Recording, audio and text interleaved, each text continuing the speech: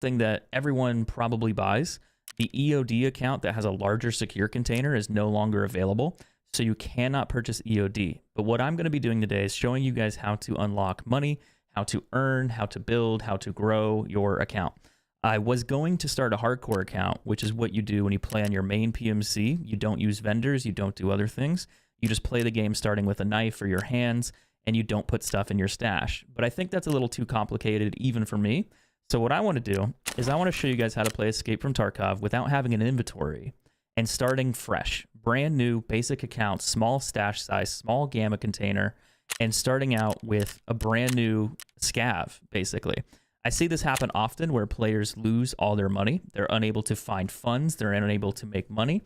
And I wanted to show you guys how easy it can be to make money. So the way that I envision this working is if I have a successful scav run, we're going to start utilizing the items and the money that I get from him to either sell that to a vendor and actually start building up my rubles and then buying the items that I need from vendors, or finding those items in raid when I play my PMC. So a scav character is something that you get when you start the game. Everybody gets a scav character every 20-25 minutes or so, depending on the stats you have in your hideout. You can make that timer go down. So the game understands that most people won't make money. They won't be able to have funding. They won't be able to earn things. And that usually becomes a problem. So the way that this is going to work is this is going to allow you to find ways to make money so you can continue to play the game. They give you a scav, and you can use that scav to either find quest items, find items that need to be found in raids so you can actually turn those into quests. And I think a lot of new players don't utilize that as much as they should.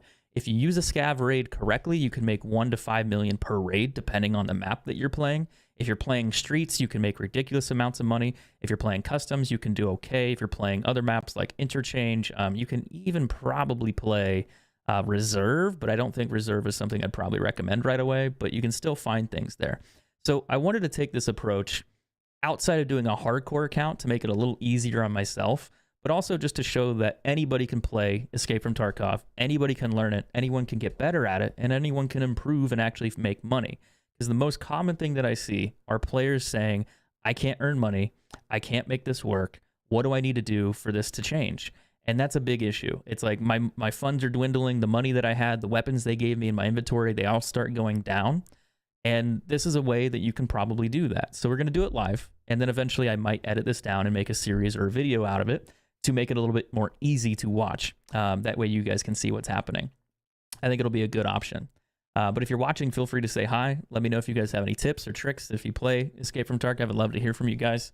But I've played this off and on for the last couple of years, so I'm not the best at it. I probably have about 1,500 hours, but it's been a couple wipes here and there. Then I took like a year or two break, and then I came back, and then I played it a little bit, and then I took another break, and then I came back a little bit. So it's kind of changed over the time, where I played the game, and I spent a little bit of time on it, and then just moved away to other games. So I think for a lot of people that play this game, they've always struggled with the idea of making money and finding funds or objects in the game. And if you're just using scav characters, I mean, to do it, that's probably the way. And I wanted to start with a fresh inventory that's empty, just to show that it is possible. Now, I can die. I can get killed by players. I can get killed by other people in this game. And if that happens, my main character only has a knife, so I won't have a whole lot of stuff to use. But if things go well, I'll probably start out with maybe a gun or two, even if I have to do like a hardcore run through on my main account, like on the main PMC. I'll try to do that and see what happens. But the goal essentially here is just to show that you can find items, you can find routes and ways to actually make your character successful. Because if you play Tarkov at all and you run out of all your money, you know, you can't buy anything. I think that holds you back. So it's the one thing I want to teach that shows that it is possible. And if you're on YouTube, I should be able to see your comments too. So I'm streaming to Twitch, YouTube, and Kick right now. Facebook is having a problem. I'm not able to stream there. It's been that way for the last couple of days, so I don't know what's happening. I see other content creators that are there. I see other creators that are working and they're streaming, so their servers are okay, but for whatever reason, Facebook will not let me connect to their platform, and it won't let me go live. That's normally where I've streamed the last couple of years, so I'm kind of curious as to what's changed and why it won't let me do it now. I think there's a couple bugs or something that's going on at the moment. Actually, I want to go up here. Sometimes there's people up here, but if I can go up here, I might be able to find like a weapon. I might be able to find some weapon items, some more valuable loot. And did I spawn with a bag? I did. I spawned with a tea bag, so that's not too bad. One thing you want to do is you want to start picking up items, because every time you pick it up in the bottom right, it gives you looting experience and gives you searching experience. And over time, those things get faster and faster. So the more experience you have, the better and more efficient you are at it, and you receive bonuses for it. So if you're going through and you're looting items and you're getting those items out and you keep those items, you can just kick them back into the box. You don't have to keep them, but you can just throw them away. But as long as you pick it up, it completes like experience for searching and looting. And you want to do that because it makes it faster. Like this search option, it'll eventually get quicker and you can search through these faster and faster and faster. So a little tip, a few people miss that and I don't think that they know about it, or they just don't pay attention to it. And if you just throw it back in there, that's fine too. So you can do this and then take an item and then pop it back. It doesn't matter which way you go about it, but you want to make sure that you're picking up almost every single item that you come in contact with, because you will level quicker. All right, so we're on Customs 2, which is a very kind of starter map. And since this is a fresh account, it's probably where I need to play. I'm going to have to get a lot of custom keys in order to do some challenges later. But I don't really have the gear to go into a PMC raid, so I have to start with the scav because I deleted all the other stuff. It's not a problem. Oh, M62 ammo? Jesus Christ. That's actually really good to find. But the idea is to build up my character a bit with getting a little bit of weapons, a little bit of money, eventually unlock the vendor, and then start going through and doing quests and challenges. And I think that's a really good way to go forward on this game, is just to showcase that you can do these things. So there's a couple dead scavs over here. I'm going to take a second to maybe loot them and swap vests out if they're bigger. I don't have any heals in my inventory other than what I have here, what I'm starting out with. So that tends to be a problem. And that can be an issue for me, because if I go to my main PMC and I don't have heals, I don't have ways to fix things, which is concerning. So I kind of want to make sure that if I do survive these raids, I utilize the equipment and the items that I find to go into the next raid and hopefully survive on my PMC. But scav runs are probably going to be like the bread and butter at the moment. Like, that's realistically probably how that's going to work. We'll get rid of that. We'll take that. Need to find a bigger backpack if I can. And my extracts are Railroad to Port, Road to Tarkov, and Old Gas Station Gate, which is back that way. So if I want to do a quick scav run and get out of here fast, that'd probably be the best way to do it. Yeah, what's up? He probably looted all this. That is a scav player, I believe. So I was thinking he might shoot me there, which would make a short run of this. But he probably just looted this since he came down the stairs, most likely, before I walked in. Find a couple graphics cards here. They spawn on the floor. They spawn in the newspaper. You can find them in these duffel bags, too. A lot of people don't check these, which is kind of funny.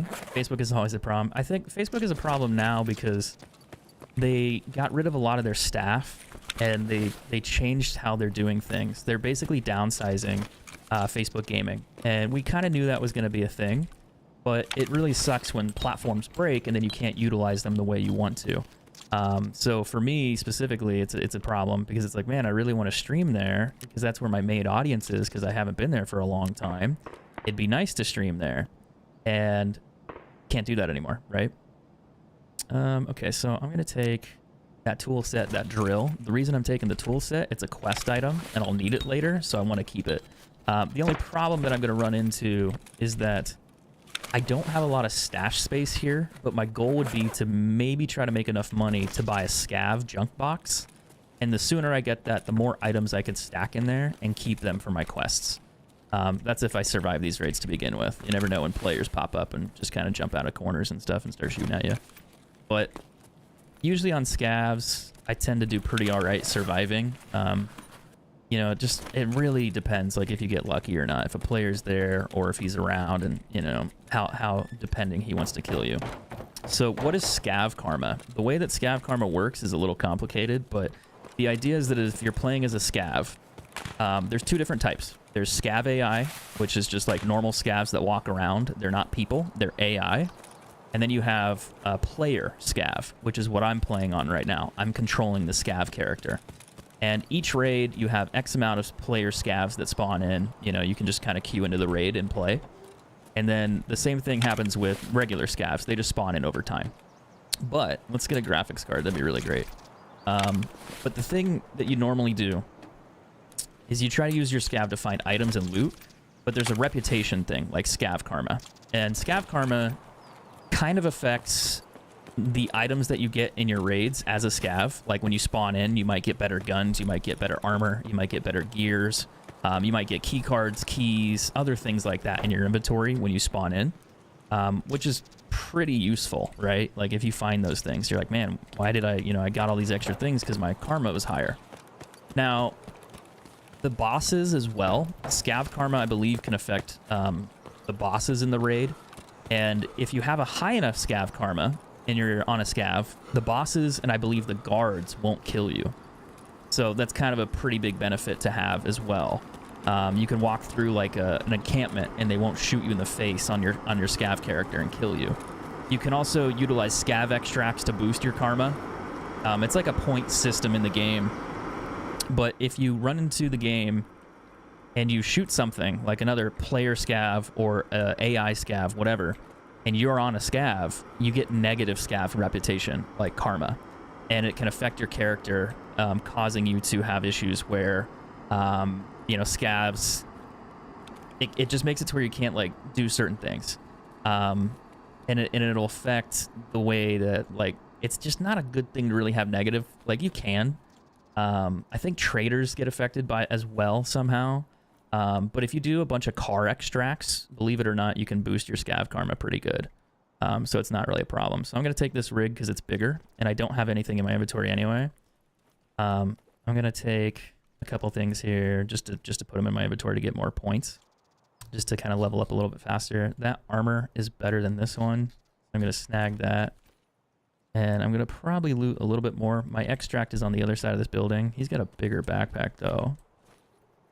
Right in the butt. I think this might have been a player. The Ushanka is cool. You can probably sell that for like 40 grand, but I'm going to take the helmet. And then I'm going to do some Tetrising here. So bear with me. Oh, I've got a dorm room desk key. I need that for a quest.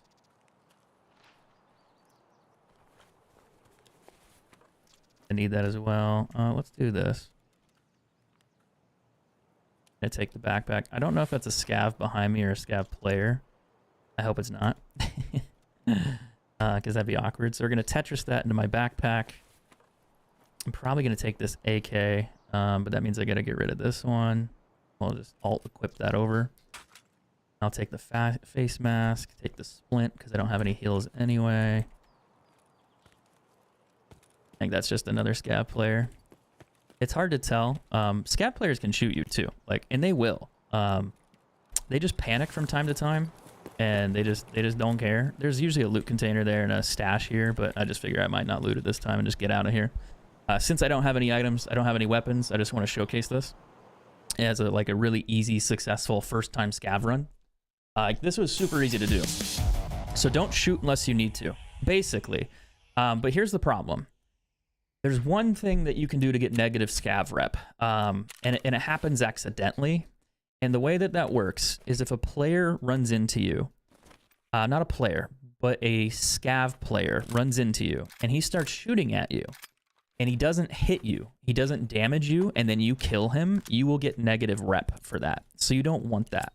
The problem I think most people have is they panic, and they shoot first, and they deal damage to somebody, and then you become a bad scav. Oh, I want the mask. Yeah, I definitely want that.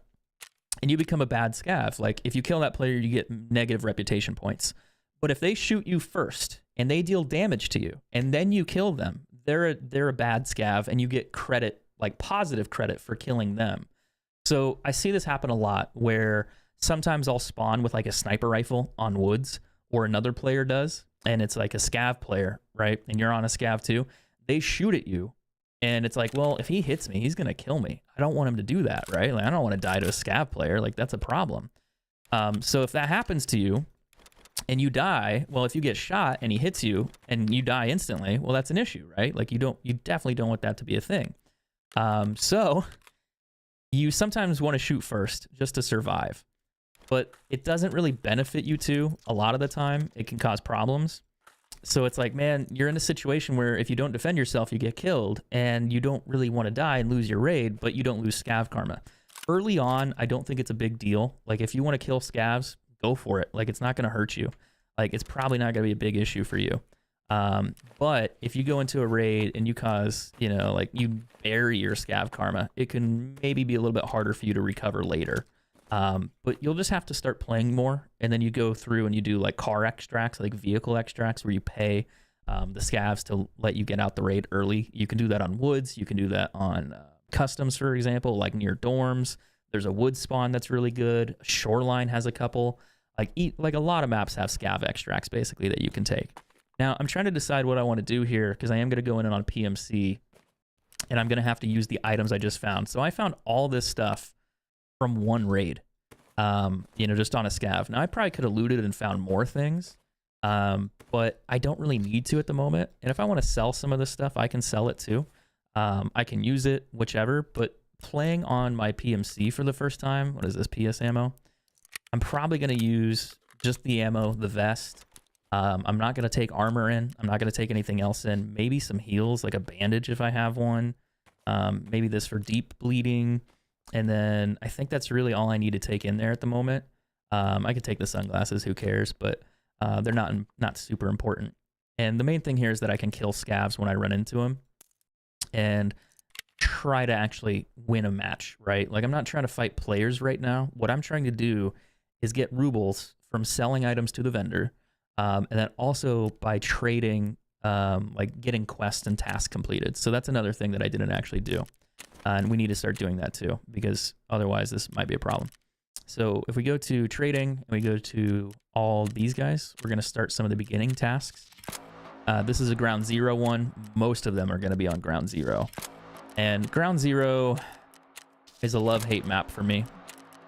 I've only played it a few times, and it can be a little challenging because there's players everywhere all trying to complete the same task, all trying to do the same thing, and it becomes an issue. So I already completed a task because I picked up a bunch of items here. So I can turn these in, and the task is done. I have to go back to ground zero and just go to the Immercom station to get this challenge done. But any items I found in raid on my scav apply to this. So that one, I've already got part of the way done. This one, I have to kill targets on ground zero. I also have to go find the machine gun and the grenade launcher. This one, I just have to go to the medical tent, which is in like the northwest corner. And then I think this, he gives you money. So if you check your inventory here, you'll click get or receive all, and he will give you the $5,000, and he will give you the money to go into ground zero and get out of that raid if you want to. The other thing that you can do, let me think here before I start this. I think Peacekeeper doesn't have any challenges right now. The mole challenge, you have to find the USEC PMC group in the parking lot, and then you go and find the lab, like the scientist in the lab, and then you have to get a hard drive. It'll give you the quest after you do these first two. It'll show like, oh, go pick up the hard drive, which is on like the desk in that room where this computer is. And these are all your beginner tasks. These are all the beginning quests that you have to go through. And these are really kind of, you know, they're not, I wouldn't say they're necessarily challenging, but they're kind of, you know, something to start doing and trying to get through.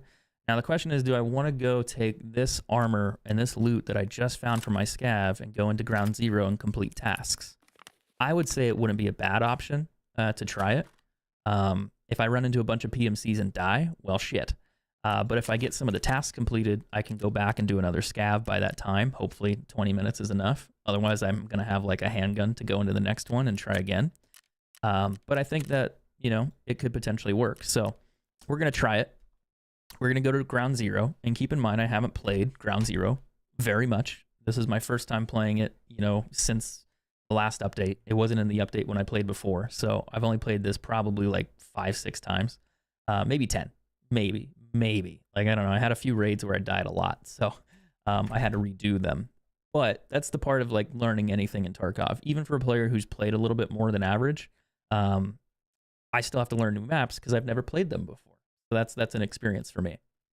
And why did I restart my account? I wanted to redo an account to show that you can go from having like 0 money on a basic account, a small stash size, a small inventory, to actually having a full inventory and actually doing really well. I think this is just a way to teach people how to play, how to complete tasks, kind of walk them through. And then also at the same time, I can film these and make videos out of them for YouTube or content creation in general, just to give you guys guides and tips and tricks on how to get better raids in Tarkov or just to do well. Most players that I talk to when they get into Tarkov, they're a little overwhelmed. They don't understand the game. They struggle. They play. The game gives you like $500,000 to start out with. They give you a little bit of inventory space and a couple items, guns in there. And players go in and they start dying and they lose everything. And they're like, man, I don't make any money. I don't know how to make money. I'm not doing well. What do I need to do? So I think that starting over a brand new account to do this and starting at 0 showcases that you can learn the steps along the way, and I can show you those steps. There are other ways to do this. You don't have to do it the way I'm doing it. You can use the items in your inventory. I deleted mine just to make it a little harder. There's also hardcore accounts that people make, which are a little bit different. And hardcore accounts are where you don't use scavs and you don't use vendors. You don't use the marketplace. You don't use traders outside of maybe bartering. So if you go into a raid on your PMC and you find an item, you can barter that with a vendor and get the item that you need. And then they just go through and complete tasks. So that's a very hard way to play Tarkov. This is just kind of a softer way. Like, it's not as hard as a hardcore account, but it's like you're starting with just your scav. And I wanted to showcase that you can just start with an empty inventory and actually have guns and weapons and gear consistently over time.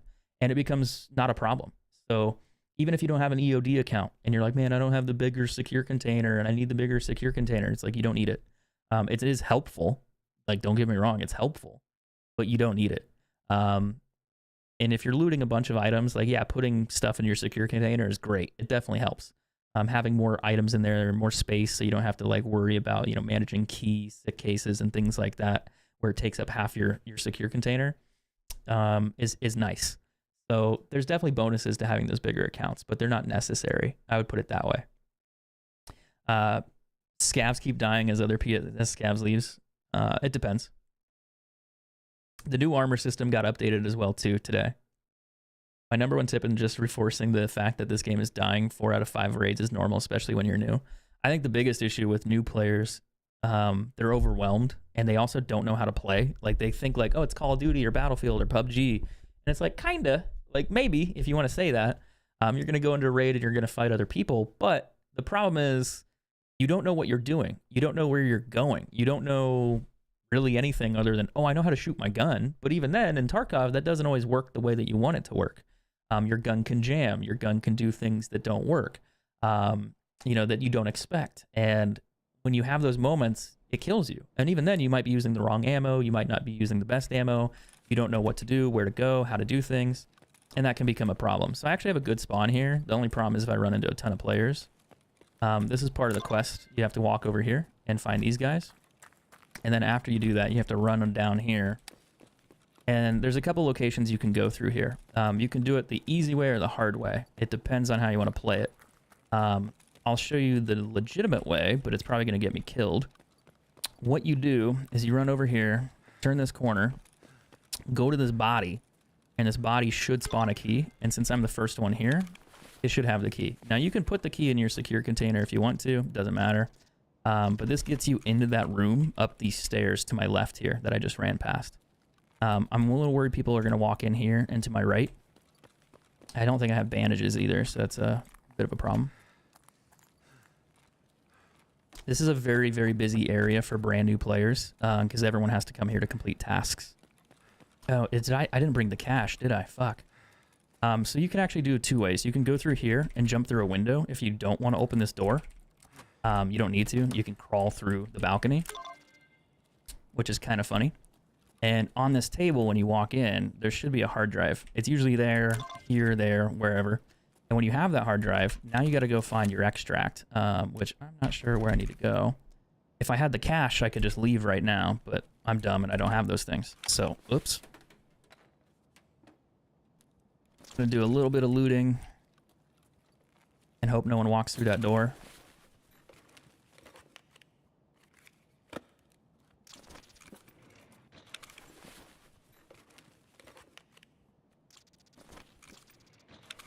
I'm just trying to gain a little of experience points and then not get like a run through. Now, where is my extract? I was trying to think. Is it like Nakatomi or something?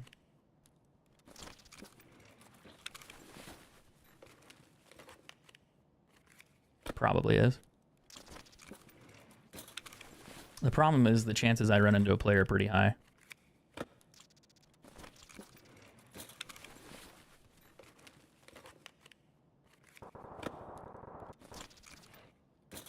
I also need to go do the other tasks with the cans as well, but I'm debating on doing that next. I need to go scav checkpoint or Nakatomi, which I think Nakatomi is that way.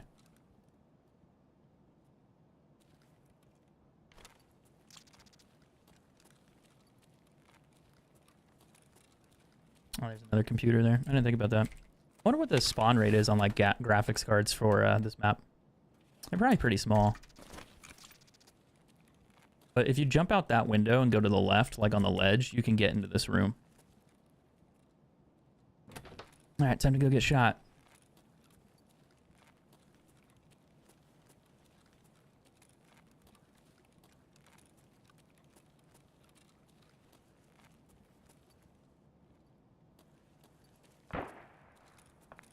Couple guys sniping. Oh shit. Why, dude? Why you guys gotta be like that?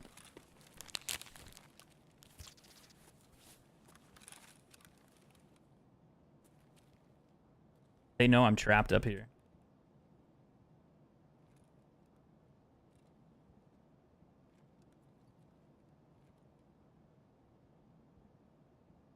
I'm basically dead.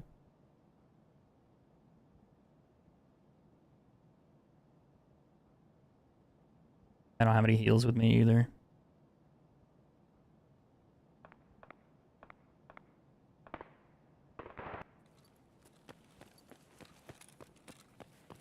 I don't think there's any other exits up here.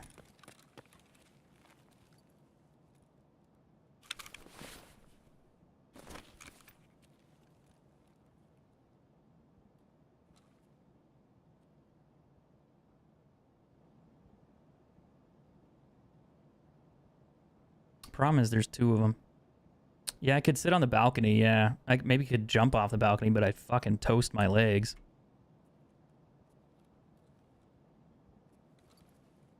I'm not sure how I feel about that.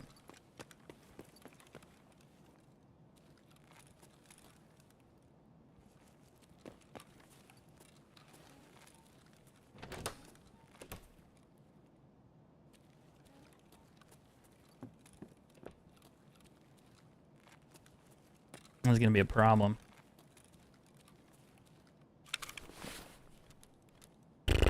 Don't want to break my legs.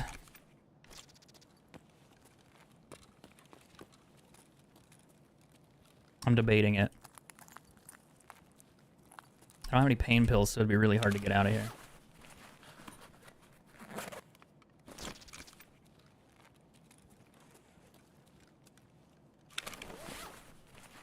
That's the only issue I didn't like going into this building, is that there's only one way down. I mean, you can go out the balcony, but you're gonna break your fucking legs. Unless maybe I could jump out there. Is there glass here?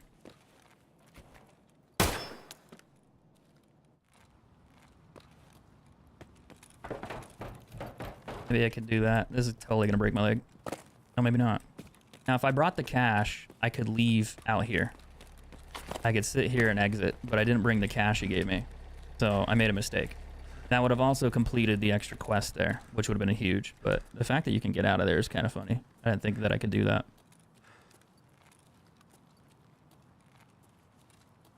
Now, there are scavs that spawn over here. There's also some mines and other stuff nearby, which you don't want to deal with. A lot of new players run into it, and it's kind of funny. But if you go down this hallway here on my left and go to the right, the very end, there's a bathroom. And if you go into that bathroom, you'll hit a claymore and you'll blow up. So I would recommend not doing that. Oh, while I'm here...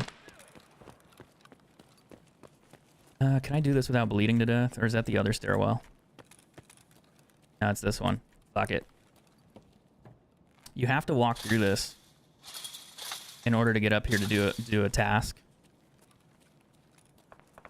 I'm actually going to do that real quick. This is where one of the machine gun nests is. And you just walk into the room, you find the nest, and it'll give you the task. And it'll say, like, task completed. The only problem was walking through that metal, like the barbed wire kind of fucks you up.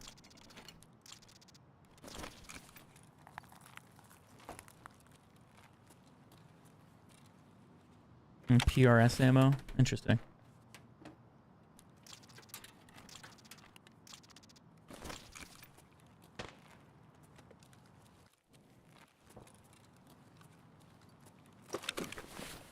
I gotta check for an extra gun here. Maybe I could sneak one out. Get her.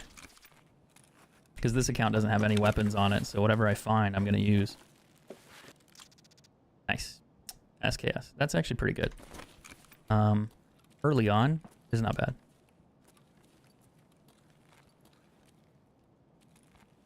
I can't loot that one.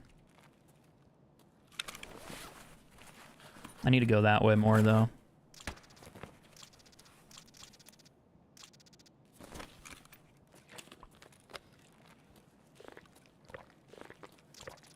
There's a grenade. No, that's a battery. There's two of them. I'm hoping that guy doesn't shoot me out the fucking window here, but, you know, shit happens. The problem is that other guy's where I need to go, to my left, and they're fighting each other.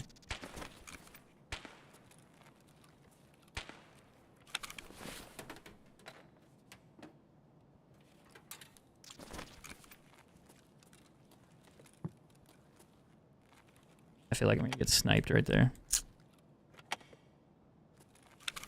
You don't see me. You don't see my big blue vest, my big blue helmet.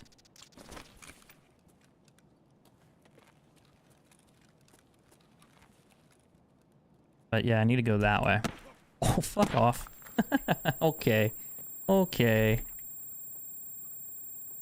I don't have a bandage. Shit. No, this is the problem that you run into. He shot my helmet.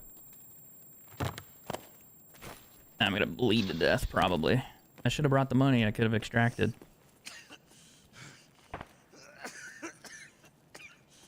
Oh, I'll figure it out, dude. If not, I'm dead.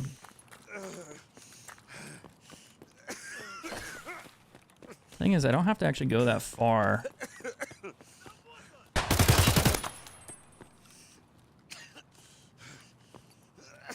I heard footsteps to my right. Yo, chill, dude, chill. Serpentine, serpentine, serpentine, serpentine, serpentine. I knew I wasn't gonna make it out of there. I'm pretty sure it's a player shooting me in the back. I don't think it's a scav, judging by how he was shooting and the rate at which he was shooting. So that's the first death on this account, which is pretty normal. You know, I'm running with pretty minimal loot, kind of bad gear. Why is it black screen though? Did I get a bug? I still hear everything, but it hasn't. It won't let me out the menu. What happened? How do I exit the game? I gotta log out. Like, not log out, but I gotta redo. Oh, I can hear him. I'm like stuck in the lobby. That's weird. I don't want to Alt F4 because I might exit my stream.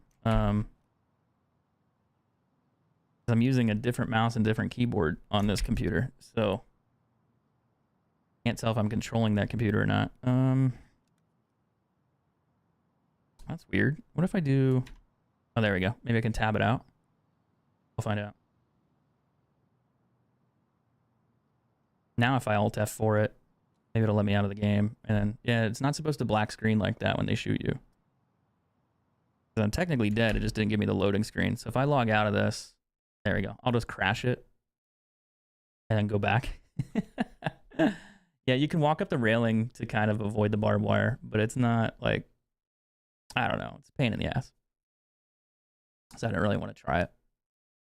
We'll just relaunch it. It's like a weird ending screen, like where I died, it just doesn't show the ending. I've never had that happen on my end, but I've seen it happen to other creators too, so it does happen. It's kind of funny, but eh. So the only downside is I don't have any loot on my main account right now because it's a brand new account. That was our second raid ever after just using the scav items we found last time. But dying isn't a big deal either because we completed some of those tasks, and I'll have to try to explain that to you too. The tasks that we completed are not entirely completed. We have to go back and we have to finish them. Some of them you're going to have to repeat the steps that I just did because I died. Others you won't have to repeat depending on the task itself. So the one with the hard drive, in order to complete that task, you have to go back into, wait, you're going to make me, I'm dead. Like, what do you mean? Like, just confirm leave. I'll just take it.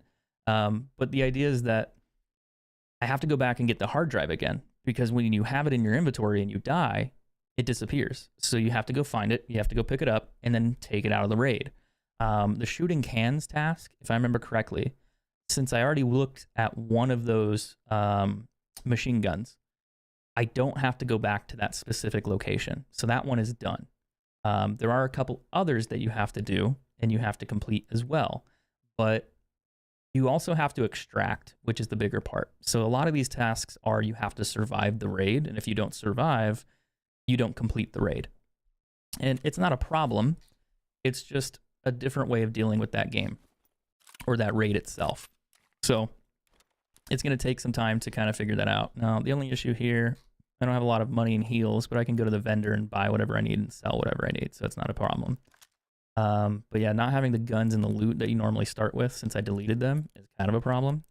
But it's not the end of the world. So I can go to like therapist, for example, and I could take those items, like these items here, and I could sell these. And very quickly, I suddenly have $23,000. So it's like, oh wow, like that wasn't actually crazy. I'm gonna keep the guard desk key, and I might keep the 220 key. Some of these keys I'll need later. I'm not sure about those specific keys, but maybe. You can also identify items in the stashes here, and that will give you a better. I'm trying to think of how to say it. Like it'll give you. I need to buy these. And those are kind of expensive. What the hell? It'll give you I can't remember what I was gonna say. Sorry, my brain is not working. I'm not gonna take the I'm not gonna take that in there. My health is toasted because my character died, so I have to heal. Not really the most effective way to do it, but it's expensive.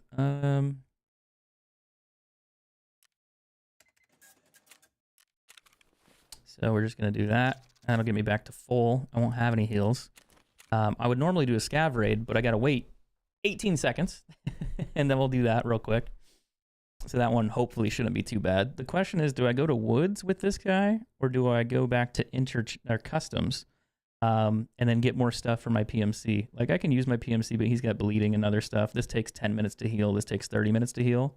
If I go and I do a raid and I get a ton of money and I sell it, I can buy the heals and get right back into a raid. Normally when you spawn in, you don't have to deal with this because you just have the items you need to heal. It gives you like a grizzly. I think it gives you like 2 or 3 grizzlies off the bat, and you can do that. So it's not too hard. But there's quite a few that you can kind of mess around with here in order to, you know, try to make your raids better. I'm just doing this the hard way, so the start is going to be rough. Once I get like 10, 20 raids in, I'll have enough money, I'll have enough loot from scav runs that I can just basically buy whatever I need. Heals, items, it won't be a problem. And as I complete the tasks and I level up my character to level 15, once you hit the vendor, you can start buying like more expensive items, and you can start making more money faster. Like you can actually sell a lot of stuff off your vendor. You know, you can sell your graphics cards for 800K and whatever else you don't want to use. Graphics cards are okay. I don't think you necessarily need them unless you want to build a Bitcoin farm And that will make you money, but you have to invest like 50 million in order to do it. So you either sell all the graphics cards you find or you keep them and then use them for a Bitcoin farm. So it's kind of up to you on what you want to do in order to utilize money or make money.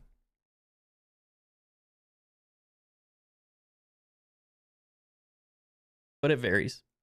Each person's different. You know, some people don't want to sell the items they find. Some people do. The way that I'm going about this, I think it's just really simple and straightforward of like, how do you start as a brand new player and do other stuff? What do you mean, why is terminal not available? I don't think the map's out. Is that the map terminal? It's probably just not a thing where you can play it yet.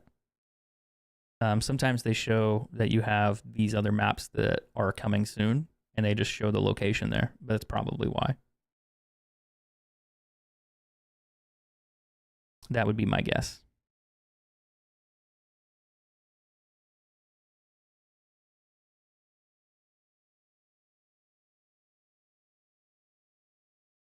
But it'll be interesting to go back through these quests because this will be the third time I've done it.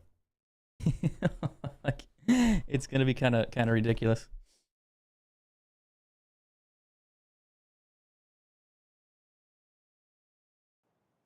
Okay, so this is another scav character. We're gonna spawn in, and look at that. I spawned in with the giant sausage. I mean, wait, what? Sorry. But I spawned in with $45,000 already. I'm over by the woods area. What are my extracts for the scav? Scav checkpoint, trailer park, military base. I could probably go that way, but I also want to loot these other areas because there's usually more stuff over here. So we're going to try to do that. And I do have a backpack, right? I think I got a big ass bag. I got a huge one. That's what she said. But no, I got a massive backpack. I got the Pilgrim, which is just really big. Normally you have scav backpacks, which are smaller. Guess that's not what I got this time. TCW SP. I'm a little paranoid about running into players over here. It can happen. I'll probably die. Am I lost? I don't think I'm lost. Also, the bushes are back now, so we don't have snow, so it's a lot harder to find and see players. Like, people can sit like this, and it's really fucking hard to see them.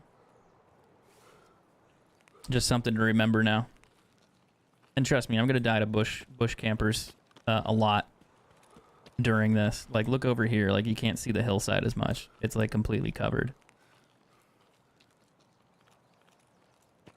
And my stamina is so bad. I'm looking for the secret stash that's over here. They have these little stash locations, and if they're not looted, they can provide you with good, valuable loot. Sometimes better loot than normal. Not always, but sometimes. And sometimes there's two here. There's a different one, but I don't see it that time. And it can spawn over here as well, too. It varies. Because the spawn location changes from time to time. They used to be, like, fixed spawns. I think that's a scav. I don't think that's a player. The other one shooting might be. My looting speed is really slow, too. So, when I'm on this scav, I want to utilize it the best I can. Obviously, if I die, that sucks, because I'm like, only a few raids in, and I don't have any items. So it's going to be really hard to do PMC raids if I can't heal, and I can't do things, right? So I do to make money at some point. But when you're on your scav, you want to find as much money and as much valuable items as you can to make the next raids easier and kind of make that fun to your PMC. That's the general idea. And then eventually, as you're a PMC, you'll have better loot, better gear, which makes you more lethal, potentially. You have better optics, better scopes, things like that. And those can tend to go a long way. It just depends on the person. Like, and how you want to play. One thing I need a lot of is medical stuff starting out, because I don't have any in my inventory right now. This is a medical spawn. They also spawn on the floor here, and on the carpet they go in that medical container. There's a couple things in here you could check too. Like this body, it usually has better than average loot. The pain pills, go ahead and take those real quick. Shanka. Ushankas are worth quite a bit, but I don't have the vendor, so I don't really Don't think that's going to be super useful for me. Not early on. I will need them later for a quest, which I got to do that again, which will be fun. This is a little valuable spot that people don't know about. Sometimes items spawn right here on the ground, but you can loot the body. And people keep forgetting that. Sup, Leland? How you doing, man? I'm going to take that too, because I don't have extra rigs. I'm going to check this for intel. There are these little black, like brownish folders that spawn on the shelves occasionally. And they're worth about $500,000 a piece. So if you find them, you want to pick them up. That's a quest item right there. So that's a good one to find early on. You don't have to, I guess you do have to find them in raid. That is right. And then the other thing you can do here is you can loot all these.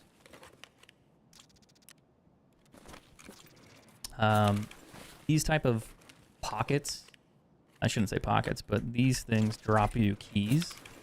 You can get like $500,000 keys to $5 million keys out of them. So that's what you're trying to find. Sometimes flash drives and other items that you might need to spawn in these file cabinets. But sometimes people just don't take the time to loot them, which is kind of odd.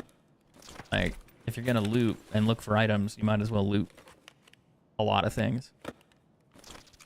Because the more that you loot, the more likely you are to find stuff.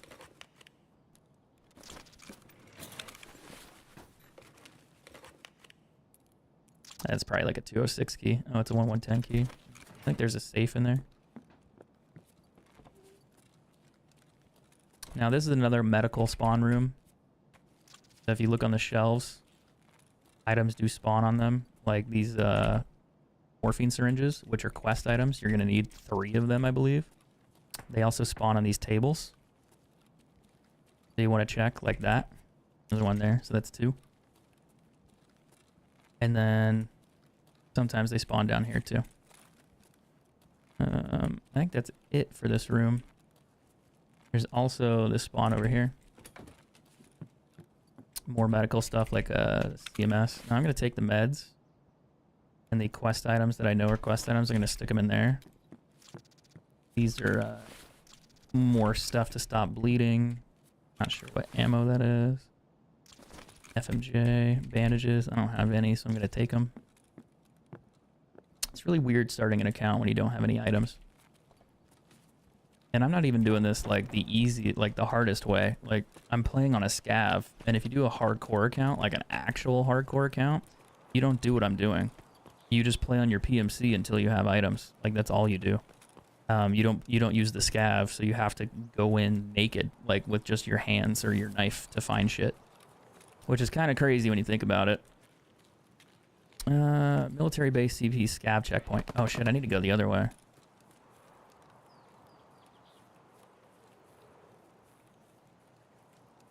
Yeah, scav checkpoint's out here. Fuck. I could go the other way, but I don't know. This way is kind of risky.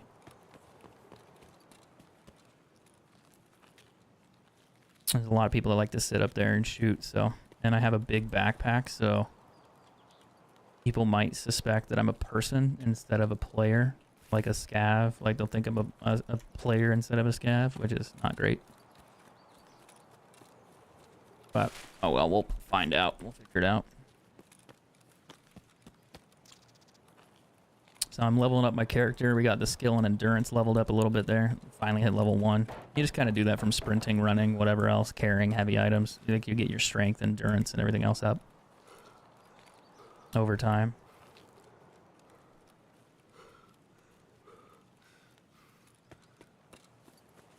And there's so many bushes out here now.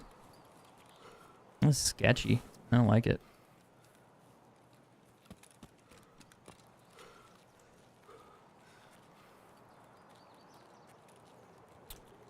Now, you can loot this body.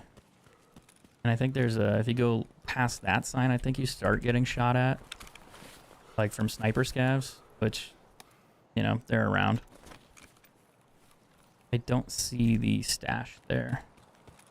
Sometimes there's a stash, like a hidden stash in this bush. It's either there or here. I think it can be in both. But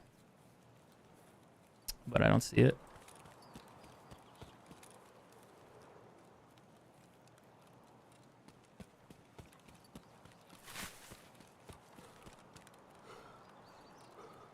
Now my exit is not here, but I want to go loot a few things over in that area. And then I'm going to come back and go around probably.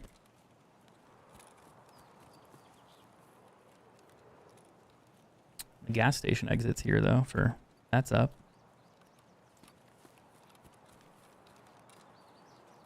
Sometimes items drop on this tree. So you want to check. I found armor there. I found other stuff. Key cards spawn in as well. This has been looted, I think. And then sometimes there's a stash behind this.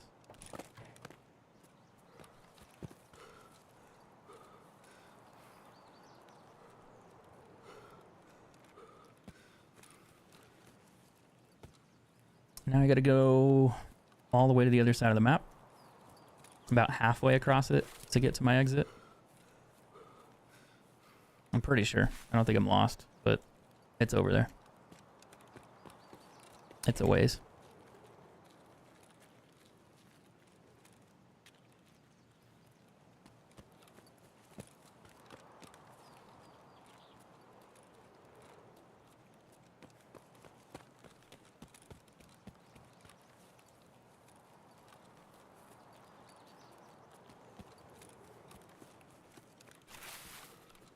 Just a friendly little scav, you know, just your neighborhood scav, dude. Not having the snow around is so weird because I haven't played it for a long time, and when I came back it had snow. So now that the snow's gone, I haven't seen this for, I don't know, a couple of years even.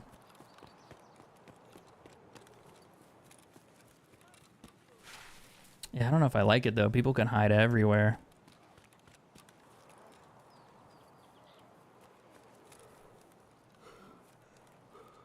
Someone's hurt over there. I heard him like moaning. He got shot for sure. Now the question is, do I loot this other stuff or do I sneak on out of here with what I got? Tough call.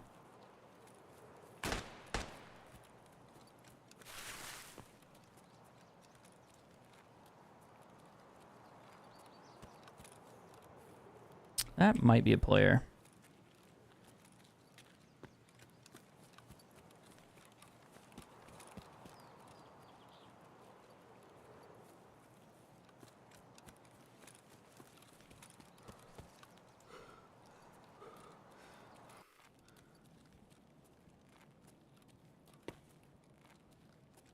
The way that my character doesn't have endurance anymore is really annoying. So these are some little tech spawns. Sometimes you'll find graphics cards sitting there. How's it going? What's up, Phil? How you been, man? It is going, my friend. All right, power supply unit. Oh, what do we got? Propane? And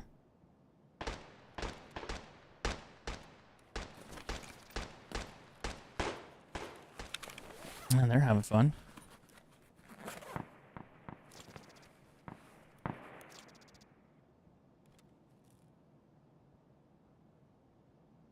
I'm debating. I'm gonna get rid of a few things here. They're probably worth more, but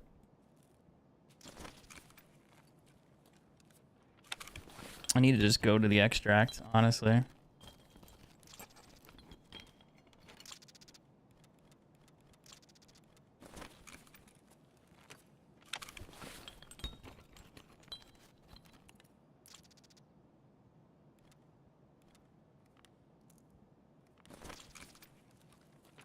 And I see that there too. Those are only worth like 10k. Problem is I gotta go near where that shooting was to get out of here. Sorta. Never understood what to do. Well, it's a good thing because we're actually talking about it today. That's the whole point of this this stream, is to go over the basics. Yeah, there's a gun with a scope there. I gotta get killed snagging it. It's the same gun I have, but it's got a little red dot, so I'm gonna snag it. I can use it on my next quest, my next raid, if I make it out of here. Keyword.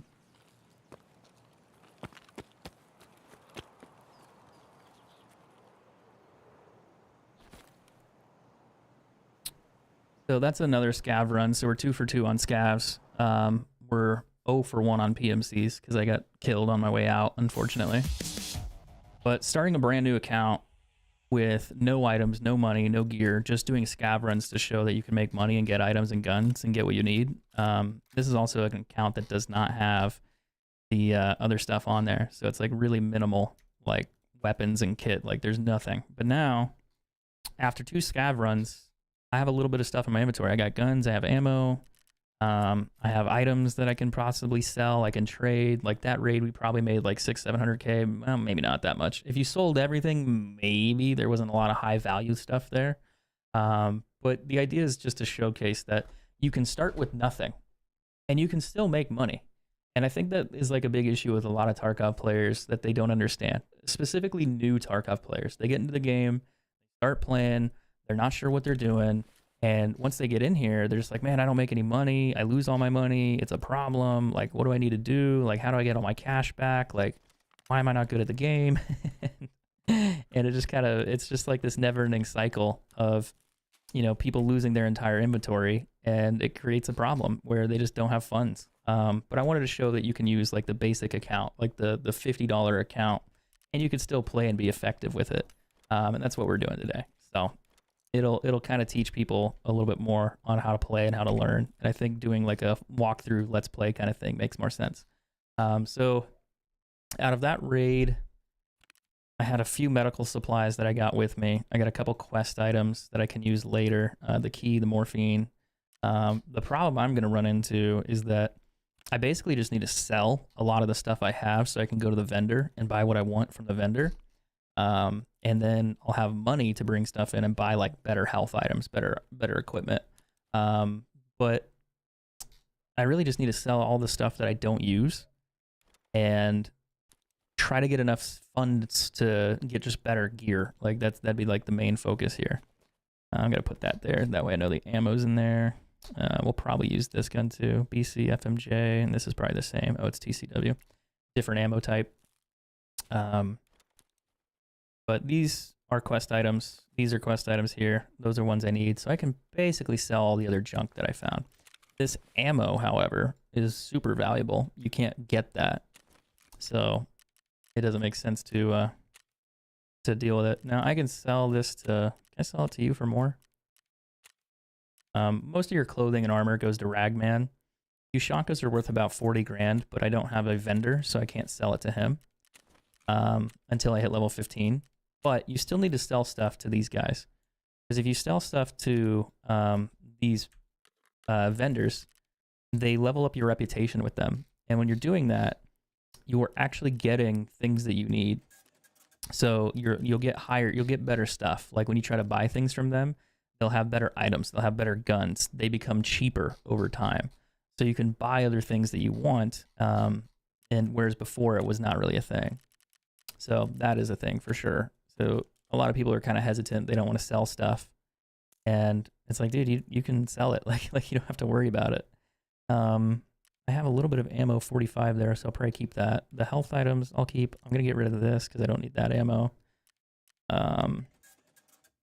The random like shampoo and stuff and this stuff, I'll just sell that to therapists real quick because I don't need it. Like I'll use it later. Like I'll find more of them for quests, so it's not a big deal. I could sell that too. So it's like 122k just from random shit. Now I need to go back to that one map. Oof. That one map. I need to go get a few tasks done there. And I'm probably going to die again, so it'll be exciting. I'm going to take a few heals with me, though. I'll take a bandage, blood clots, and then I can go buy heals now. I can trade for these if I wanted to, if you had the items. But I'll just buy the cheese instead. It doesn't heal as much, but I'll just take a few with me just to have it in case I run into trouble. The extra ammo and stuff, don't really have a lot there. Don't have armor on this account, on this character. I'm going to take the smaller rig just because I don't want to lose the big one, because I can use that later on a better raid.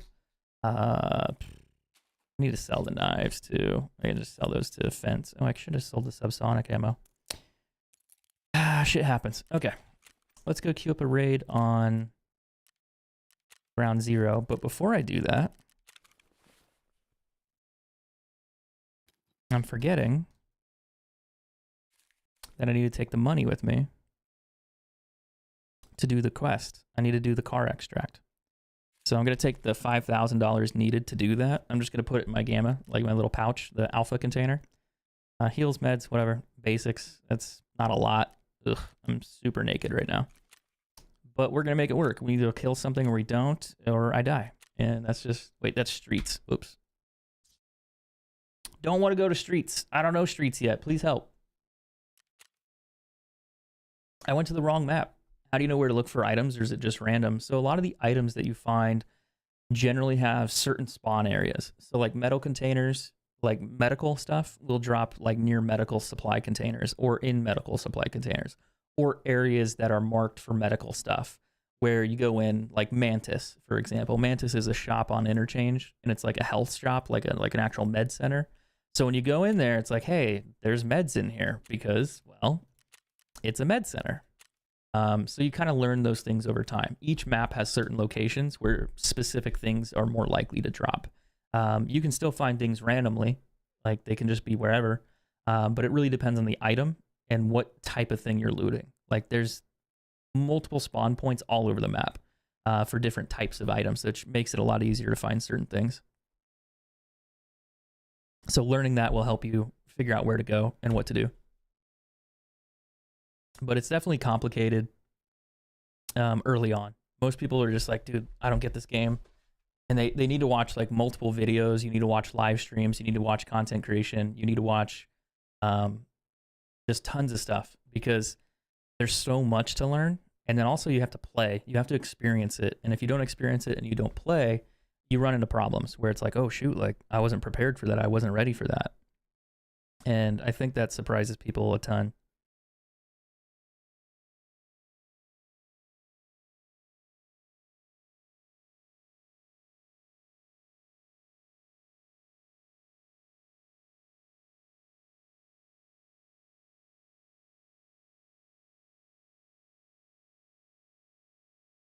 Ugh. These wait times, though, those are things that never get old. Yeah, it's definitely complicated, but once you get over that initial learning period, it's not that bad. And the game gets easier to understand at, like, you know, once you learn it, like you progress a little bit more, things become more transparent. You're used to it. You understand it. It's just that not knowing, and there's so much that you just don't know. And that's where Tarkov is overwhelming. That's why you need to watch videos and guides that kind of showcase that for you. Because otherwise, when you start, you're just gonna be like, dude, I don't know what the fuck I'm doing. This is a problem. This is a challenge. This is confusing. And it's not great. Like it's complicated. You see that happen all the time. And Tarkov is definitely not the exception for that. Like it's kind of like the main way that Tarkov is played, where everyone's just overwhelmed when they first get into it. But it does go away. You know, you just have to learn. And it is like other games in the same concept. It's really simple. The more you learn, the easier the game gets. And that's the problem. There's just a lot to learn in this one. And it takes time. Where you can get shot from, where you can't get shot from, where your extracts are, what to loot, what not to loot, what guns are good, what guns are bad, how to set up your guns, how to set up your inventory, how to play, where to go, where not to go, what map should you play, where am I safe hiding in this bush, or am I not safe in this bush? Where the fuck is the extract? Like, what's a scav? Is he gonna kill me? Is he not gonna kill me? You know, that list just goes on to a lot of different things, which makes it more complicated. And when you're brand new, you're just overwhelmed, I think is the best way to put it. There's just so much, and you're just unfamiliar with it. Did I go to the right map? Yeah. Wait, yeah. Okay, it just looks different because of no snow. All right. So I need to go to Emercom, which is up there to my left, I believe. The problem, I'm not familiar with all the spawn points for people, but I think I'm going to bump into a few because there's a winery in front of me, and that's for another quest. And in that winery, there is a bottle of wine that you have to grab. And that bottle of wine is a quest item, so everybody fights over it. And you all have to go there. Like, you don't fight over the bottle itself, but when you're in there, it's kind of a hot location for everyone to be. And that's right here.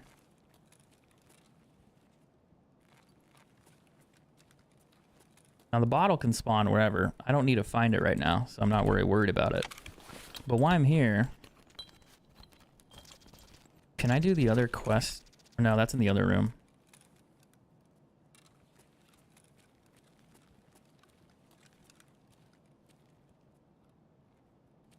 I'm pretty sure it's not in this hallway. I'm just trying to go to the Emercom medical tent. But people spawn down there. They could be here or there. It's a hard call.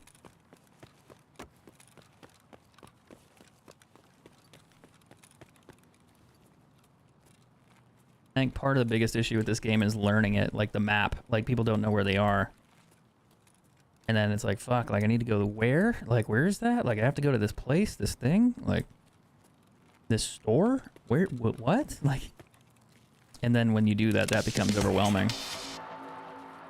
So this is Emercom, and you have to go here to do a quest. I think there's a scav down there. Oh, I see him. Now, there's some heals right there. Please don't shoot me through that wall. That'd be really fucking embarrassing. There's a medical container there I want to loot.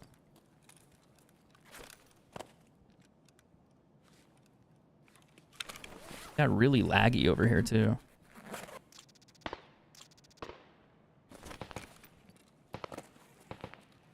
Alright, let's see if I can go get the scav.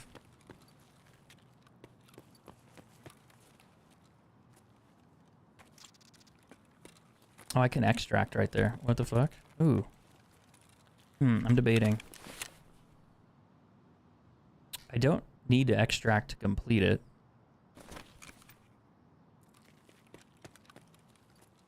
But I do need to do the hard drive one again. So it's like, do I leave now and come back? Or do I go to the other side of the map and try to exit somewhere else? Because if I go there, I got to come back here. I mean, that's possible. I could do that. But that's going to be a tricky one because of these other people.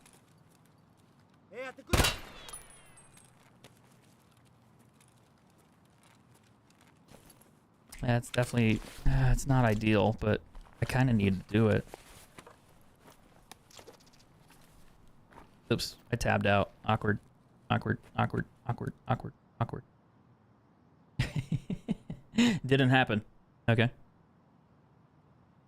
Oh, god damn it. I pressed it again. I pressed the fucking Windows key. How do I keep doing that? Like 2 in a row? Like, stop it.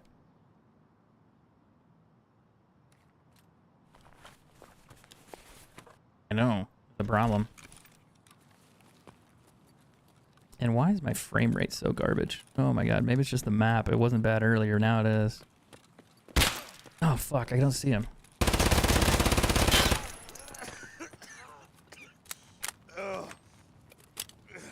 Oof. It's a duo. It's 2 guys hiding in the corner. Why are you hiding there? It's 2 players. Like, that's so weird. I killed one. They're brand new, probably. Like, you can check their account profile. They're probably like level... Oh, he's level 11. Interesting. But yeah, I killed the other one. So he's dead. I killed a scav. Then I killed the player. I almost killed him. I don't know how much damage I did. 298, 252. That's probably to multiple targets, though. So I didn't kill the other one. I didn't know there was a second one. He's probably showing his buddy how to play. and I just fucking smoked his buddy, and his better player, like the guy that's level 10, is like, oh, like, fuck, I'm trying to protect you, like, but I don't understand why they're hiding in the spawn point, because that's right where you spawn, like, as soon as the game starts, and we were like 3 or 4 minutes into the game, so like, you shouldn't be there. You should probably be moving around a little bit, right? Like, that's what I would think. But I guess not. So, what do I know? But we got one of our tasks almost completed. Well, we did complete one. The other one is almost completed, technically. So that's not bad. If we go here, this one's finished. So I could turn that in, and then she'll give me like another task, like find the Salewas, which is the next step that I have to go do for her. And then there's a couple other things I need to do, like the hard drive. That's what I was trying to do when I died. So I have to go back where, like, I had to go through that garage back to where those dead bodies were, then up the stairs. And I didn't think guys would be hiding in the corner. Like, that was so fucking odd. When I killed the first one, I was like, that's a scav. Like, that's not a player. And then I saw the other guy. I was like, wait a minute, that is a player. And then I saw the second one, and it was too late. Like, I fucked up my aiming and everything else, too. So it's just goofy. Like, players play weird, you know, from time to time. Trading, sell. I think I can just sell those to the therapist early on. Yeah, she's not going to give me a ton of money for them, but these you're going to have to buy later, like the tool sets. So it's like I kind of want to hang on to them, but I don't think I need to. And I don't have the stash space, so I think I'm just going to sell everything and just get cash. Unless it's like a direct quest item I need, I think it's just better off to sell it at the beginning and buy other stuff. My scav is depleted, so I can't play on him yet. He's got 8 minutes left. He's got a FAL, though. That's interesting. But now I can go back into this raid again. I have the money, have everything else. My character's basically full health. And then I can go back into the raid and try that one more time. I didn't expect two people to be sitting there. Couldn't see him. Yeah, that's usually the problem in Tarkov. Like, when he shot at me, I was like, oh. And then I sprayed him and I killed him immediately. Like, that first burst killed him. The second guy that I got in the fight with, I wasn't ready. I didn't know there was a second one. And I tried to aim in, and I aimed in and shot at him. And then I like hip fired kind of weird, and I couldn't get my sight to aim down sights, so I kept fucking that up. And that's mostly why I died, was because I wasn't aimed down sights, and I was trying to, but it wasn't working. Like, I pressed the wrong button. Because I was like, oh shit, there's another guy. Like, what the fuck? Like, and it surprised me. So I kind of like finger panicked and fat fingered shit. And it was also the worst time, like when I alt tabbed earlier. So I was not like ready, and just kind of threw me off a bit. But I don't think I would have killed him. I would have maybe just had a higher chance because I could have aimed more, like closer, instead of doing the weird hip fire, aim down sight, hip, like back to hip fire. Like, that's not what I was trying to do. I was just trying to aim down sight and shoot him. And for some reason, I kept aiming out. Like, I let go of the aiming thing, the right click, and he gunned me down. But yeah, seeing that dude in the bush, that was so weird too. Like, I mean, I just don't know why there were two of them at the very beginning of the raid. Like, not at the beginning of the raid. Like, that's where you spawn, but they didn't move. Like, they stayed there, which is like, why? Like, the game has started. It's been 6 minutes. Like, why are you still in this corner? Like, this is so goofy. Like, you should not be there. And I guarantee they spawned there and they just waited. Probably to camp, maybe to try to find other players and then do their quest. But fuck, I don't know. People play the game differently. And it's okay. Like, if you run into them, it's just odd that they're still in their own spawn. Like, you literally spawn where he's standing. So it's like, dude, you haven't moved like 5 feet for like 5 minutes. That's weird. Because normally when you spawn there, you run right into the building to get safe, kinda. There are people that do spawn inside occasionally, but if you can get in the building, you push that building to do your quest. So it's just odd to me, like, why they were still there.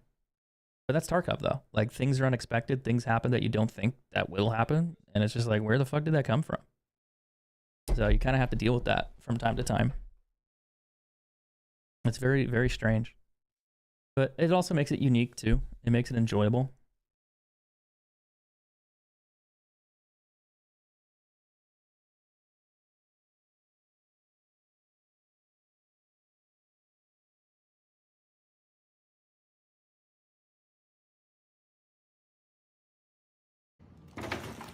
Oop, that's loud. Why are you autoplaying? Please stop.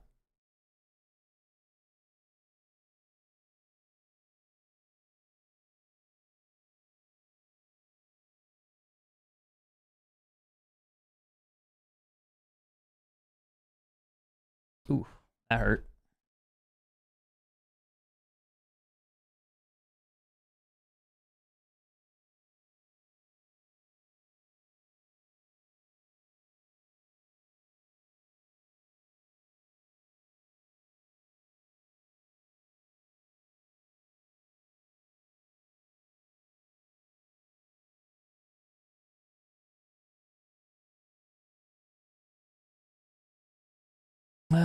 Going to ground zero, basically naked. Probably not a good idea, but we're gonna do it.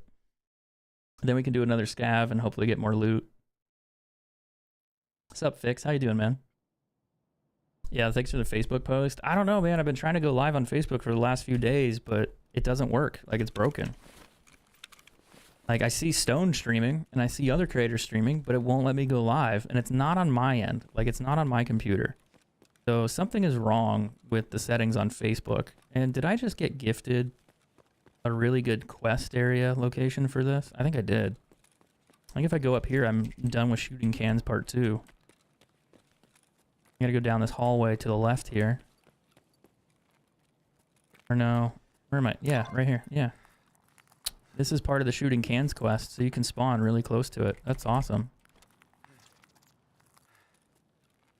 So that's basically completed. That's the second one. Now if I extract, I'm done with that quest.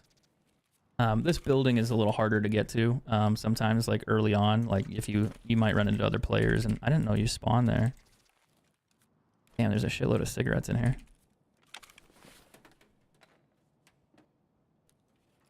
But yeah, Facebook having all sorts of issues right now, man. Like a lot of them. And it's incredibly frustrating when it's like, hey, I'm not making any money. Like, and if I can't stream on the platform, can't pay my bills, well, why can't I go live? And they're like, oh yeah, did you file a bug report? It's like, motherfucker, I did file a bug report. It's just frustrating. All right, we got a spark plug, which is good. That's a quest item that we get later. You can hold on to it, you can sell it, you can do whatever you want. Now, in order to complete the next challenge, I need to go... I need to kill scavs or players in order to finish the shooting cans one. I wonder if I could shoot someone from the window without getting shot. Oop. There's 2 of them.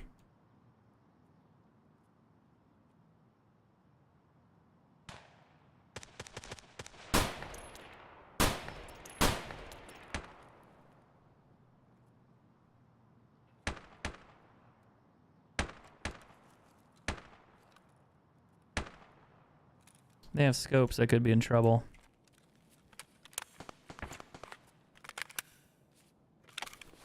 I think I hit him.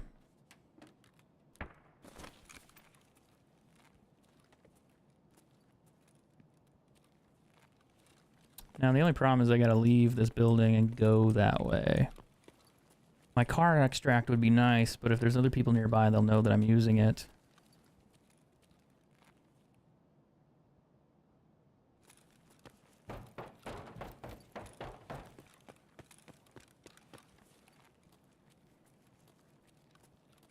And they were over there.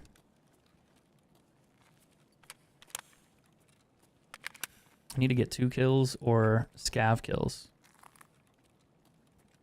What are my extracts? Probably Emercom. Yep. Emercom or the car.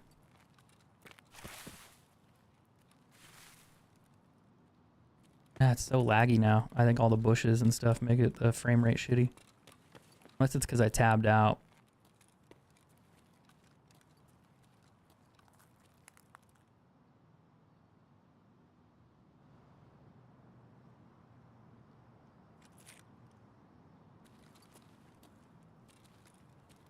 I think they're over there still.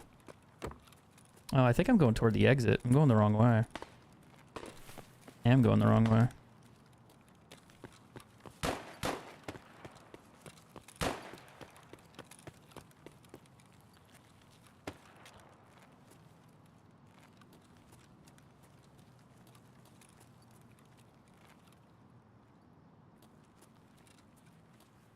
Man, it's so laggy. Like, something's not right. What if I tab out again and tab back in? Maybe that'll fix it. Unless this map's just really bad, but like I'm getting like 10 FPS.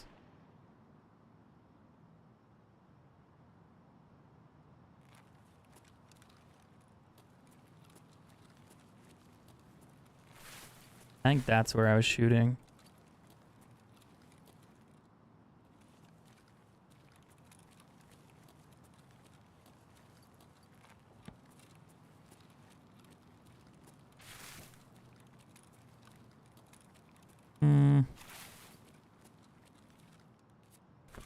This is just a dead body on the map. Sometimes they're here, sometimes they're all over the place. It's not like an actual scav body or a player body. It's just a loot spawn, basically. That's a player. So if you go in here, you need to watch out for the claymore on the right. So down that hallway, there's a bathroom. If you go in the bathroom, it'll kill you.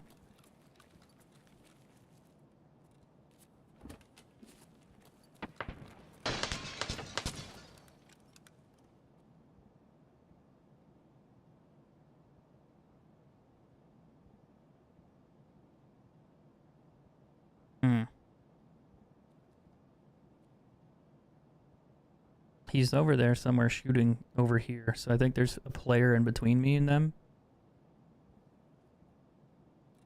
Problem is they'll probably hear my ass. I need to go that way too.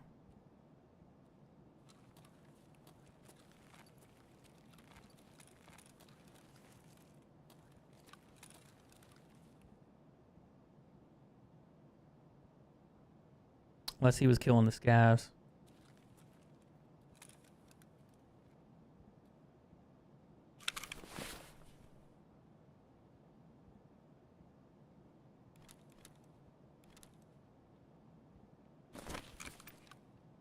Footsteps.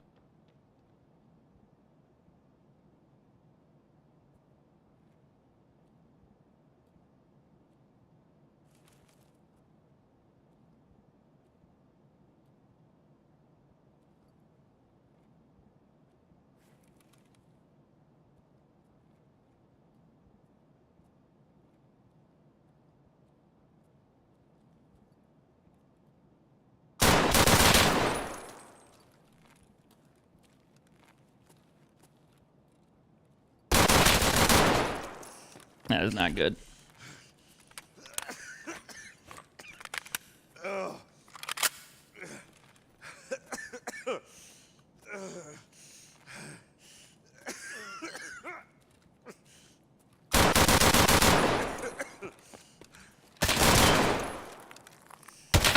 Ah, my gun's out. It like jammed.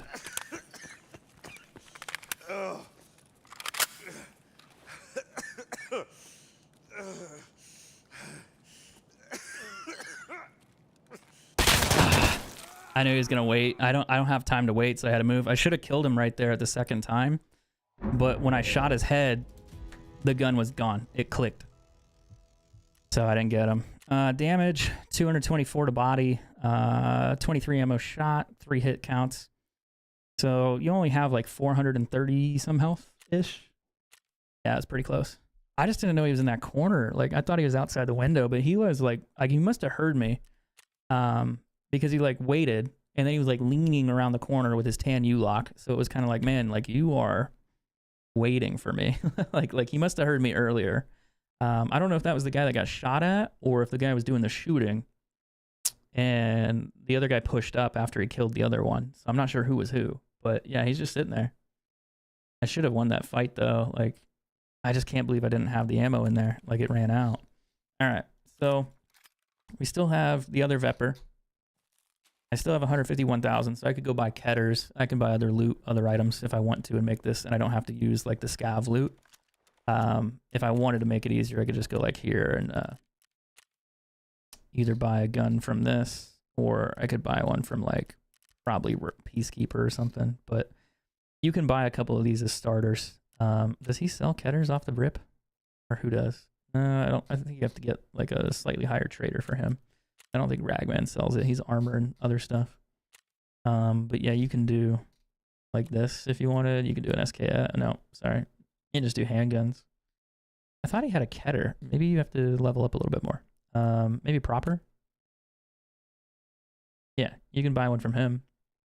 If you just went around with the little baby Ketter machine gun, it's pretty good. You can also do Mosins. They're cheap. But it depends on how you want to play. But we're gonna go in with the scav. We're just going to do another customs raid and try to make a little bit more cash to have cash and then go through again on the PMC But yeah, we got one quest done that last time. We got the, well, no, we didn't. We got part of it done. We did the shooting cans part.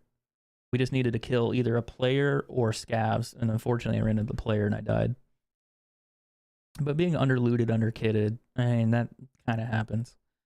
That's a big issue when you play Tarkov, that most players don't have loot, they don't have weapons, they don't have guns, and you go into raids and you're undergeared. So when you're undergeared and you're in the raid and you're fighting people, you tend to die faster just because you can't do anything.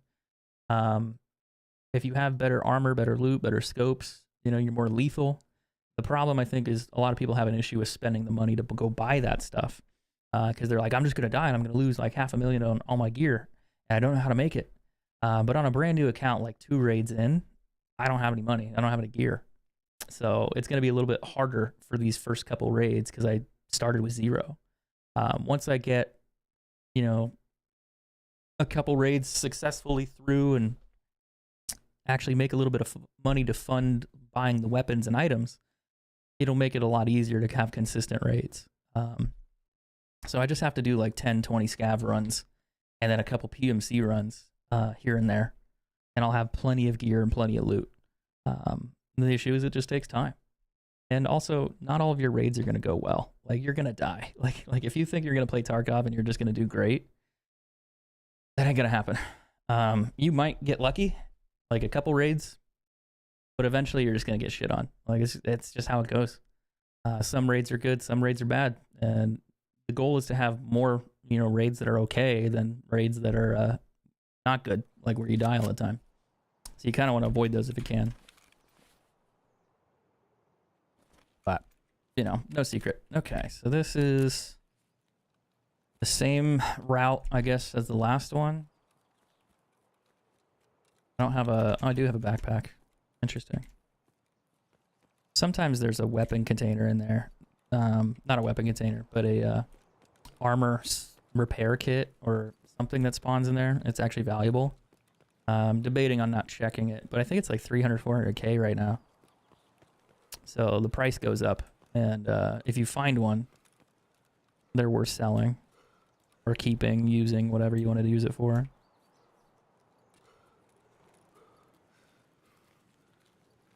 Dead scav. Dead scav. I'm probably going to loot them too.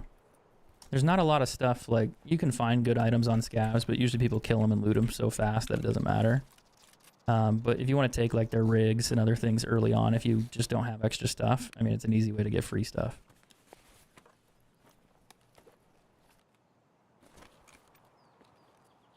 The other thing is, like, you can loot and sort other stuff in your stash. Like, are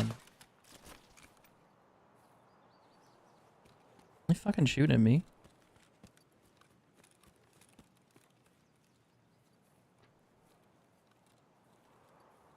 He was shooting at me.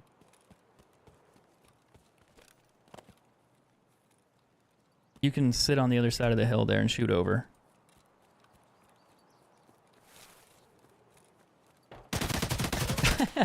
Okay, buddy. Okay, buddy. We got the bush campers back in Tarkov again. GG's, dude. It's a player. The gold name tells you. Not always a gold name, but if they have a gold name, I think they have like a better account. I think is what it is, like a premium one maybe. Unless it's... Because no, I think the gold name might just be... No, I don't think that's right. I think it's like you have like a special edition or something. Oh, it's kind of funny. He's just thrown out there. I avoided one guy just to bump into that guy. I mean, I'm on a scav, so it's not a big deal. It didn't cost me anything. The only thing that cost me was my time and then potentially the loot that I could have had for the next one. Yeah, I think with the gold, you have EOD. My other 2 accounts are EOD. This one is not.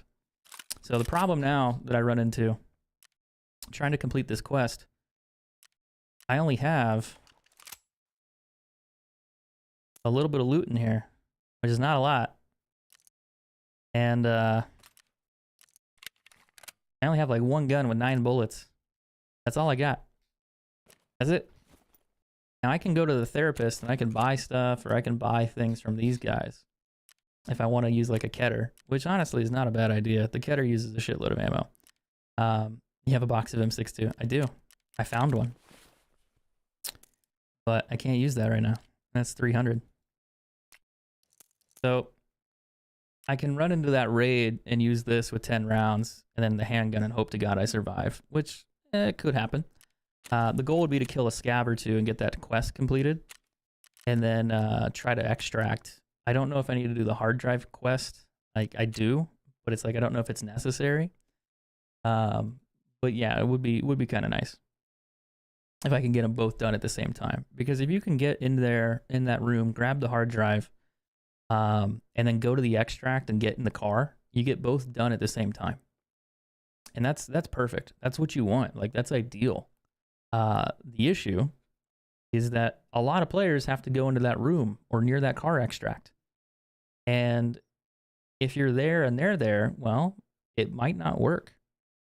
So you run the risk of that. And since I'm really underlooted and undergeared right now, this is not great. That's why I was hoping about my scav run last raid I would have survived, but I didn't hear the player. I didn't know he was behind the wall. I didn't know he was in the bush. I think he's specifically camping in that bush just to camp. Since the bush is back now, it used to be snow-covered ground, and you could see through bushes. So if you turn that corner, you would basically see the player. Now, when you turn the corner, you just get shot. You just see muzzle flash, maybe, if they don't have a suppressor. And you're like, where? And they're in the bush. So you just get shot from a bush. And that's a lot of your deaths in Tarkov now are going to be that way. So for new players, it's going to be a little bit more challenging. I think the snow was helpful. I think it made it more enjoyable just because there were less players could hide. And it was more predictable. Now you have to kind of remember, like, hey, anywhere you go at any moment, at any time, some dude could be in this bush. And you got to check it or be careful. You can't really check them, though. Like, you can't check them all because by the time you do, you get killed. I don't know this game. You join to lobbies with other players at the same time. Yes, there's other people in the raid. So you all start at the same time in different locations on the map. And the goal is to get to certain extracts with items, killing other players, taking their items, taking their gear, completing tasks, or finding items in the game and then getting them out of the map. So people are everywhere, and that's the goal. So you're all spawning, similar time frames around similar locations, and you just have to survive or fight each other. Either way, one's gonna lead to the other. The 76251, yeah, definitely different. Not quite the M62 ammo I think you were thinking of.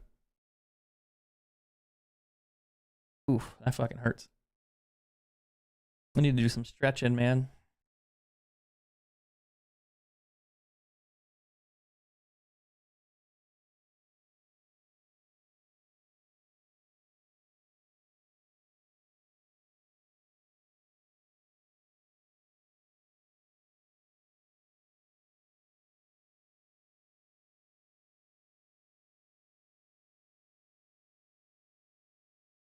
I was really hoping that raid would have went a little bit better, but can't deal with bush campers, dude. It just happens.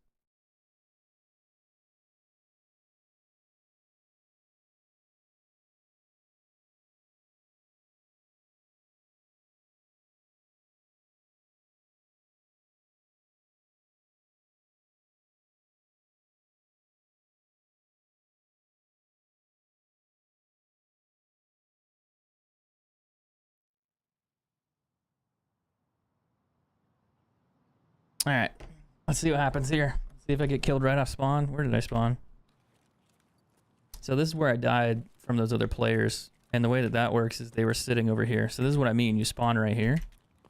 And then they went into this bush and they waited. I killed one, but they were just sitting here. That's all they were doing. Kind of crazy. Sometimes players spawn down there. I don't have a lot of ammo here, so I'm not looking for a fight. I'm basically looking to get in, grab the hard drive, and get out.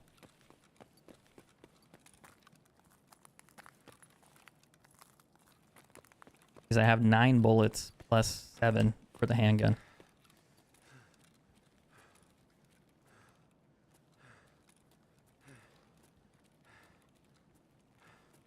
Question is, do I want to grab the key? Or do I want to do the window thing? I'll just grab the key, maybe. I think it's probably just easier to grab it on my way. You don't need the key. You can go through the other window and then hang your butt out the window and then climb over it and then jump down. But it really depends on how you want to go about it.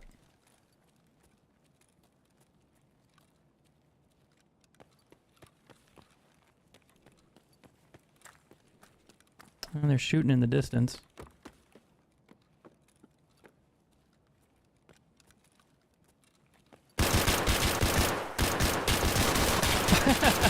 I didn't hear any footsteps, and I was like, where the fuck? What a piece of shit. He beat me there. You don't get the key, though. All right, now what am I going to do? I don't have a scav. I could buy a Keter and go in. That's the problem when you do this way. Like, if you die a lot, now you have nothing, and you're back to where you start. I still have cash. I still have options to sell to vendors, so I can sell my inventory stuff, and then I can buy weapons and loot to go back into a raid. But I'm limited because I don't have I have a 20-minute wait limit on the scav right now, which is really, really annoying. But they do that because they don't want you to make a ton of money and farm everything right away. So I get that. That's funny. Yeah, I didn't hear him at all. He's just sitting in the corner, so he's probably just waiting for people to go in there. Because he knows that people have to go in there for the quest, which is what I'm there for. Now, I can go in with a knife only, or a handgun only. Scavs will follow me and try to kill me. You get marked if you don't have enough money on you, or enough items on you, and they'll try to kill you. So I can go in with this handgun and try to complete that quest. I'm going to, but I almost killed that guy. I was surprised that I thought he was about to run out of ammo, and he actually got the last shot on me. But like, I was looking for him. I was like, wait, what, where? And then boom, turned around, almost shot him, and then I died. Like, he finally killed me. But that would have been really funny if I turned and killed him. It was close. Like, literally just a second or two, I would have killed him. Did I heal? Yeah, I healed it. Yeah, okay. So, we're going to do that again. And hope the guy's not sitting in the corner. But that's the issue with Tarkov too. I wouldn't say it's an issue, but it's a problem where it's just an unexpected issue that you run into. That no one is safe. You're never safe. And people can sit and wait wherever you are. Now, the only problem that I have with Ground Zero, you're a brand new player, and you have to run from where you're standing to that location. And that location is like the first quest you get. So you have to go into that building, go grab the key, go up the stairs, unlock the door, grab the hard drive, go out the door, like go back down the stairs, then go to the car extract or another extract. But the problem, that building that you have to go into, there's one way in and one way out, which is the staircase. So early on, as silly as it sounds, players will camp it. They go run into that building and they sit there and they wait. And they don't move because they want you to walk in, they shoot you in the back, kind of like how I died. And they keep playing the game that way, not necessarily to survive, but just to get kills and loot and gear early on. And it's just like, man, this is kind of ridiculous that as a brand new player trying to figure out the game, figuring out the map, you have to go to a location that every brand new player has to go to. They're all trying to complete the same mission at the same time because it's the first one you get, but it's a one way in, one way out situation. And that's what makes it weird. And it makes it odd. Like, if there were more than one entrance where people couldn't camp it as much, or you could go around it, I don't think it would be that big of an issue. Because it's like, hey, there's people, you know, blocking the main staircase. Okay, cool, I can run out the staircase. The only way out right now is you go up there and you jump down off the window. And if you do it correctly, you can avoid breaking your legs. But that's not like something a new player is probably going to know about, let alone figure it out themselves. So yeah, people could stay there for, each raid lasts somewhere between like 25 to 40 minutes. I think 40 minutes is on like the higher end, depending on the map. Like, there's a time limit, and if you don't leave by that time, you lose all your shit. It's basically you just go missing in action. So you have to extract. But you can sit there for the whole raid. So 30 minutes, 25 minutes, you can wait. You can just chill. Like, you don't have to go anywhere. Like, you can be like, yeah, that's fine. I'll stay here. So that's kind of odd, but yeah, that is a thing. So I spawned here. I'm pretty close. Now, I have a shitty handgun. Did I bring the key? Yeah. You can keep the key if you loot it. Once you use it, it disappears, but you can keep it. There could be a guy that spawns behind me too in the garage, so he could shoot me in the back here. But my goal would be to go up here, grab the hard drive, and go to the car extract immediately. So this dude was just sitting here. Last raid. And it's like, I didn't think to check it, because I was like, I'm so close. Like, I don't think anyone beat me here. But I was wrong. I haven't played this map that much. So the amount of time that it takes people to go to one location to another is, I guess, fast. So the hard drive usually spawns on the table. Sometimes it could be around or over there, like just anywhere on that table. So it's, you know, it's nearby. I'm just looting a few things to save myself some time. I could get a run through.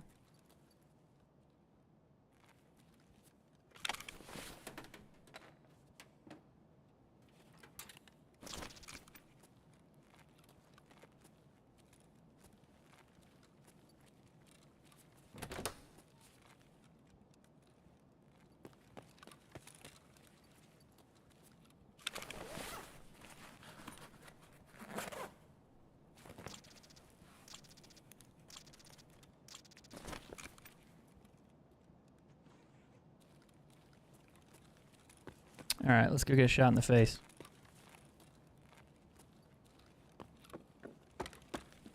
Oop. I heard footsteps.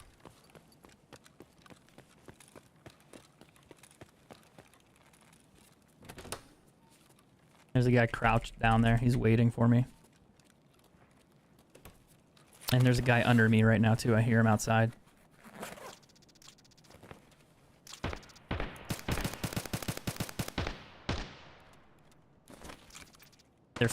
They're shooting underneath me right now. They're fighting.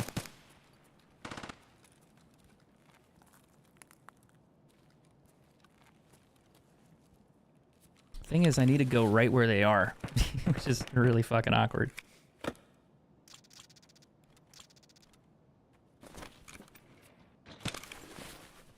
It's kind of funny, but like kind of ridiculous.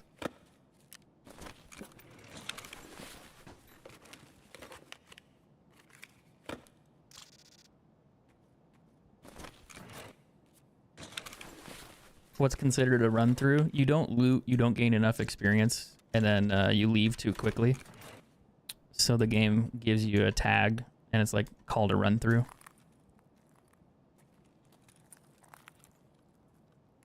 I'm more worried about a guy walking up here while I'm trying to jump out the window, but I'm also worried that that piece of shit is gonna fucking shoot me when I jump down, because he's probably sitting there.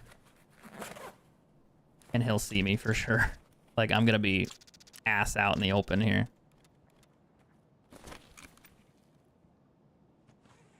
He's like right down here. I hear him.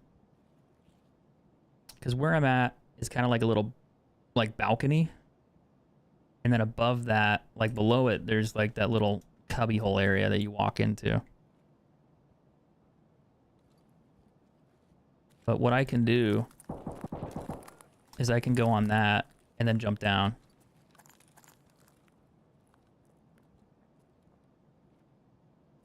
I hear footsteps close. He's on the same floor as me. I think I'm gonna try. Oh god, don't break your legs.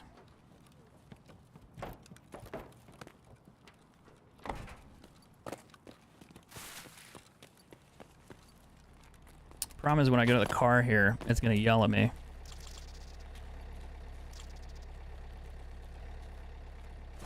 It's gonna give me a time limit on the extract. And everyone's gonna know. Using the car extract as a quest as well. I'm hoping no one walks over here for the 45 seconds. And I probably won't hear him either.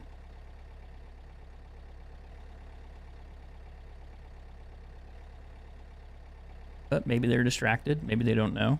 Maybe they're not paying attention. Maybe I'll get lucky.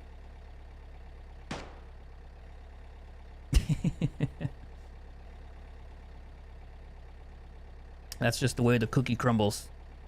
You lose the found and raid tag, yeah, if you do a run through. So you don't really want to do it. I don't think it applies to quest items, like as far as like the hard drive that I found from the scientist. But if you go into a raid and like shoot something in the face and they drop an item in their inventory and you pick that up, that's the issue. Like then that item itself becomes not found in raid. Like let's say I picked up a Salewa, which is like a really popular quest item early on. You don't get the survived menu here. You get one that says run through, and then that Salewa doesn't count for your quest. So that was a really simple pistol run through there to finish that quest and that challenge.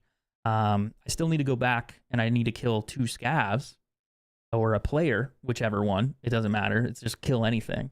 But since I only had a handgun, I don't really want to go fight a player. Like it's like, dude, I got 7 bullets in here. I could fight you, but I also want to get out with my life and get that hard drive out because it's a quest item. And in order to get that out, I have to survive. So it's like I can't really fight people when I'm underlooted, underkitted. Like this is just not a good idea. Especially when I don't have that stuff. So it's like, yeah, I'll get out now and then I'll go back and do the second part later. So this one's completed. The therapist one was completed. She gave me another mission, which is to find Salewas, which are healing objects. Mechanic, this one I have to turn the hard drive in, and that's the one we just did. You have to locate them in the parking garage. You have to find the scientist's lab, and then you go in there. You get in the office because you need the key. And then once you have the key, you go to the hard drive. You grab the hard drive off the table, and then you leave. Like you have to leave, then hand it in to him.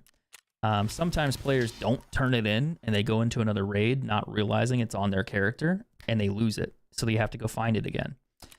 So that does happen, and it's kind of funny. So watch out for that. Now we can go to Woods and unlock Jaeger if we want to. My inventory is empty, and I mean empty. So I got a handgun. I could take a handgun to Woods and loot around and try to find what I need.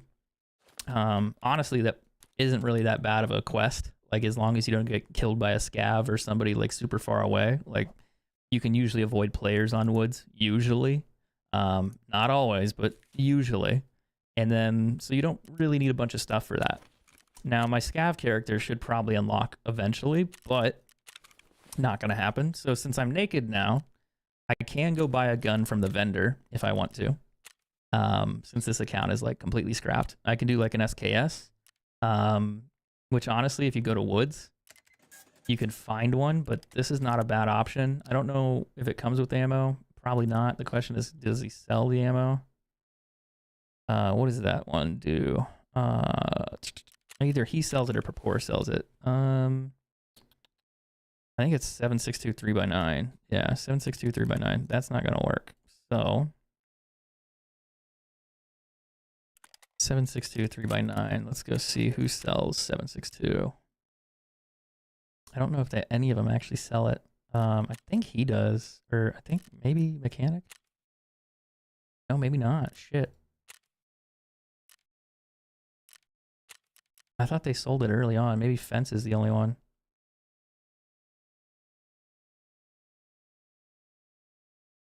Ooh, that's not great. I thought I could have sworn that he sold the ammo. That is a problem.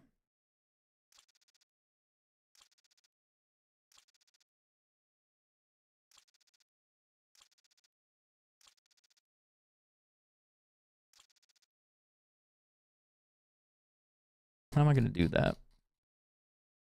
Maybe I'm not going to use that gun yet. I'll find ammo on Woods for it, though. Like, it's usually everywhere. I could have sworn he sold that ammo, though.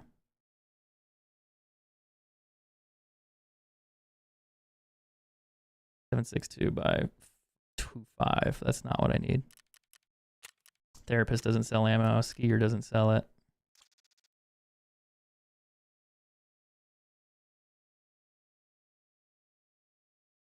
I'm kind of shocked, actually.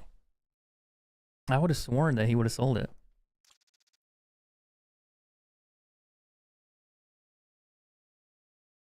So they'll let you buy the gun, but not the ammo. That's kind of awkward. Oh, is that it right there?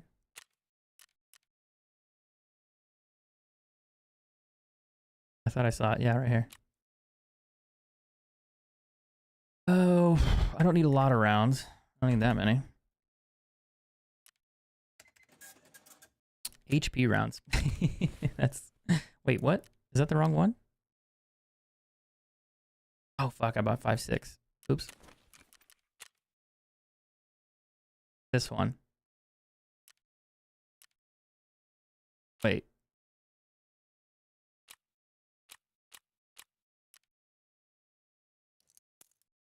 I tried to load the wrong one. What an idiot. What a dummy. All right, let's go woods and do like the woods one real quick. Like this is such a bad idea because I'm definitely going to get shot in the face. I'm also going to be naked, but we're doing it. Because right now I don't really have a lot of quest options available for me. And if I just go unlock him real quick, that's one thing that's done. I can kill maybe a scav or two while I'm here. Players, if I bump into players, I'm gonna die. Just because I'm under-kitted and under-looted for this.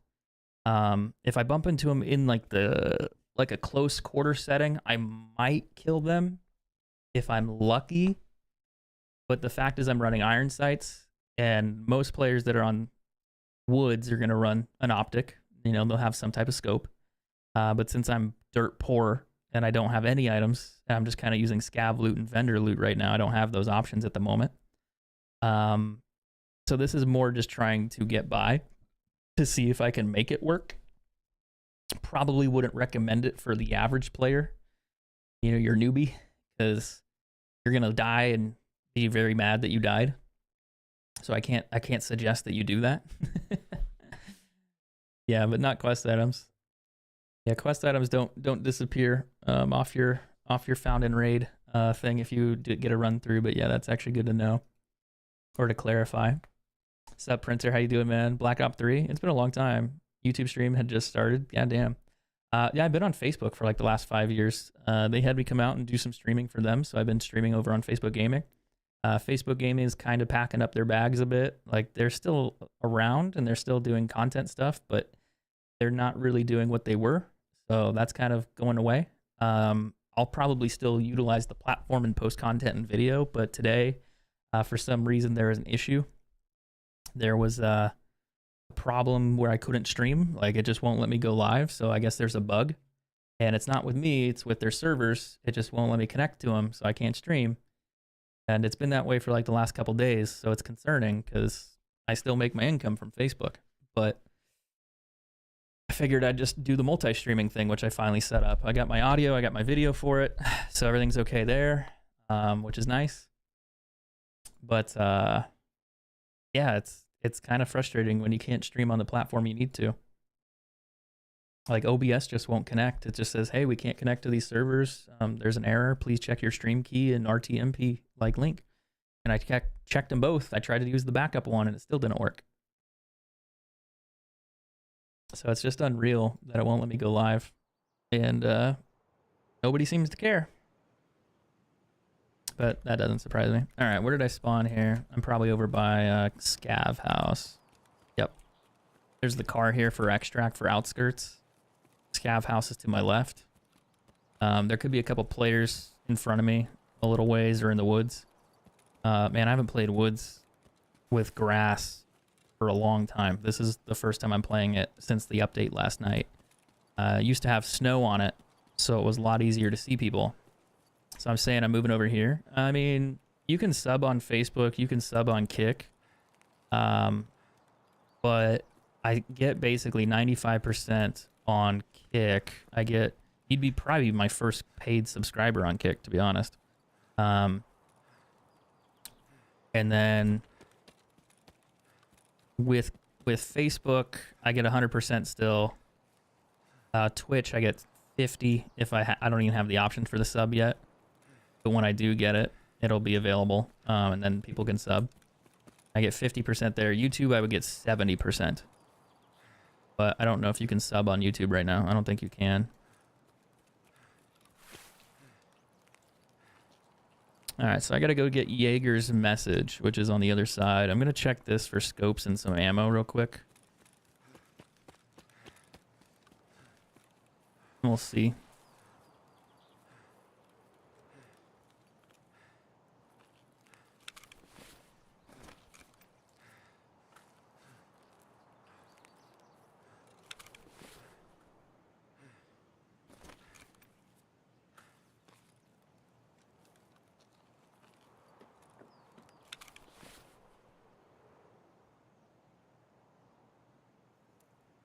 Oh god, that's actually really good pistol ammo.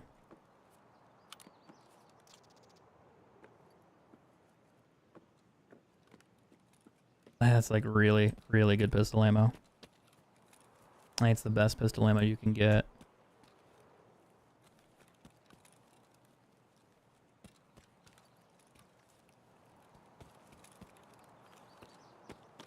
Now the only problem here is I gotta go all the way across the wood campment, which is fucking scary.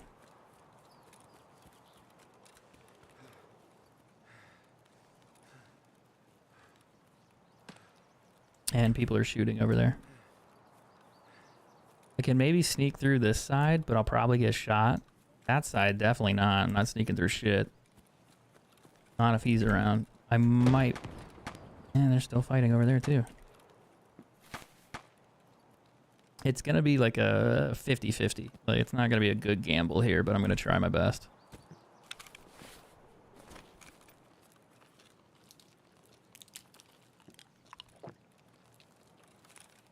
Yeah, you can... I'm still going to stream on Facebook. It's just whenever Facebook lets me stream. Like, it's just... I don't know. They have some server setting that's fucked up. Like, it's weird because, like, I see Stone streaming. And it's like, okay, so he can go live. Why can't I go live? And it's like, it's not a setting on my PC. So it's got to be a setting on Facebook servers. Because it's like, you can only change two things. You can change your stream key. And you can change the URL for the RTMP server. Which, basically, you need both in order to stream and connect. So I changed both to what they want them to be. Like, what they tell me to change them to. And it doesn't work. And it's been that way for like the last, like since Friday. That's really, really frustrating.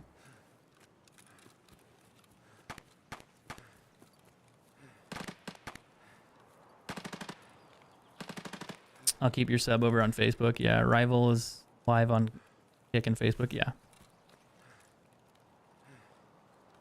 I just don't know why it won't go live for me. Like, it doesn't make sense.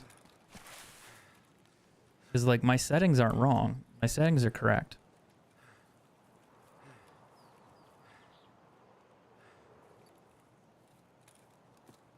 It's just something wrong with Facebook. And I messaged them, and they're like, hey, if you, you know, reach out to support. Like, okay. But, like, I'm not going to hear back from them.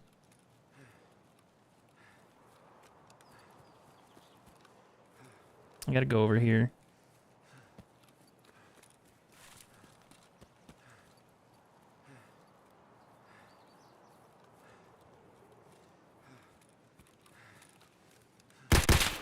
It's a duo. God damn it. They're just standing right where I need to go.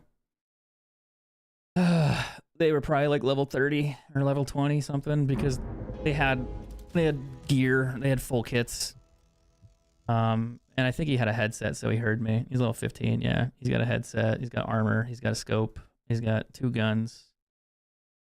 This is a pretty swagged out kit you got there. Not bad, man.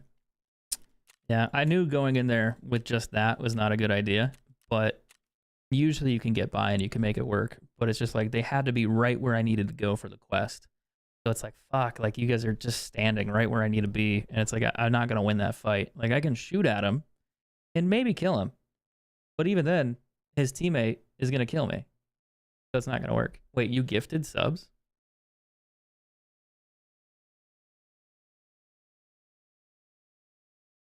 I don't have alerts set up.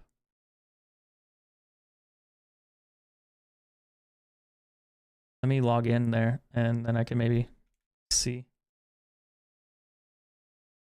Like, I don't have any alerts. I have a meeting to talk to a design company about getting new alerts made soon. Because Facebook alerts don't work anymore. And that's really frustrating. So I got to get alerts made for YouTube, Facebook, Kick, and some other platforms. That way they pop up and actually show that people are gifting subs. But yeah, I didn't even see that. I didn't even know that you did it. Holy shit. Let me take a look here and see if I can find it. Thank you for the gifted sub. Was it just the one? I'm just making sure because it doesn't tell me. Starting another account, my third one? Yeah. I'm just starting a third one. Why not? I'll use the AP ammo on a raid. That's actually pretty good ammo. That's like really good ammo. It's armor piercing ammo for a handgun, but it's like the best like 45 round ammo you can buy. So now that I'm dead, my scav, I could probably spawn on him. We're probably going to go to customs again, because customs usually is a pretty easy scav run for me to show you guys how to make money. And once I get out of there, I got to go back to woods. Or I could go back and get those 2 scav kills on that other map. Wait, 5 gifted. It just says test sent gifted. Maybe does Kick have a better dashboard? Maybe if I do that.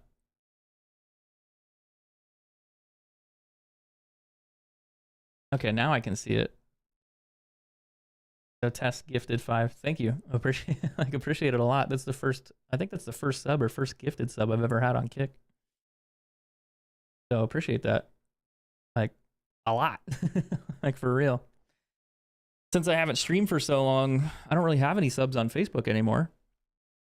And yeah, gonna have to rebuild everything we kind of had over the last year or previous year. So I guess we're starting out, you know. We'll get there. I hope. Otherwise, I'll find another job. Sub Meaner, how you doing, man? How's your day? How's your day going? I wish there was a way I can like pin your message. Oh wait, you can.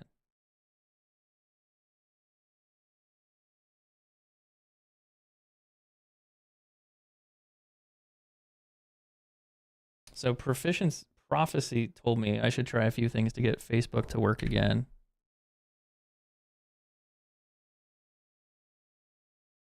But I don't think that's gonna fix it for me. I think it's on Facebook's end, dude. That was a long time ago when he sent that, but let me try to screenshot it just so I have a record of it. I did reset my stream key. And I did do like, I turned it off as well too. I wonder if I can screenshot that and post that. I need to start making like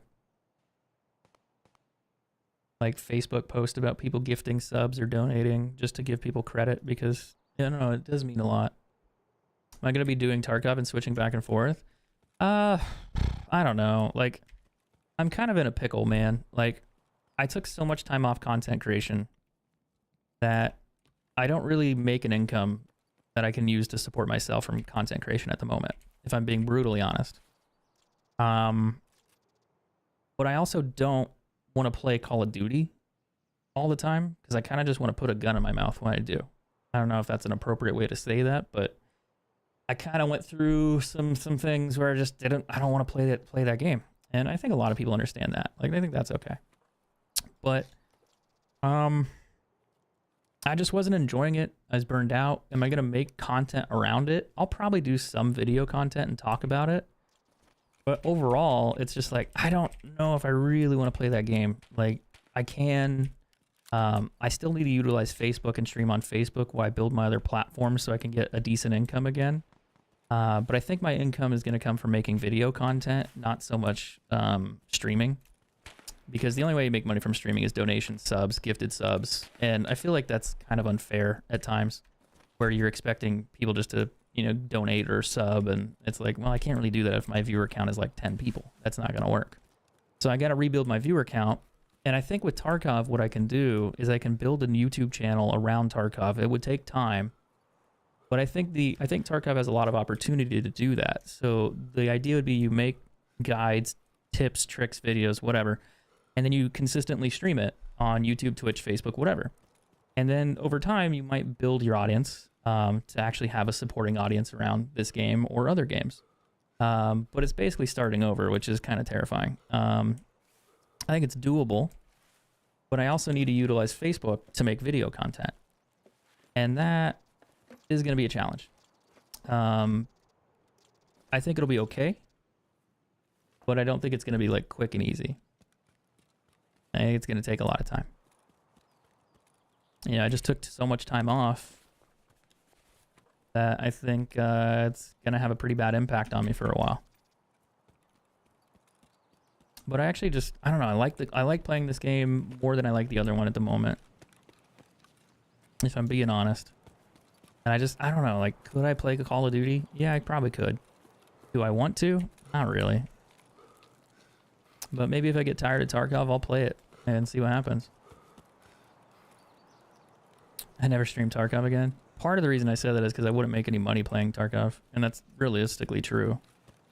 And I think also people were just being rude as fuck in chat, like, why aren't you playing this game? Why aren't you playing this game? Why aren't you playing? And it's like, dude, just shut the fuck up. I don't want to play that game. Like, you just get yelled at for playing a game. Then when you don't play that game, you get yelled at. And then when you're, it's just, you don't win.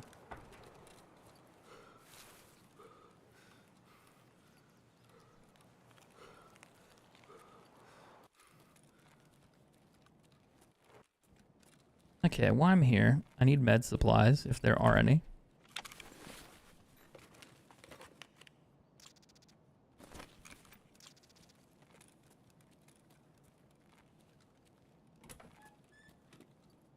And there's a couple other things I'll need to. This right here, oh, that's a sprout. I thought that was something else. Having played Tarkov for the last 4 years and from Warzone, Cold War, Tarkov is in a great spot. I think it's in the best spot it's ever been in, as far as like playability. There's definitely things about it that aren't great, like that aren't perfect. But I mean, it's a small kind of indie game, right? Kind of. But the enjoyment I get from this compared to other games is night and day difference. So it's like I kind of want to play this more if I can. It's just, I don't know, it's going to be a challenge. Yeah, might as well play something I like and I'm motivated to play. That's kind of what I'm thinking too, because mentally, I just been kind of burnt out on content creation and gaming and streaming. And it's like, I don't really want to do it. And that's what I did for like the last year. I just didn't do anything, which is really stupid. But I mean, when your brain doesn't work the way you want it to work, I mean, yeah, like anxiety's a bitch.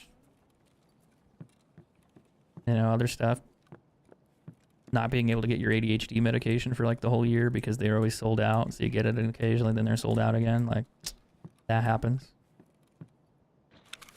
That was really what pissed me off. I think that affected my mood the most and made it harder for me to enjoy what I was doing. Because I'd go like 1 month and I'd have it, then 3 months later I wouldn't have it. And these are a quest item, you need to save these.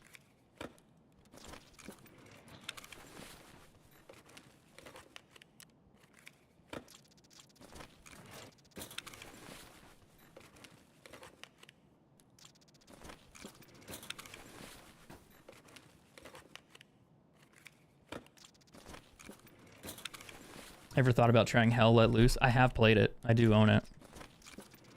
It is interesting. I'd say it's like Battlefield, right? But it's just ridiculous. It's definitely challenging. It's fun though, but I don't think it's like what I would really stream. For the most part. Probably not on my list of like what would really do well streaming. I think I just need to find a balance between what I play. Like play Call of Duty occasionally, play Tarkov occasionally, and just kind of enjoy content creation. Rebuild a community and go that route. But that's going to take me time.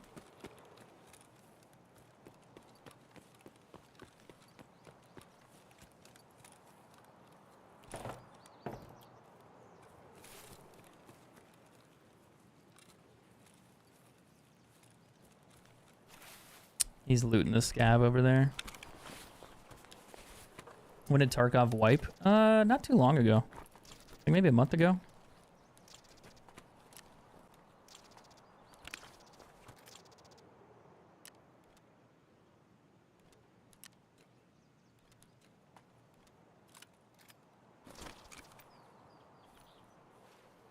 I think I got enough stuff.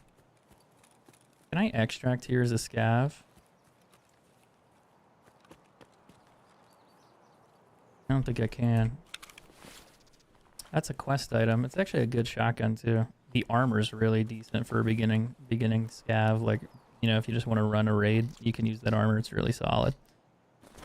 Okay, so I gotta go road to Tarkov, railroad to port.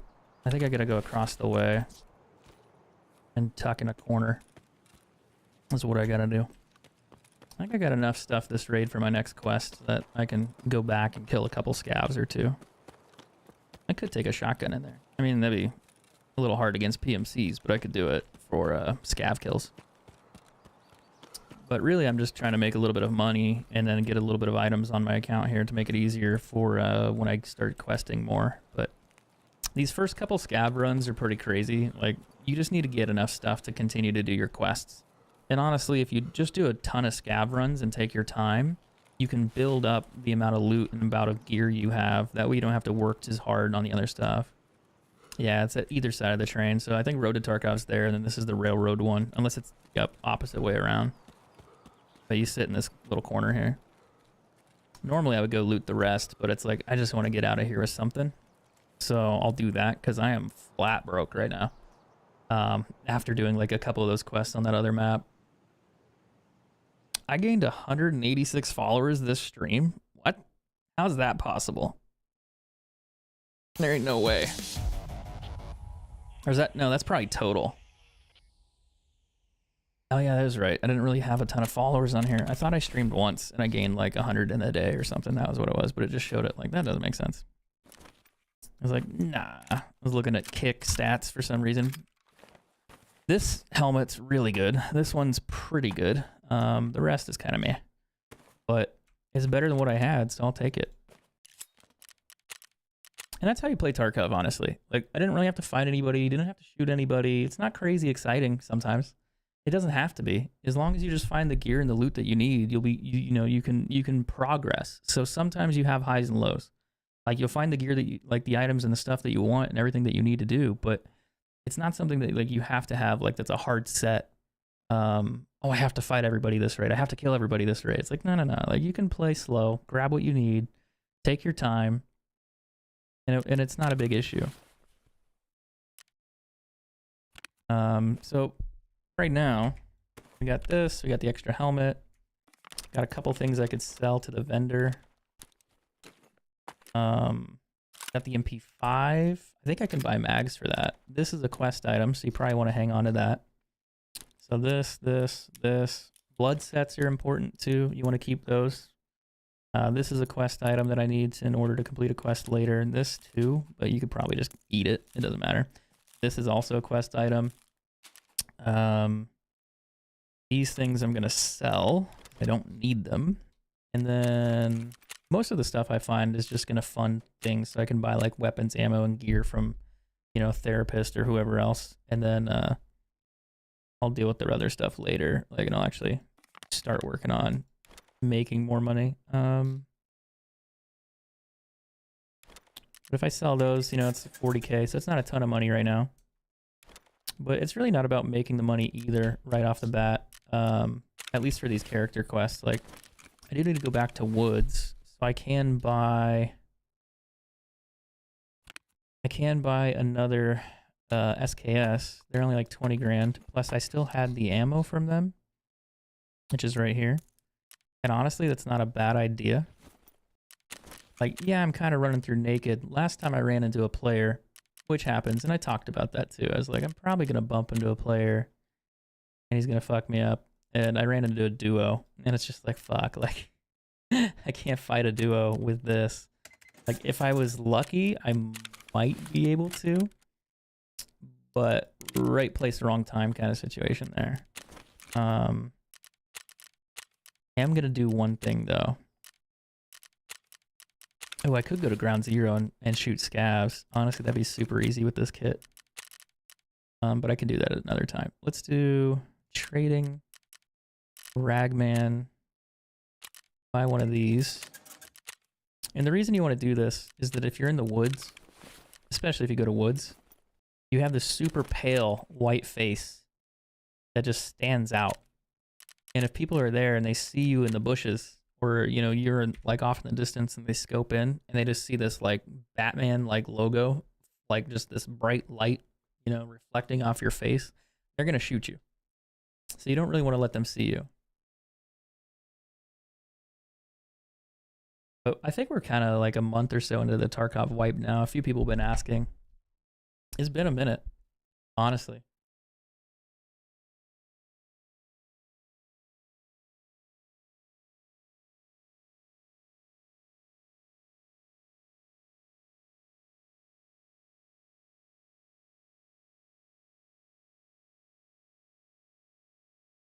So is there a sub icon on Kick?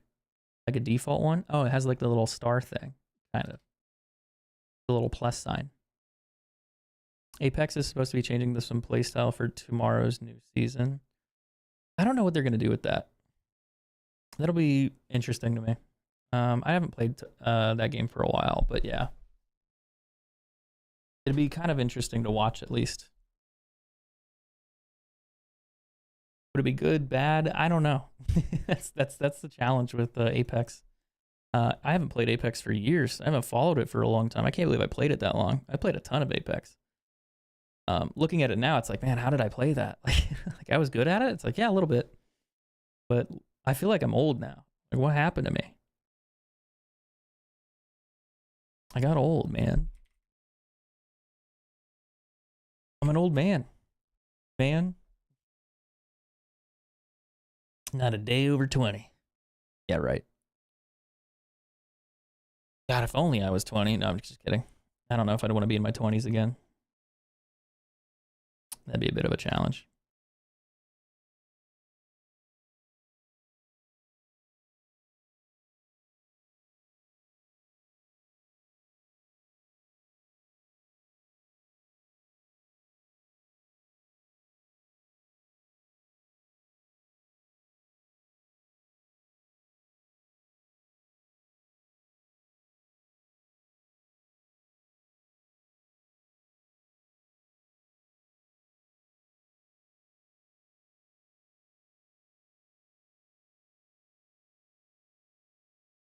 All right, let's go get this done on woods. I need to go get the Jaeger little note that he has. And if I can find that, I think we'll be golden. Where did I spawn though? I'm spawned in the same space as I spawned yesterday, or on last raid. I gotta go all the way through that shit show. I think I can do it. Maybe. If not, I'll get killed and it's fine too. It happens, you know? Playing this map without a scope is awkward, to say the least. I still have to do it with a Mosin later. So it's really no different.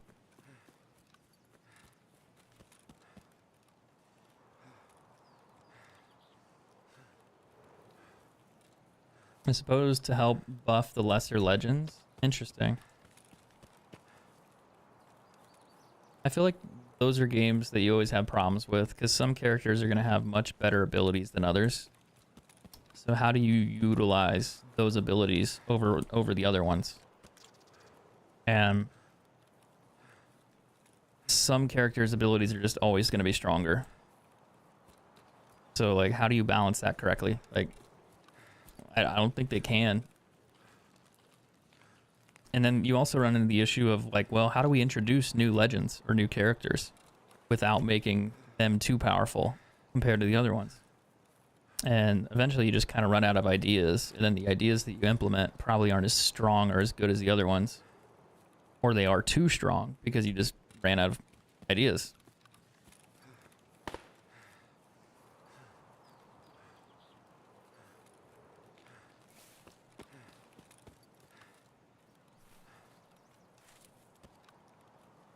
Oh, there's noodles right there. I should have brought...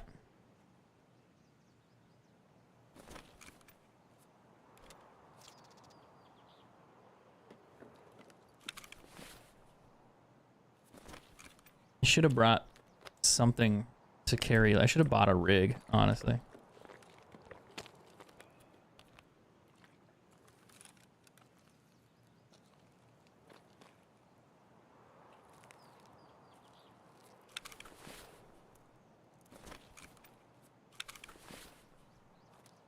That's actually really good shotgun ammo. I think that's decent handgun ammo. This is something that'll fit in my gun.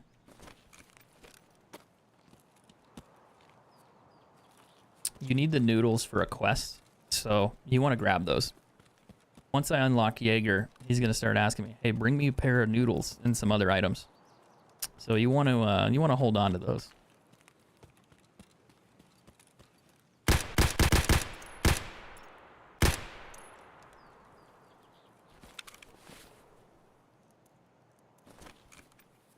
I think that's a scav. It could have been a player, but I'm hard to say.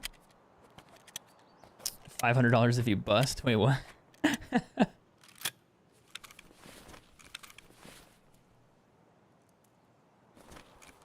Question is, does this guy have a teammate?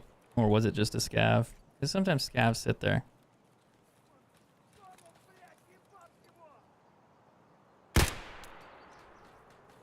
I hear a suppressor in the background. That's a scav.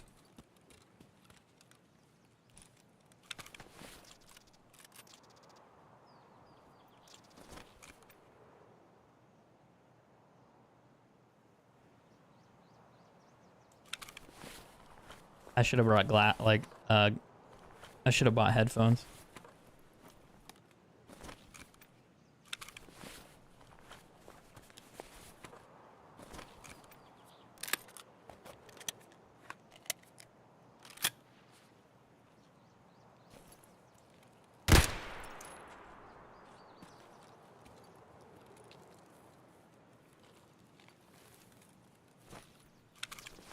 All these scavs.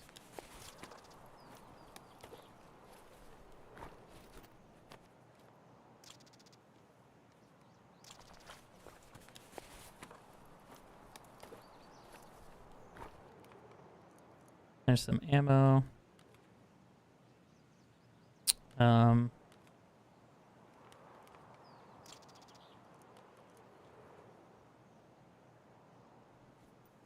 debating on how I want to do this.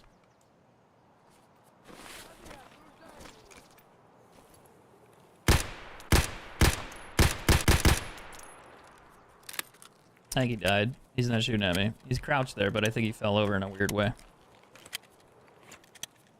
A little more worried about that other guy with the suppressor that was cruising. I wanted to grab... I think I grabbed it. I don't think this will fit in there. I think it's too small. I hear more footsteps. It's a scav party, boys.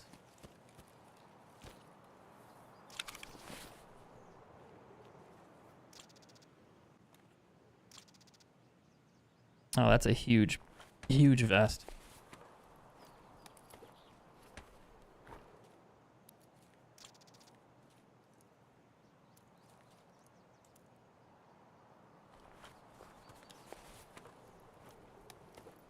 Is the pillbox bigger than what I currently have?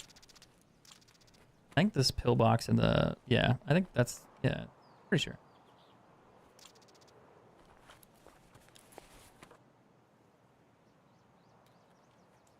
Because I think a pillbox is like the same size as a scav backpack. I'm pretty sure. They're just different looks.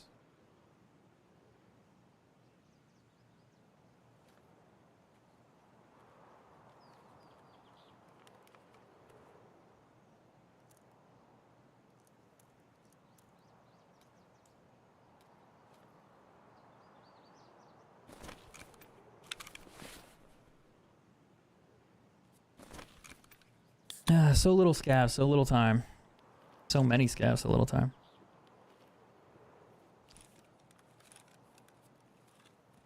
A game. A game, please. I was like, excuse me?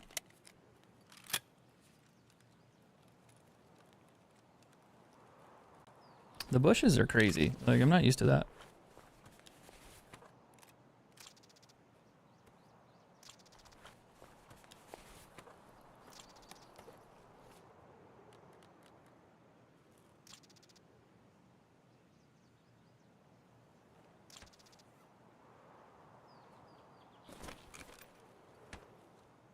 The only problem is I gotta get over to the other side of the map in order to complete this quest. And I'm not there yet.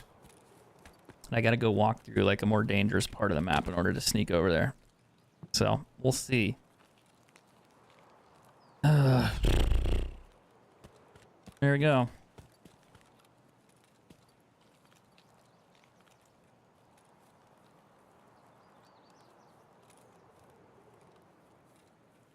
I gotta go over there. Fuck. Probably gonna get shot in the face.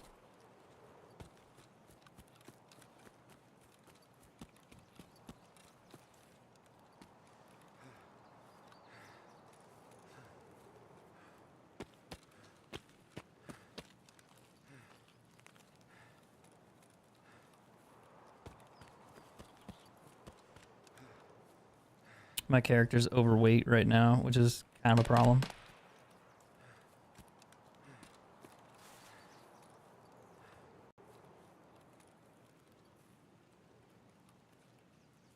So I can't sprint as fast as I'd like to. And I can't sprint as far as I'd like to.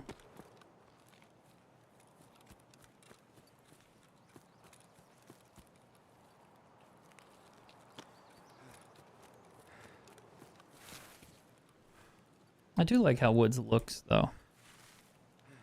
The greenery is pretty extreme now with no snow. But I really do enjoy the map. Like, it's kind of a love-hate map, though. Like, it is... it's concerning, because, like, it's fun to play, but also really challenging at times. Just because there's so many fucking bushes.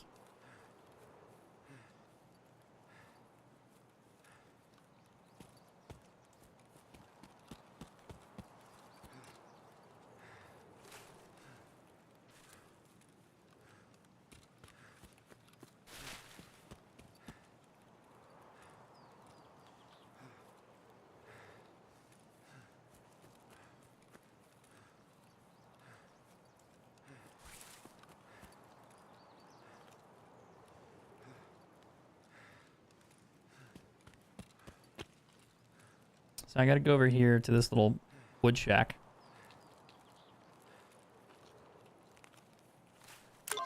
This is Jaeger's camp. And then what you have to do is you have to look on this log. It's a lot easier to see now. There's a note right there. And you pick that note up. And when you have that note, you can leave. You have to extract with it. You have to leave with the note. So my extracts are over here in the corner.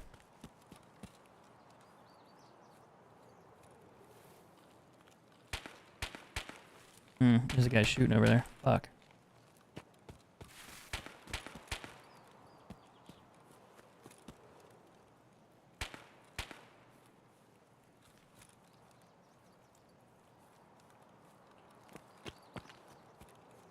And I gotta go right to where he's at. I had to go that way. More like that way, but, you know, close enough.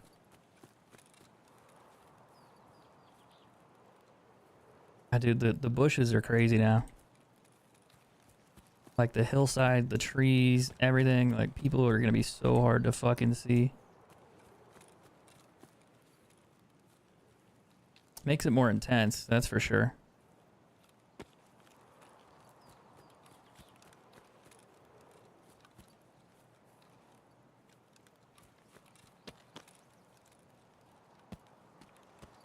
I don't know how I like that. I kind of don't.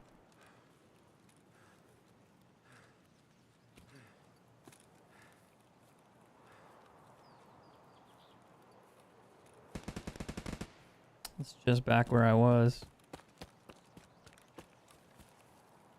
There's a bunker over there as well that you have to go to eventually when you do these quests. And you have to go into that bunker, which is not a big deal, but people try to complete their quest and they go there as well, and you go there at the same time, so you kind of cross into each other's paths. That's super common. And that's probably what's going on right now.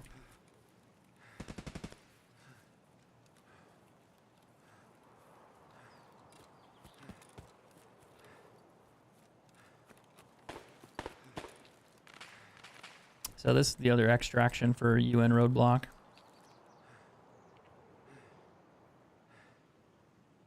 And now we got the Jaeger quest done. So it wasn't too challenging. Wipe was on 1228. Yeah. Pillbox takes up 4x4 but has 4x5 storage. No, the pillbox is pretty cool. It's a little bit smaller, but storage wise it's good. I remember it was like, I think it's the newest bag they added in. It's been a while, but yeah, it's been around for a bit. Oh, excuse me.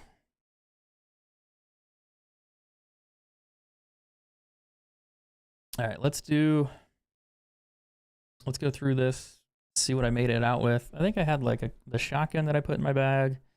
I got a couple vests, like a couple rigs to put in there. That way I can use those later.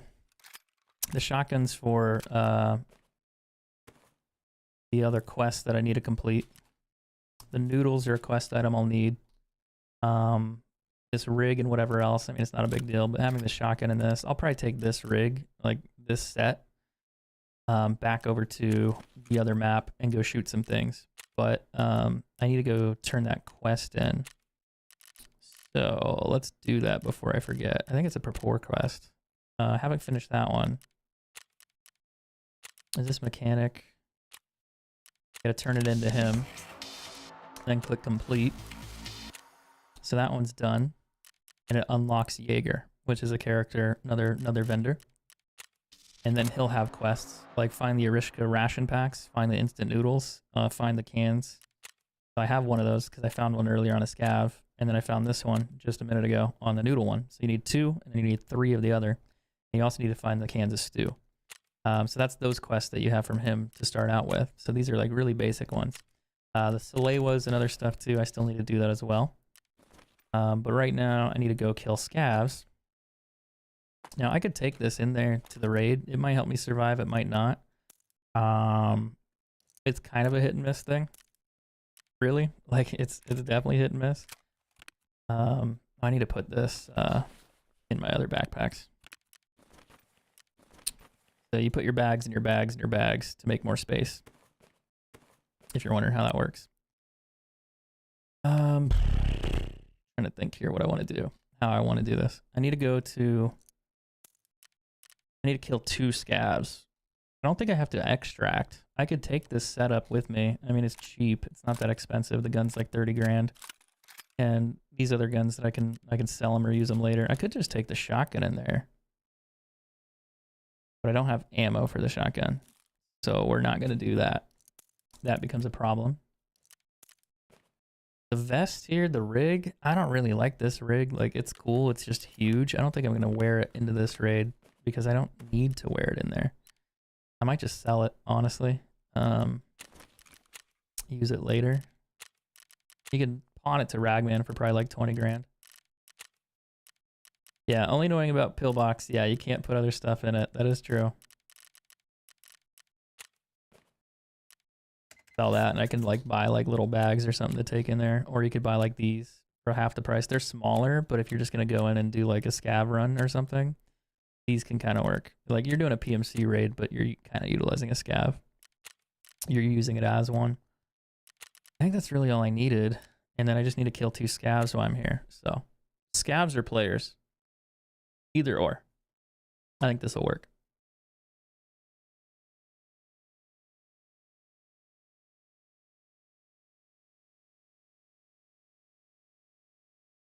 Ouch. I need to get some food in real life, man. I'm getting hungry. That's not good. What's up, Gutter? How you doing, man? Yeah, the pillbox. Yeah, that is a problem.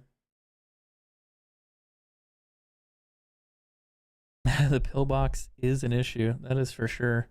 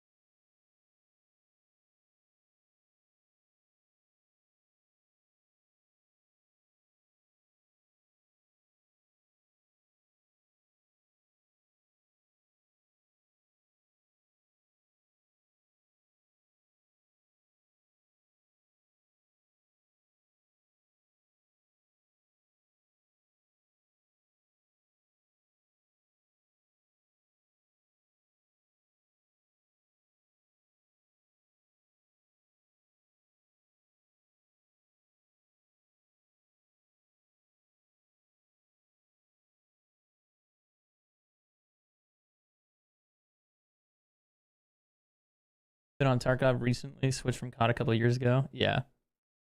Call of Duty was kind of, I think, everyone's primary game for a long time.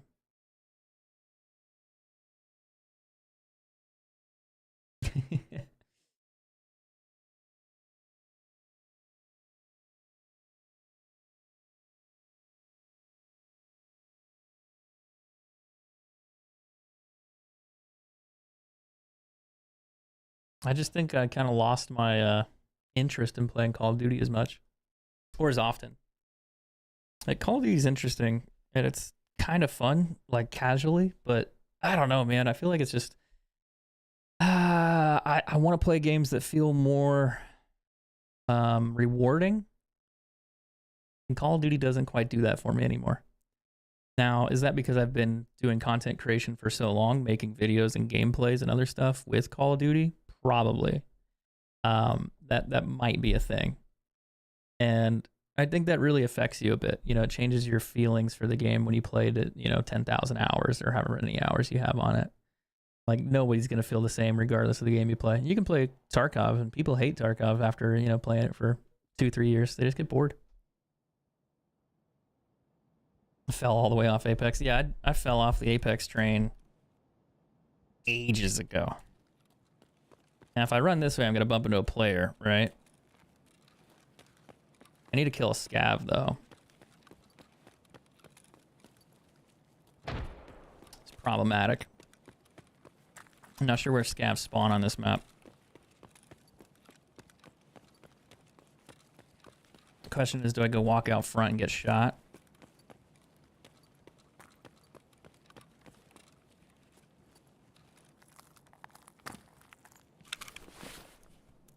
No, I really didn't bring extra ammo. I should say I didn't bring a lot of extra ammo. Fuck.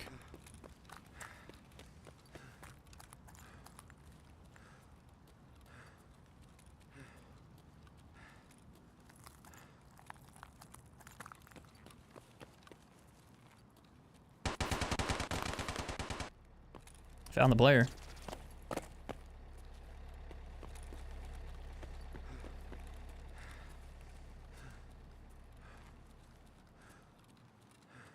I think the scavs are usually like in the middle, but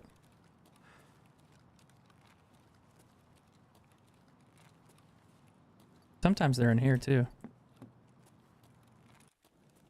Oh, that's how that guy walked in here. There's a little door there. That makes a lot more sense.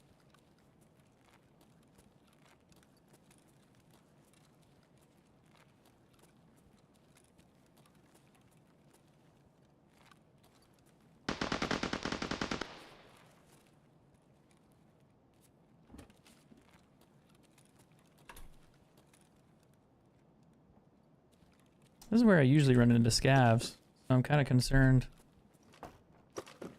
that I'm not going to find them.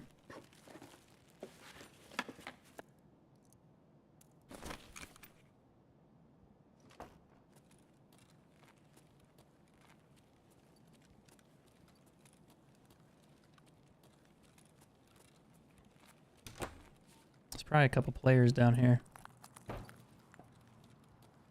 Yep.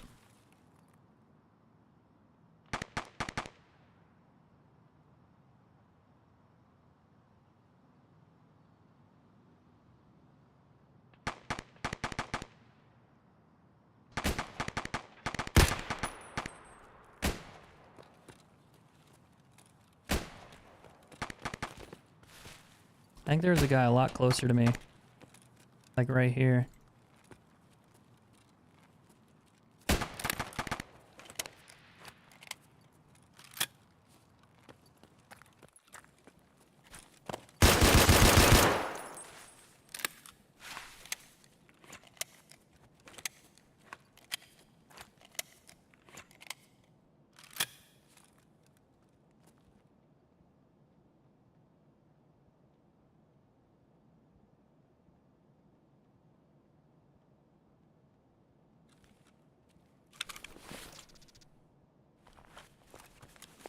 This is a scav. I think the other one's a scav too.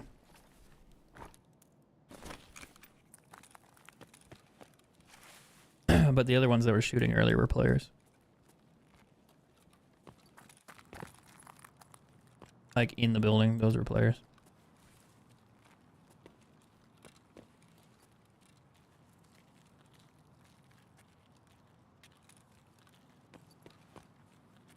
Where did that scav run off to?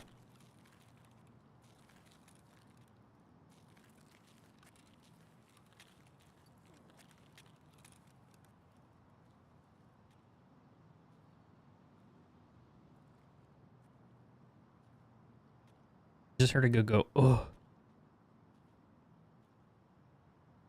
Footsteps right there.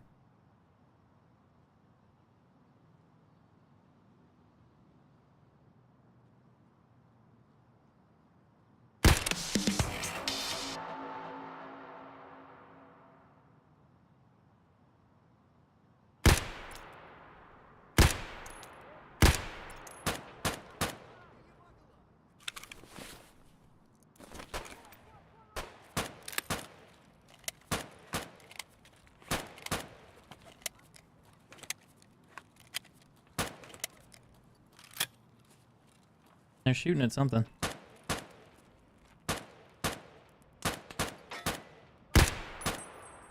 Oh, they're shooting at him.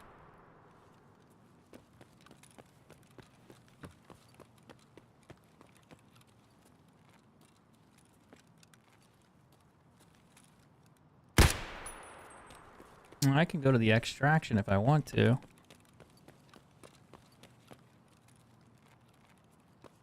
Probably be a good idea. I only got like 4 bullets in here. I can't reload anymore. Problem though is if there's like a guy or two in here, I'm toast. Sometimes people camp this extract. They sit in these like little cubby holes.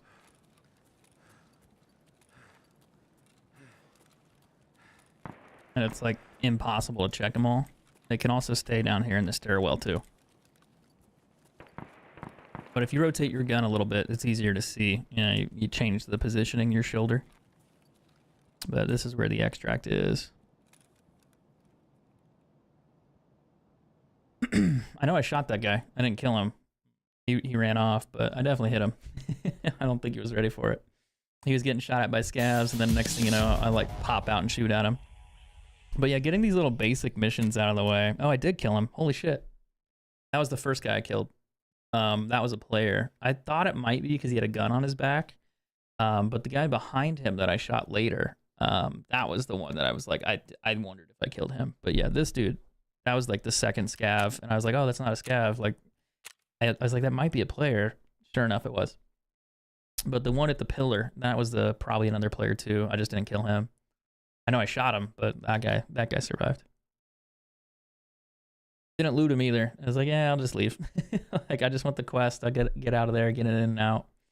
I think that's the thing too. Like, when you play Tarkov, I think a lot of players sometimes try to do too much. And when they get into it, they're like, okay, I need to go do this quest. I need to do this thing. I need to do that. And they try to like add in 6, 7 different items all at the same time, like all their quests.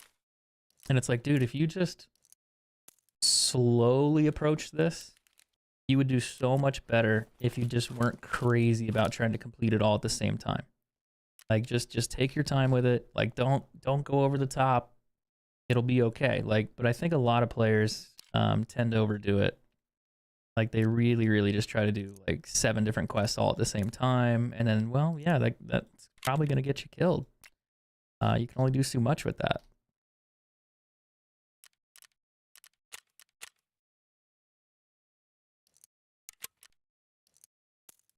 Okay, so let's go turn that task in.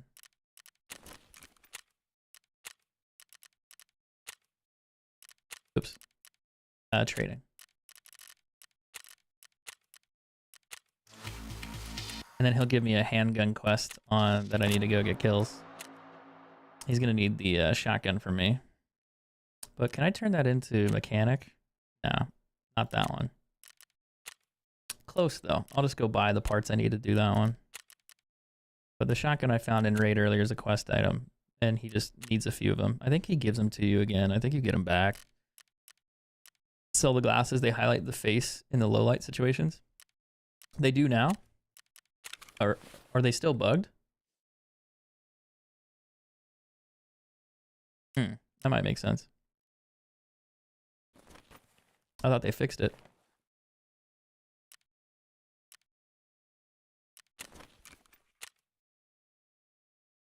Ooh, a little baby scav here. Let's go back to customs. Like I'm just utilizing scavs, custom scavs because I think it's just easier to teach people how to do customs as a scav. Like you can make decent money.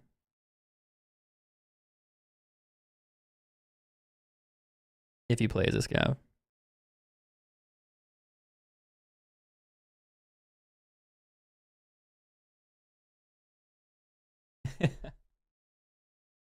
I look for them when sniping, see goggles. Well, I saw that there was like a bug that allowed the goggles to like float now. So certain glasses from like really long ranges, they float, and you don't see the person, but you see the glasses.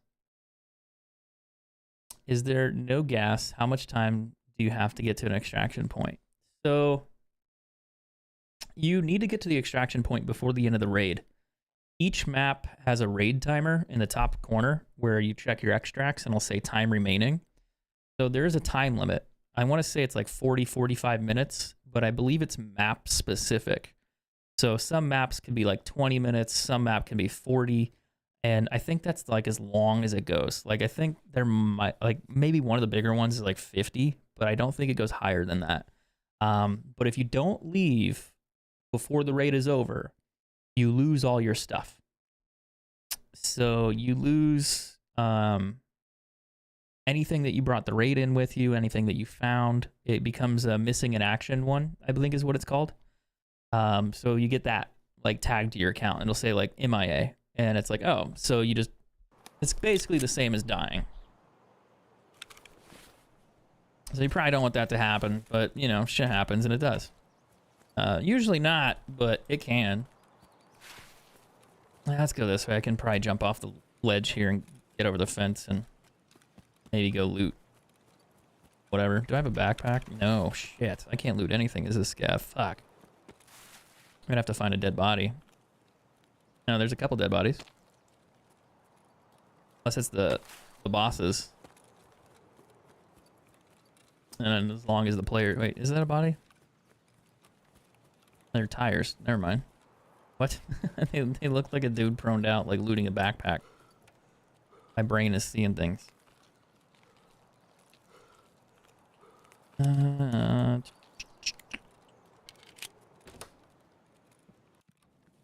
This is unlooted.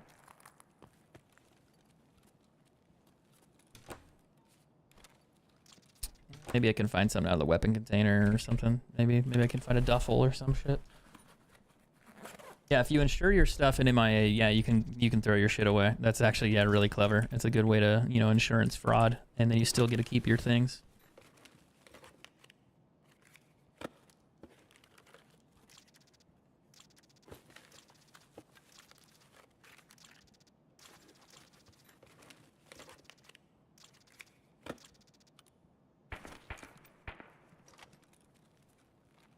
I'm going to go check over here for a body. Oh, there's some things there.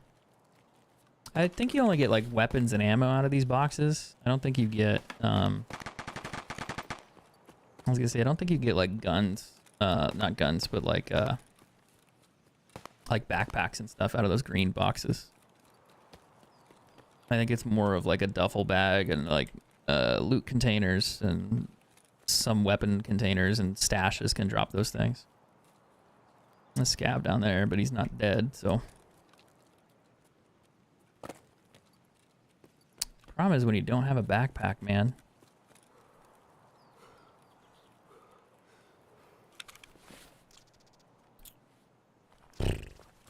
Probably better than nothing. Yeah, what he said.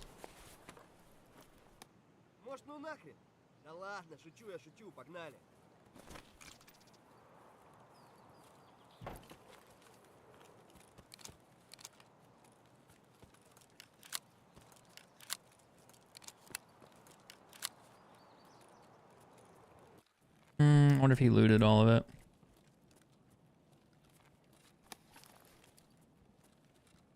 All the doors are open here, so all this has probably been looted. I'm just checking to see if I can find a bigger rig or something.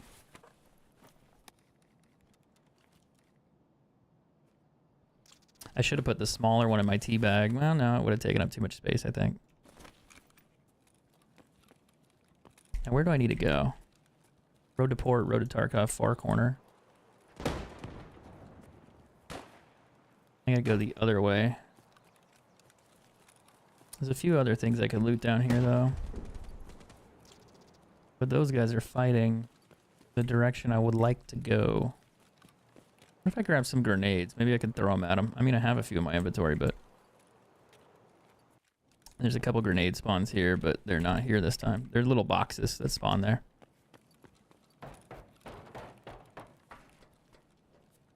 But we can check the computers.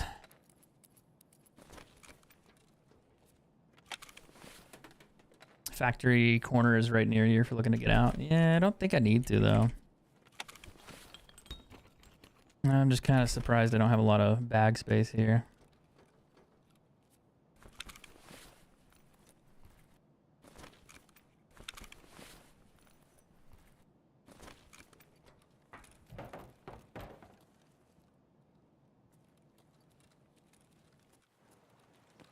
I did hear footsteps.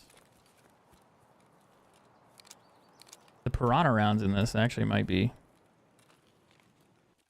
pretty good. The only problem is it's a pump one.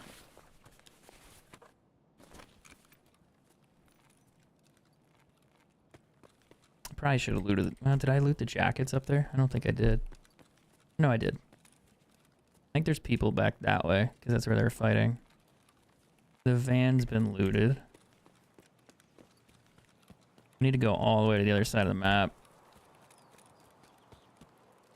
I'm surprised I've spawned on this side, though. Like, out of all the scav raids, I normally spawn on the other side, like near Big Red. I haven't had a Big Red spawn yet at all. There's a quest item.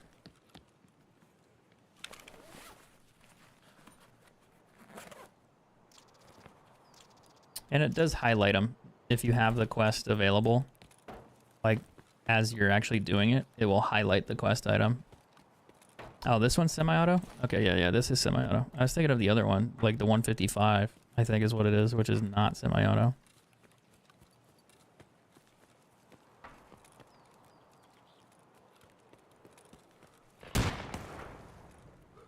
Yo.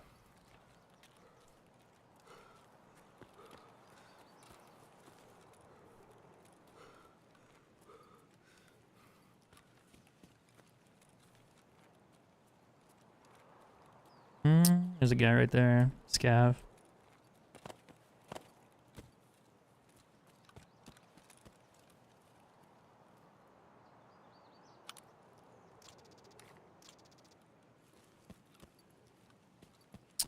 There's a lot of scav spawns by Old Gas, which is where I'm standing right now.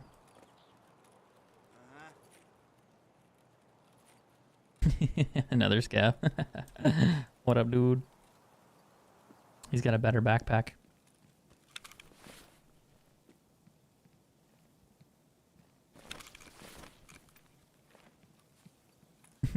He's like, yeah, sure.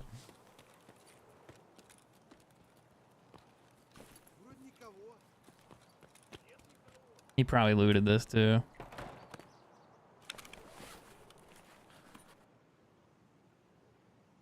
Oh, it's an H and K. It's an MP7 suppressor. That makes more sense.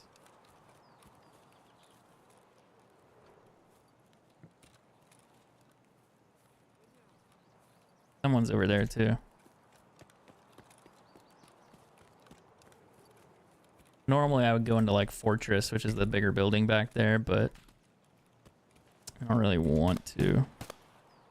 Oop. Guess he found somebody.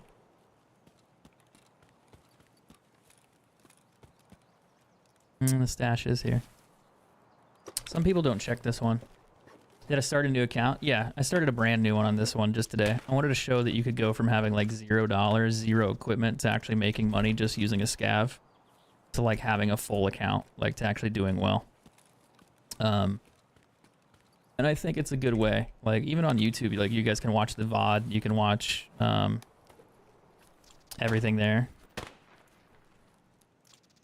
A green battery's worth like 200 grand. No, it was like 180, but I don't know if it's still that way now.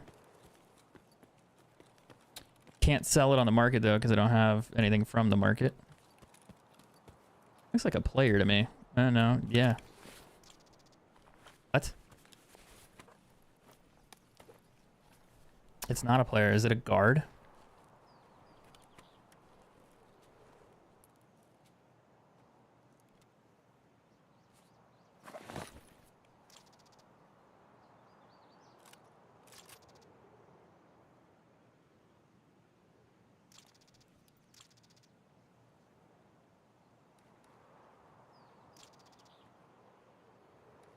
I'm doing this in such a weird way.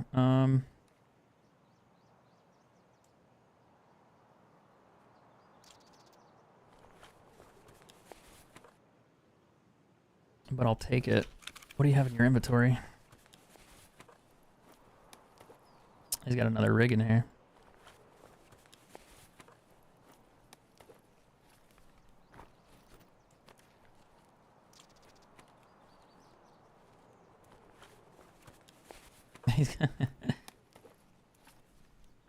Interesting.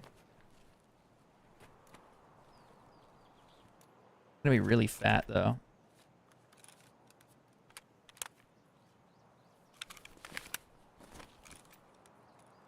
It's like, yeah, okay, that's just odd. Oh well, it is what it is.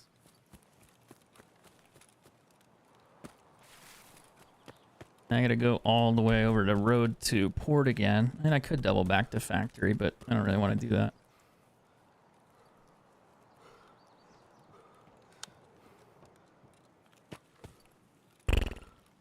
Ugh. Only problem though is I didn't adjust my mags.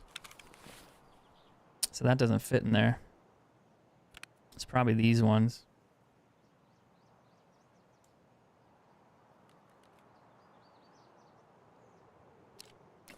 I'll keep the extra one there. And then I could probably just do that for extra space. I think that'll work.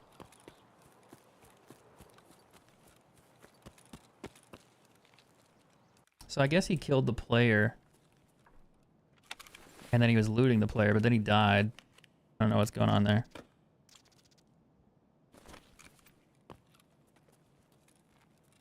This looks unlooted.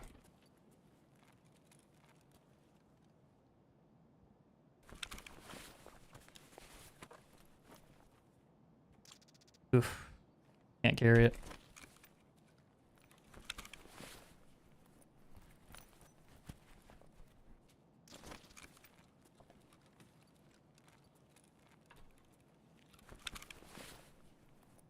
What's up, Red? How you doing, man?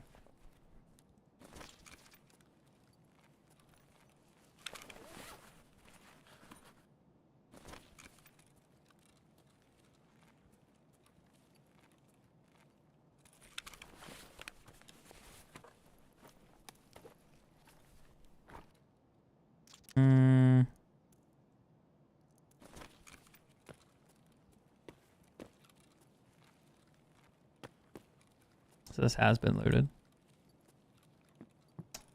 They just didn't loot the lower level. Sometimes though, people leave like intel folders on the ground. They leave them on the shelves. They don't know. They don't grab them. The other thing I like to do is I like to check cabinets because people forget keys or they forget green batteries like that one.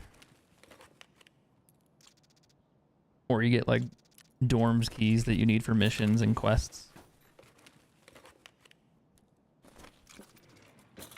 See how there's a time limit now? It hit like 9 minutes. It's like, hey, you got 9 minutes to get the fuck out. What task am I on? So I started a brand new account today from scratch. I wanted to show that on a basic account, you could just do scav raids and you can farm money and you can actually play however you want. That it's not difficult. So this one, we just finished almost all the ground zero quests. So we finished all those. Oh, he put a scope on that. That's what he did. That's kind of awkward, but I mean, that would work. He is combining sights. That's why I did that. Now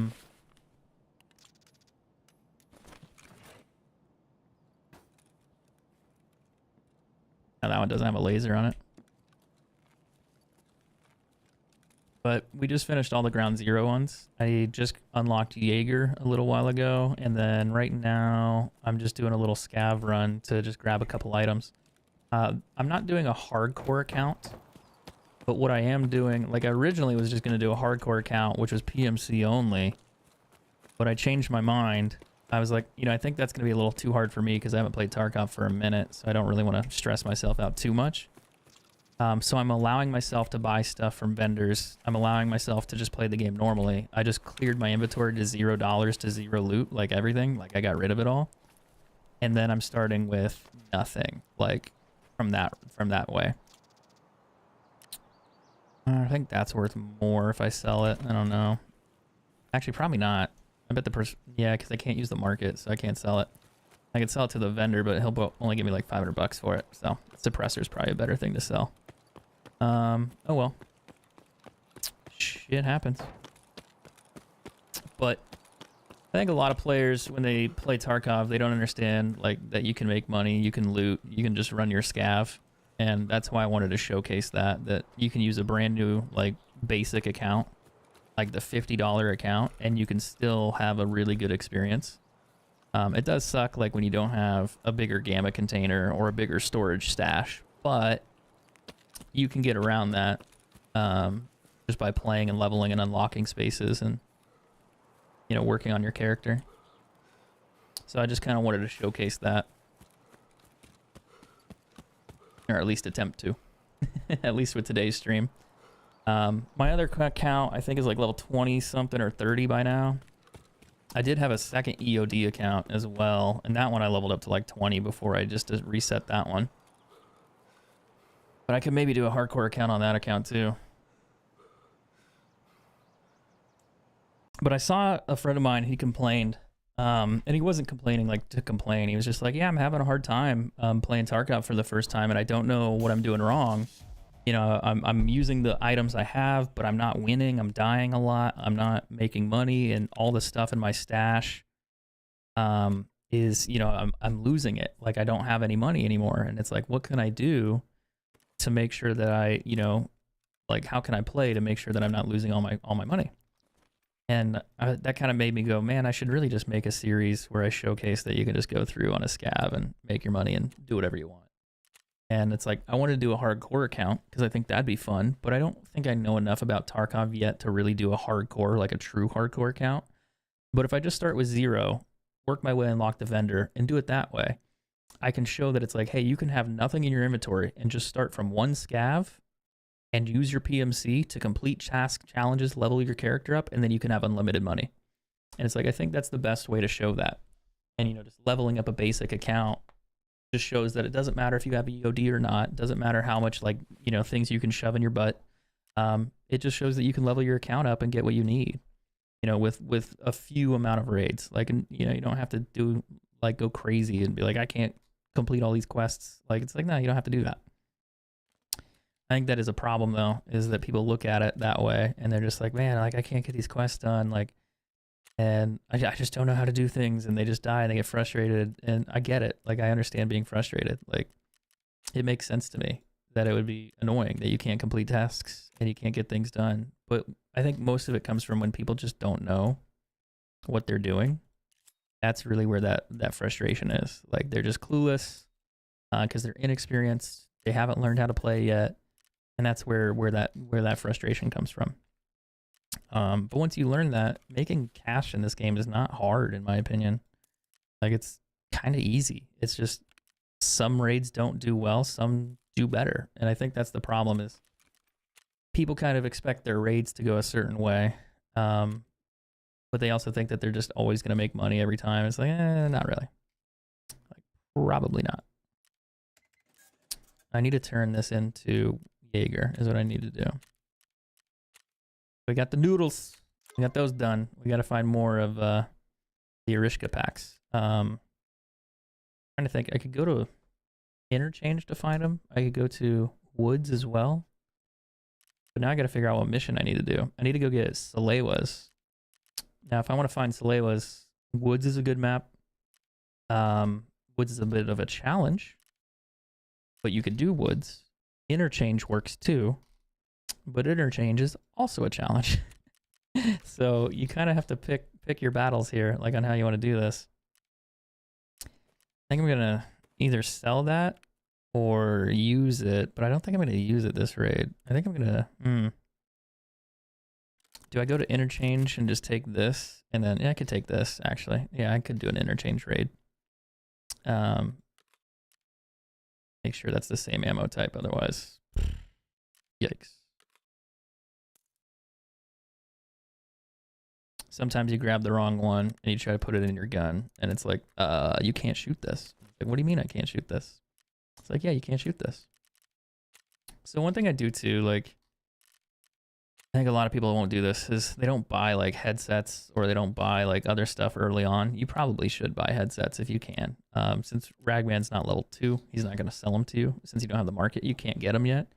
But it's something to think about when you do your raids, is like spending a little bit more money on your character to make him more lethal, but also available to actually like win fights and gun and do what you need to do. I think that's the biggest issue that people make, is they don't play that way. And when you play in a way where your character is always constantly underlooted, under-equipped, under-geared, you're kind of playing from a down position. And you can easily just make it harder for yourself. Do I help people? It depends. What's up, Lego? How you doing, man? I like the idea of the series with another monitor to see maps.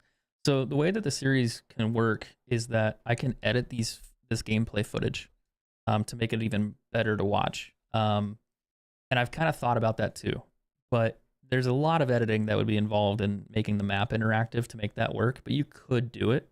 But the way that I have my stream set up, I'm recording my webcam here in full HD.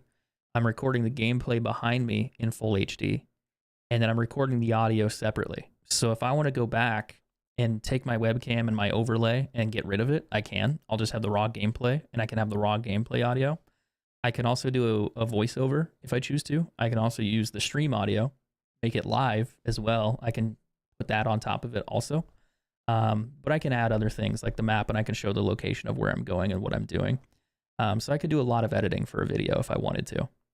So there's quite a bit with the new stream setup that I have, that I finally worked on like this last week. I contacted a friend of mine that does like multi-streaming gaming setups, and we kind of accidentally stumbled into it. Like, there were a few things I wanted, and then he showed me that you could do certain stuff with like your webcam, and I was like, wait a minute, can I utilize it in this way and use this different plugin and make it work where I could record that separately that way? And it's like, sure enough, it worked. So he didn't even think of that. Like, he showed me the way to do it like differently if you're just local recording, but I was like, wait, can I do that when I'm streaming? Like, if I just do it down here? And he's like, wait, I never thought that was possible. So we both kind of had an idea, and we just made it better. Like we each had a piece of the puzzle, and it worked. So yeah, there's a ton of stuff. The hard part, I think, is like getting all the recording stuff done and then actually filming it.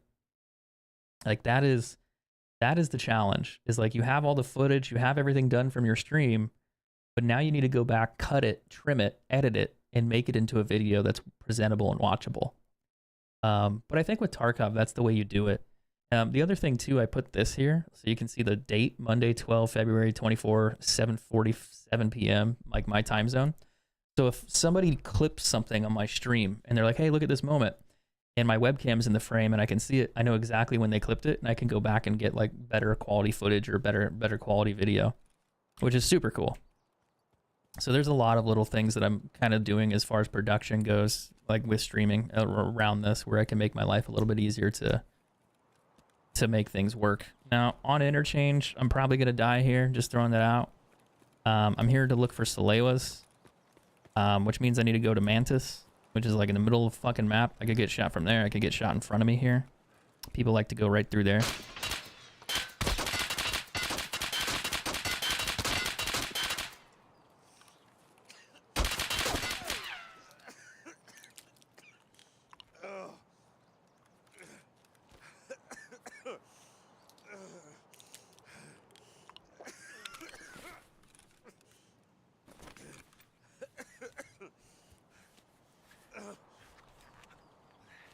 My legs broke.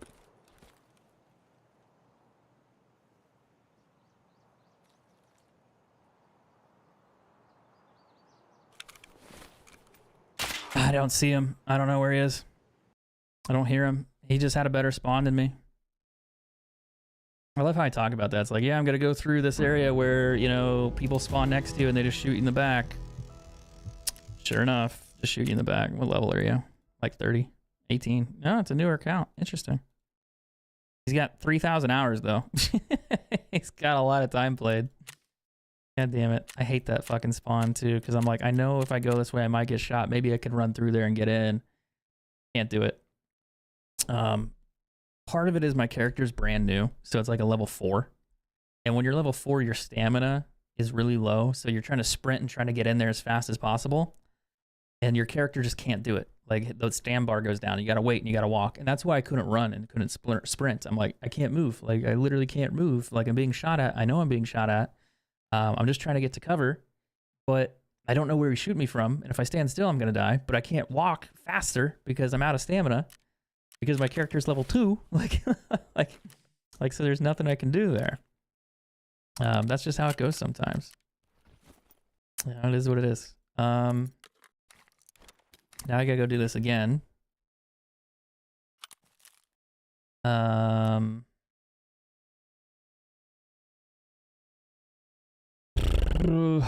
just take that stuff in. I mean, this is, I don't know if I need to take that, but I'll take it anyway. Kind of a dumb idea because it's probably decent armor. It's like if I get fucking murdered, I get murdered here. I mean, honestly, I'll just take the P.A.C.A. Be a cheaper and more reliable option here.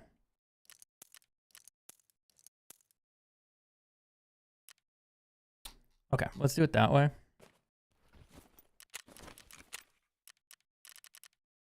wonder what this sell for. Those are 200K from the vendor.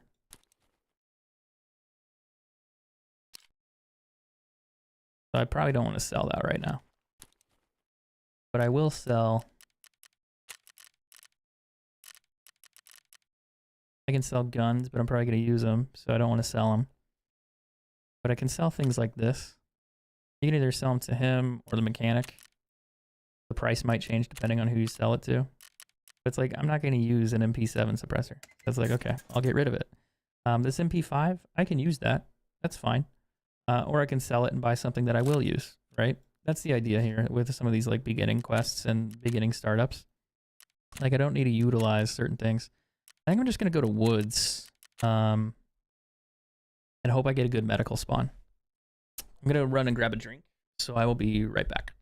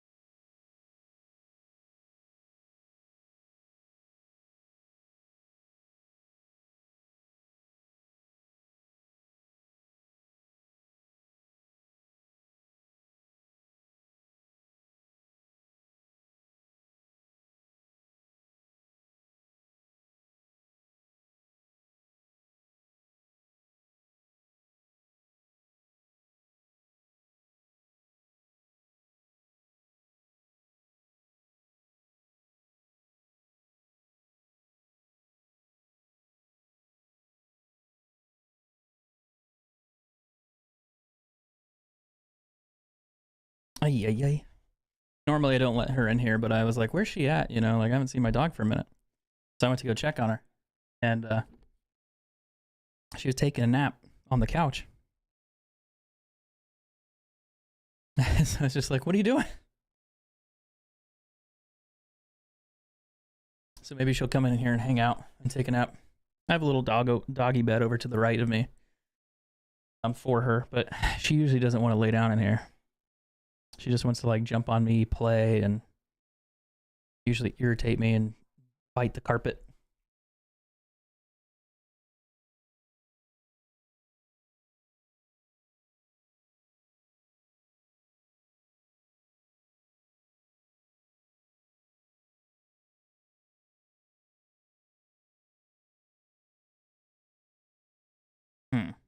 So Facebook messaged me a little bit.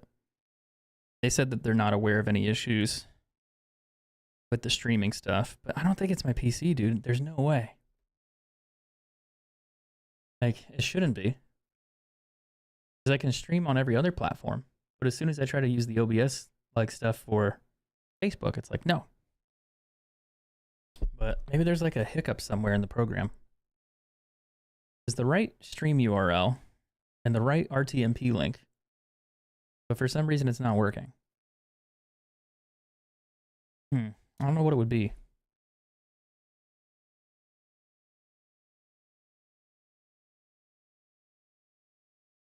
I'm on the same task. Which task? Are you doing the Salewa one or something else?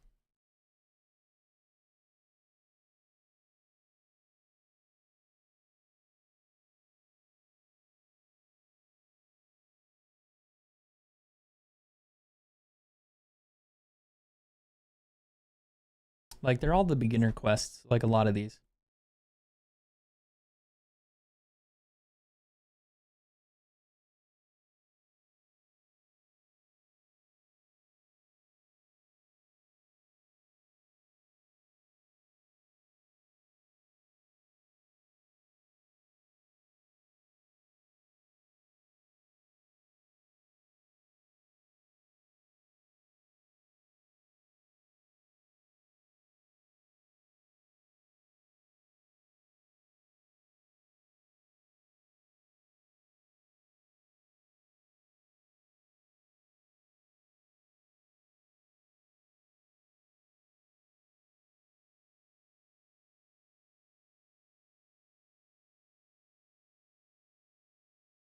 All right, come on, Laura.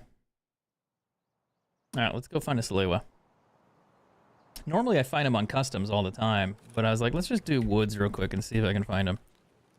All right, so I spawned by the river. I'm trying to think where I'm at. It looks so different now that it's all wooded and not snowy, so I'm kind of lost at the moment. I'm probably gonna die. Just throwing that out there. Well, it's gonna take me a minute to figure out where I need to go. I need to go that way.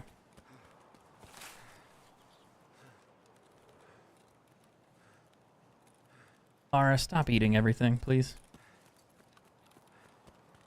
She's so cute, but she's such a jerk. Do you have to buy the game again to reset your account? No, actually. If you have... I have multiple accounts, so it's a little bit different for me. But if you want to reset your account and just start over, you can do it. You just have to like go into the settings and click the reset button. And like confirm that you want to reset it.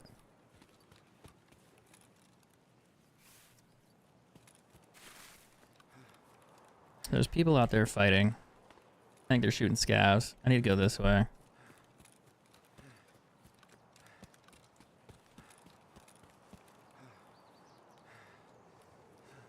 And they could be fighting other players too early on. Laura, get out of there. Come on. She's like looking underneath my chair. That's usually why I don't let her in here, because she just tries to like chew on things and lick things and jump on the couch. Or not the couch, but the desk. Laura, get down. Now she's whining at me. She's like, give me attention. Nope. Laura, don't eat the controller. Get down.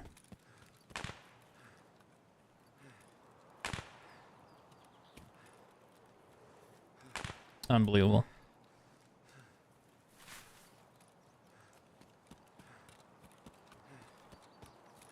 Yeah, that's good. So yeah, I mean, a lot of the time players want to reset accounts for some reasons.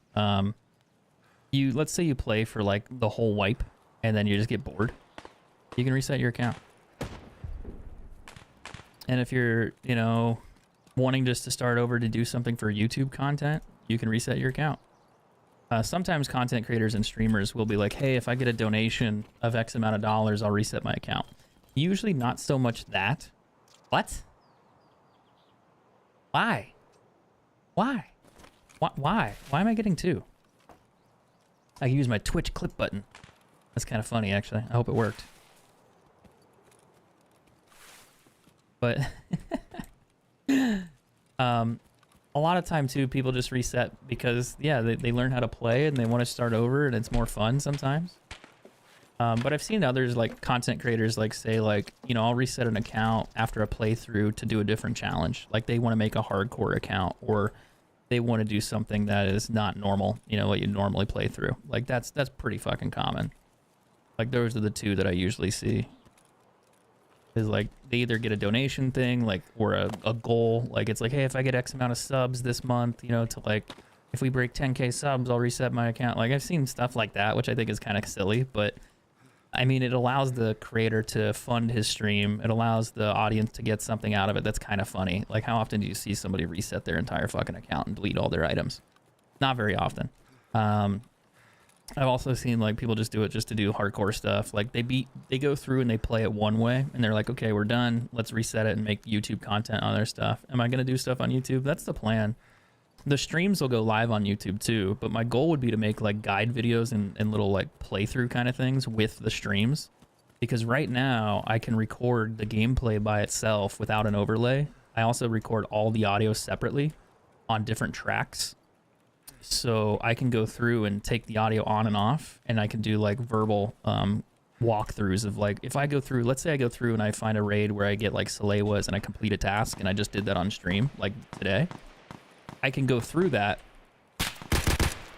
and I can edit that. Oh, there's 3 of them. What the fuck? I thought it was just the one, so I reloaded, and there's 3 guys in a bush. His teammate got fucking smoked, dude. Laura, quiet. On.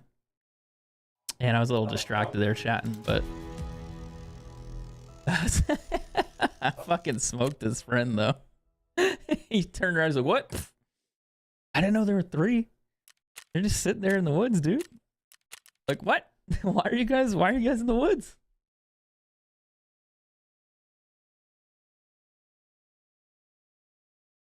Go lay down. I shouldn't have reloaded right away, but I was like, I just killed him, so it's like there's no danger. Then I look to my right and I'm like, there's 2 dudes. What?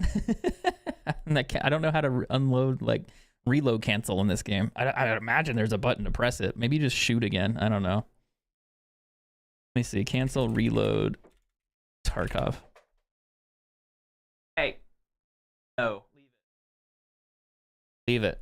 He's trying to chew something on my shelf. All right, let's go do customs. Take the shitty AK to customs.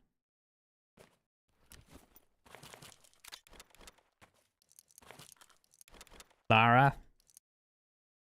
No. Actually, can I just do a scav? Fuck, 2 minutes. Can't do a scav. She wants to play. She's such a jerk.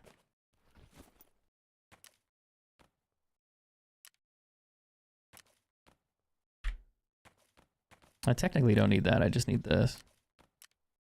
Do I want to do it with 30 rounds and just 30? Like just going with the 30 bullets? I think a vendor sells that. I think I could buy a mag.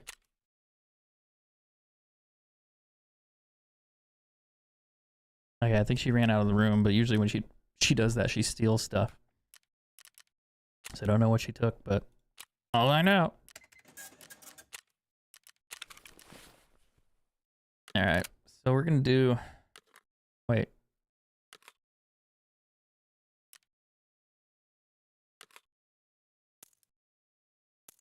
I gotta go check on her. I hear her chewing on something.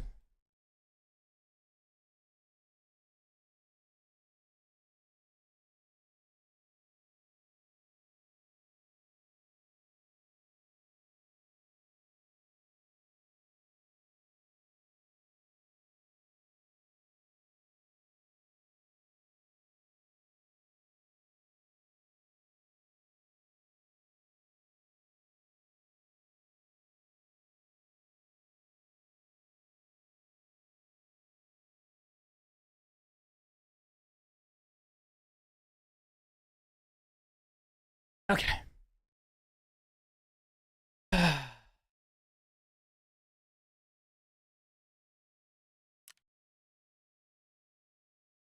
Just left mount button click and it will stop. Okay, so yeah, if I left click to shoot, it'll stop my reload. I didn't know that. I forgot. I was like, why is it not working? That's so stupid of me. Well, you know, stuff happens sometimes. And you're not paying attention. And, well, you know, you die. It's not the end of the world, but shit happens. That other player was probably like, what the fuck? Why'd you shoot me? And it's like, I didn't shoot you. And then his teammates turn around and I was just like, this is awkward. Like, I'm reloading, like right next to you guys. I can't do anything. I can't stop. I was super distracted by the chat though. Oh, sweet. I can do my scav. So this is a little pro tip for you. If you want to do a scav run, I'm going to go to interchange with this one. I think that'll be easier. I might die still. But if you want to find medical items and you don't want to play on a PMC to do all this, utilizing your scav to do it can be super useful. So if I go here and I go to interchange and I don't die, cross my fingers. If I don't die, I can potentially loot a lot of medical spawns on interchange. That's also if they're not looted. Usually they're looted, but you'd be surprised. You can find leftover stuff there that you're like, hey, I need this. This is actually great. This will work for me.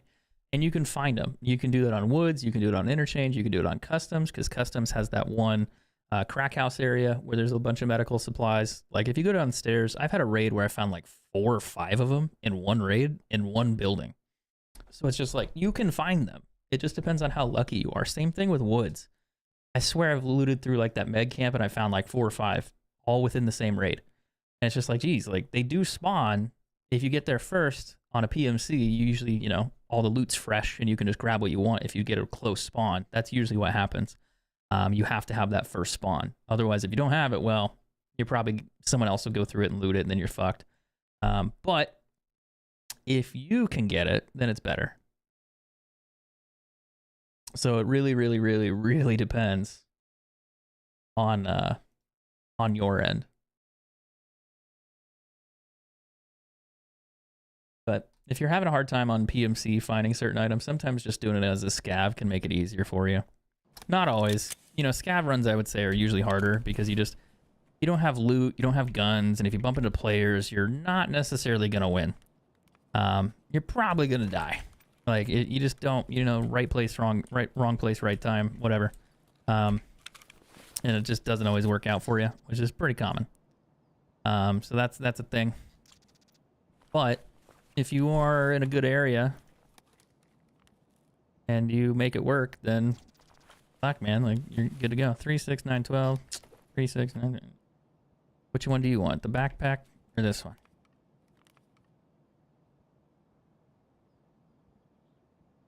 I like the duffel. It looks cute.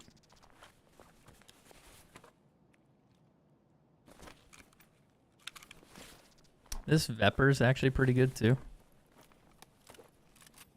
It's a pretty strong gun. People underestimate it, I think. Like, a lot of good players know that it's decent.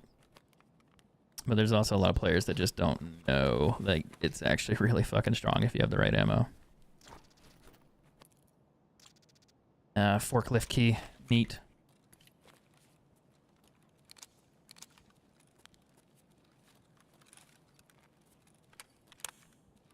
Ooh, while I'm here, I need to find beef cans.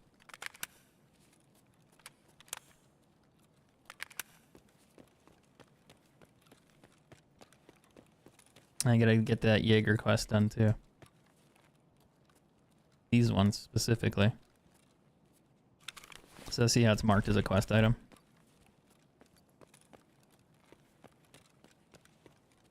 Oh, hey, what do you know? Would you look at that? Would you just look at it? What's up, Edgar? How you doing, man? We are currently starting a new account on Tarkov for the 3rd time. For the 3rd time.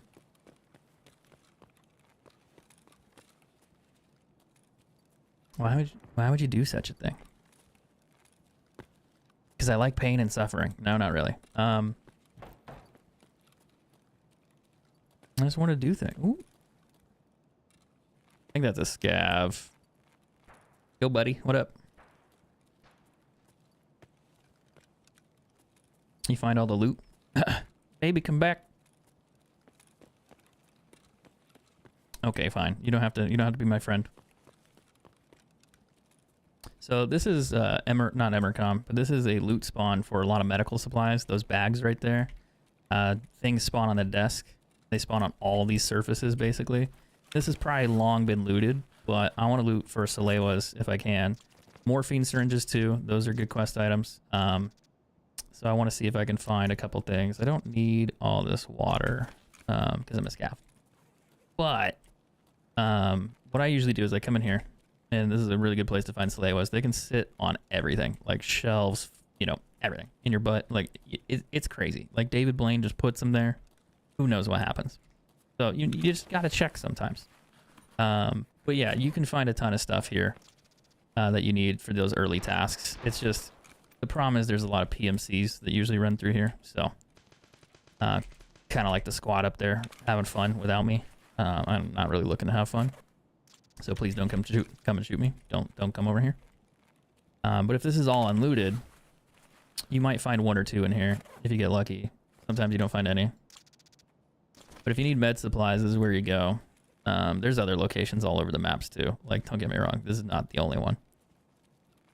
But yeah, it's a decent spot. There's med bags that spawn there too. The med bag locations change. They're not permanent. So sometimes you'll come in here and there's like 6 of them. Sometimes there's like 2. So it depends on the raid. That's actually worth a little bit.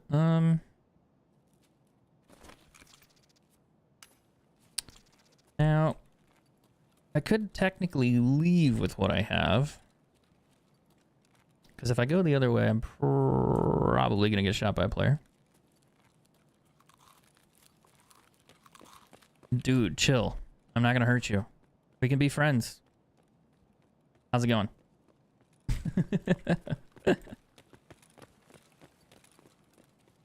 He's like, what? Looking for like a graphics card or something that occasionally spawns in there.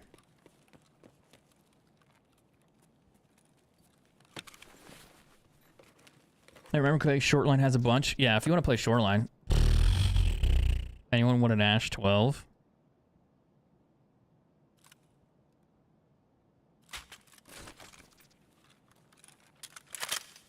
Oh my god. An Ash 12. I'm not sure how to explain this. But an Ash 12 shoots a big fucking bullet. A 12.7 by 55. It is gigantic, is what it is. It fucks, basically. But I don't think it's that good of a gun, if I remember correctly.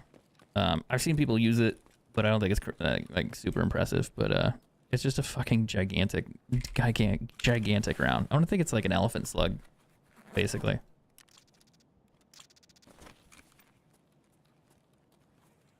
No Salewas on this scav. Bummer.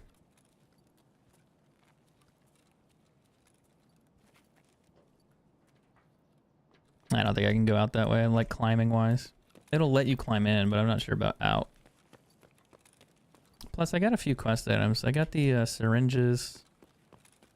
And then I got the little extra morphine one. Plus these. So, I mean, if I leave, I mean... It's just little small things. They count. I'm checking that because sometimes those jackets will drop really valuable keys. So I loot that a lot. People don't loot them. They really don't. People just don't loot stuff. I don't know, they're weird.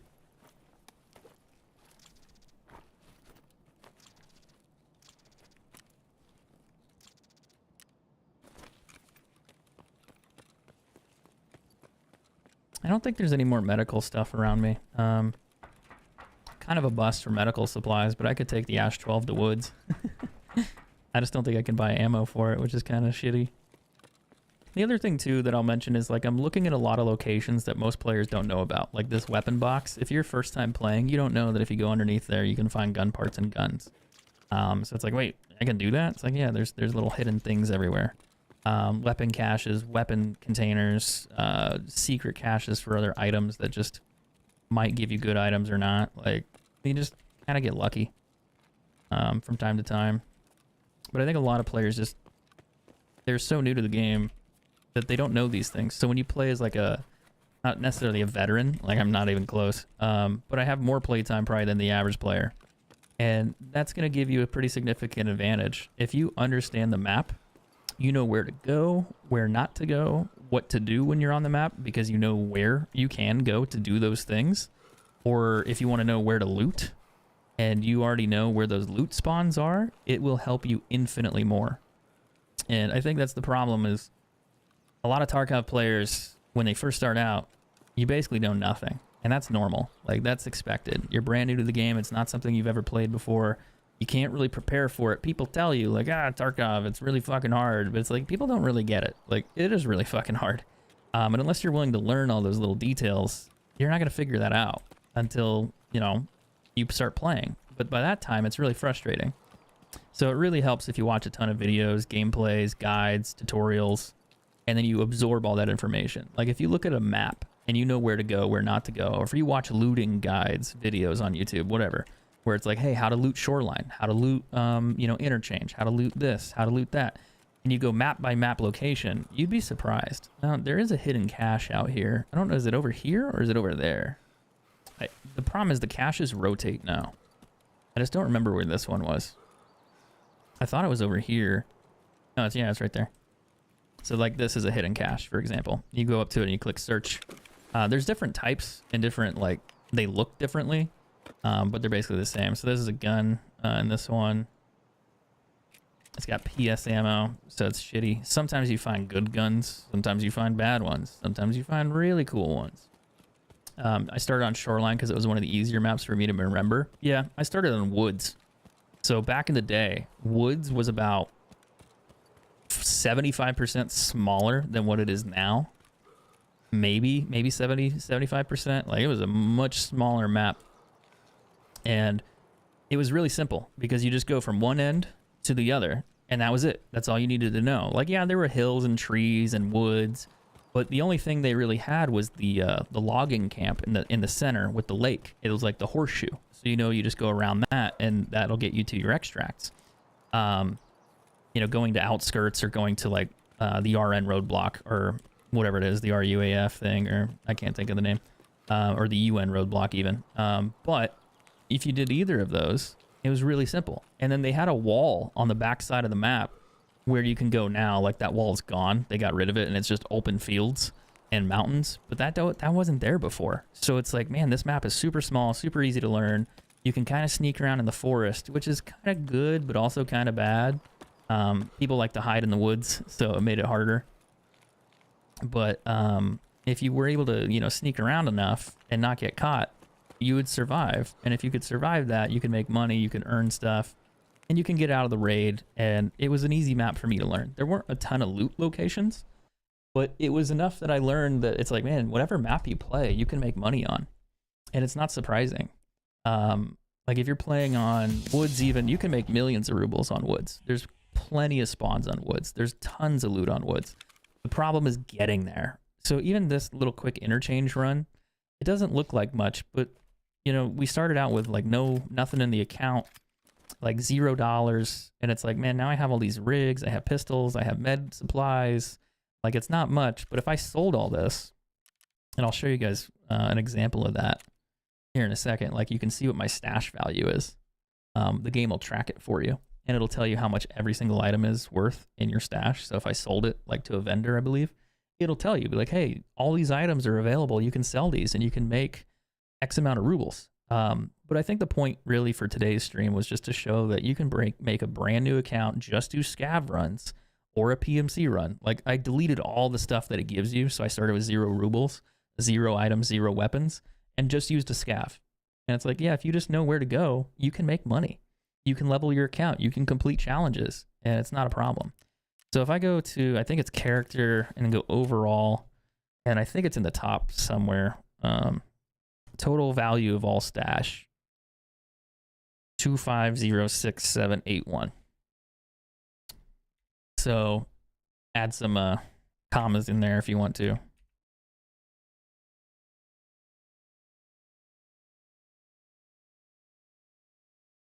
So it's like worth what, 2.5 million at the moment. I've only played for like 3-4 hours. Now I've also been spending a little bit of it because I went in and did raids, so I lost a lot of the other stuff, but you're not doing a whole lot here. And it's like, oh, you made money. Sweet. Like, I think this is a problem, is just people don't know where to go, what to do. I should have kept the PS12 ammo I found earlier, then I can actually use this thing.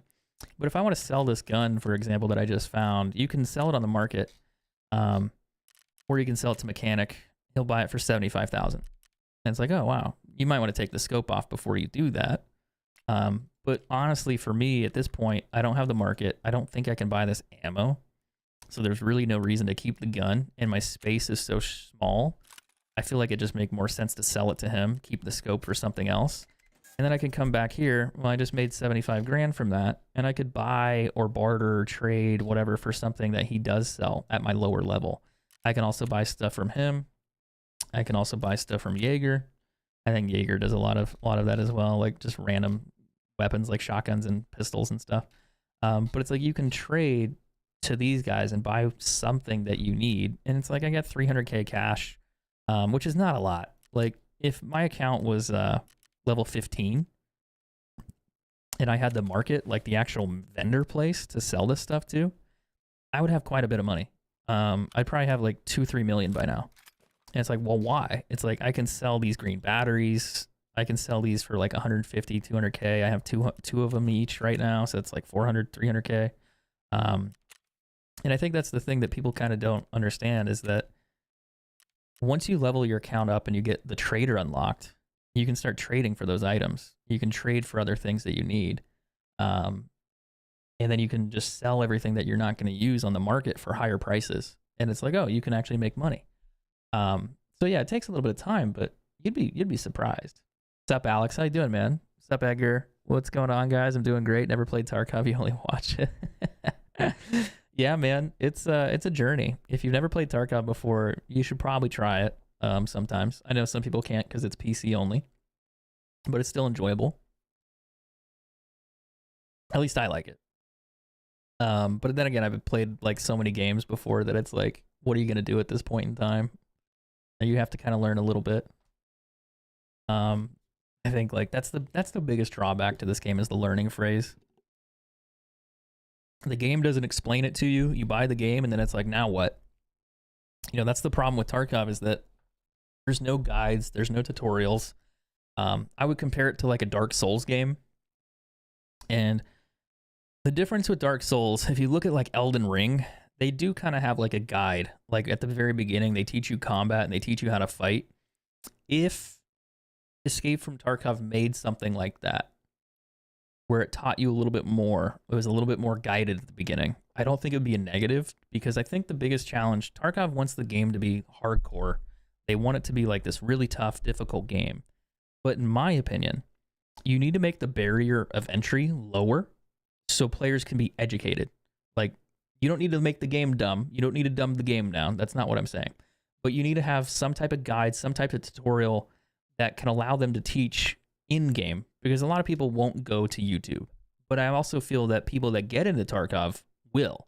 So it's like, do the devs really need to do all that when other people can, like content creators, YouTube creators can? But I think having something that's more like guided in the game would be beneficial. It'd be a net positive for new players. I don't think they need to change a lot of the stuff they're doing with the game. I think the game is somewhat fine. I don't think they need to dumb the game down and make it easier. Like, that's different. Like, I don't think they need to make those big changes. But I think just having more helpful tips, you know, kind of like a little hand holding on like how to use the vendors, how not to use the vendors, like just more clarity there. Or, you know, even just like what a scav is, like just basic stuff. Like, you can go through a tutorial period. Now, they do have private matches that you can queue up and do a private match, but most people don't do that either because it's kind of something they don't know about. They're like, wait, I can do an offline raid and just walk around and shoot stuff and learn. It's like, yeah, you can, but it's kind of something that most players don't pay attention to. And I don't think people are going to do that either. Like, I don't think most people will go play offline raids. They're like, well, why do I want to do that? Like, it's like, you should do it, but most players won't. Yeah, it's DayZ without the zombies.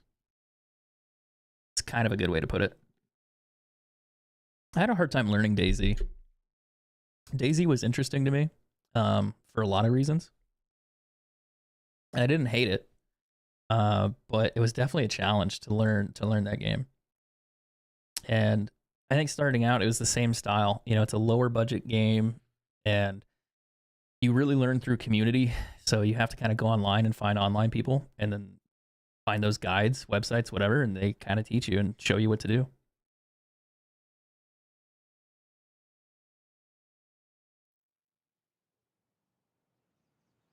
I never played Rust yet. I've seen a lot of gameplay on it, but it wasn't really something I was like, oh, it's another survival game. I don't really want to play it. Oh, where the fuck am I at? I think I'm over by Outskirts. No? Maybe? Yeah? No, this is not Outskirts. Where the fuck am I? Am I in the top right corner? Everything looks different because I'm so used to the snow.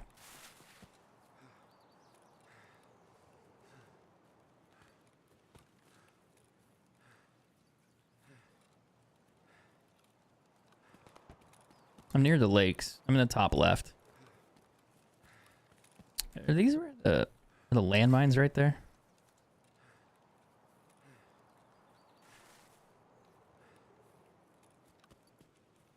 I think I'm about to step on a landmine.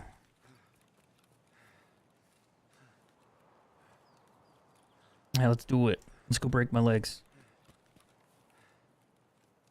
Yeah, I don't think the landmines are right here, but they're close. They're like on the other side. I think I'm near the lead X spawn.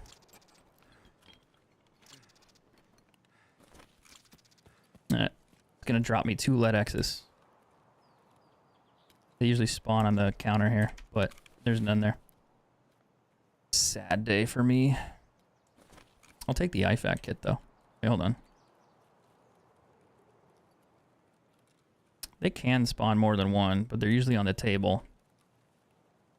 I think they might be able to spawn under the table, but I don't really think that's common. I'm looking also for Salewas while I'm here.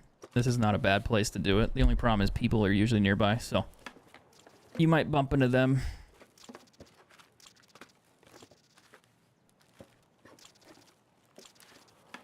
There's a good quest item I needed. I'm gonna need one more of those. Weapons spawn on this table, scopes, other things.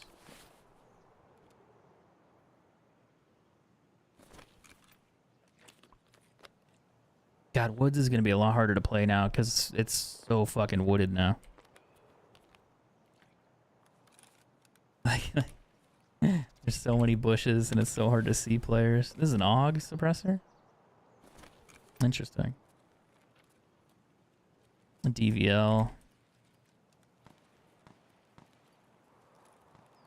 PP ammo. You guys want some PP?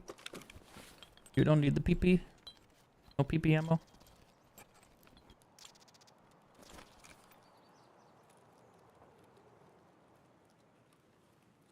I have really shitty guns.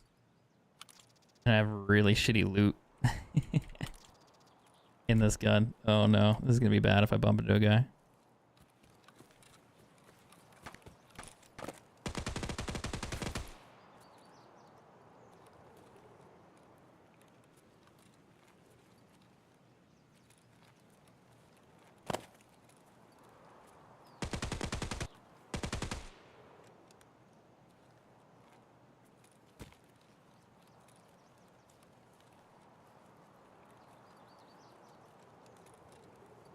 That guy sounds super close. We're just gonna pretend he doesn't exist.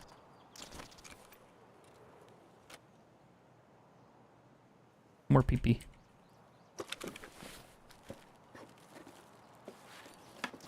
problem is I gotta go to the other side of the map in order to loot the other med tent. But by the time I get there,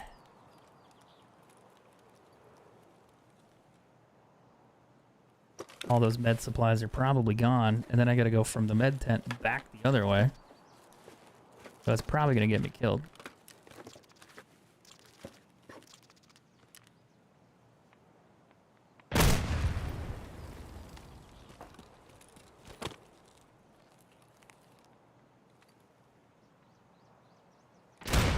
He's just throwing fucking grenades, dude. I don't know if he's to my right, or I know there's a guy to my left, but he probably just heard me looting, so I'm just gonna try to sneak off. Yeah, that's not gonna work.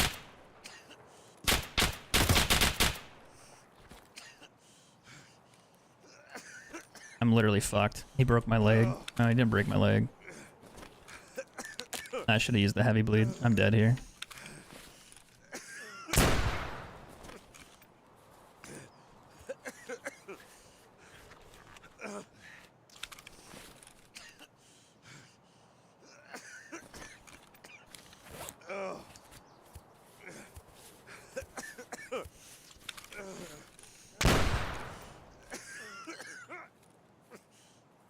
I can't run because my leg's fucked. I didn't bring pain pills either.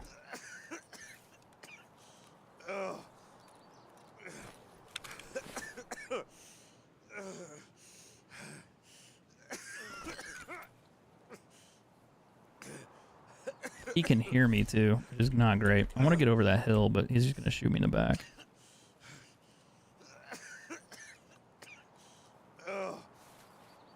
I don't know how he knew I was there. He probably just heard me, like, looting, and then he just fucking whiffing grenades at me.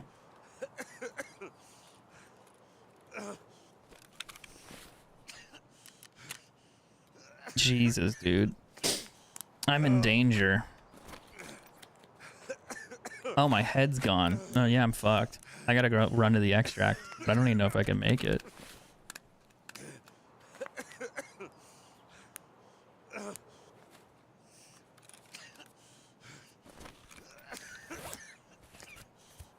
Jesus, I don't know how I did that. Is my YouTube channel the same name? Yeah, it's just Cross. I need to set up the hotkey for heals.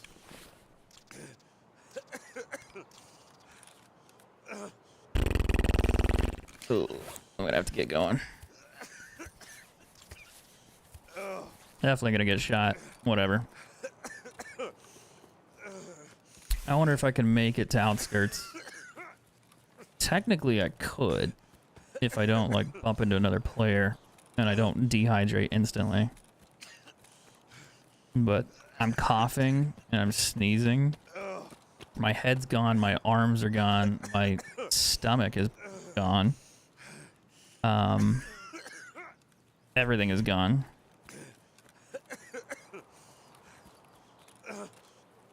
I'm just kind of surprised the dude was like, I'm just gonna yeet grenades up there. Like, he just started throwing them. Like, it's so weird. Like, such a weird play.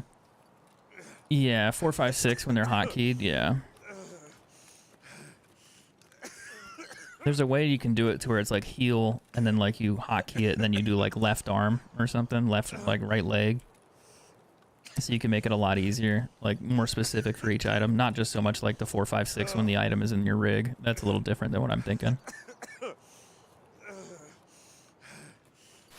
Getting my ass kicked this raid, dude.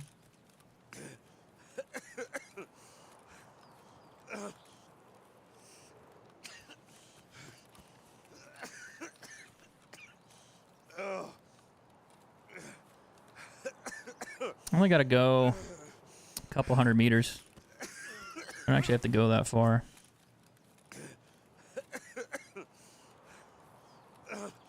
I try not to need to heal. Yeah. Yeah. There's a way that you can hotkey when you press it, it'll like pop the heal option. And then you like hold it and then you can scroll your heals and it'll like left leg, right leg, stomach, chest, whatever. And it's really convenient because you don't have to go into your inventory to do it. You just like click it and then you can select where you want to apply it. And it's like, oh, that's so much better than having to go tab up your screen, because you can keep moving when you're doing that.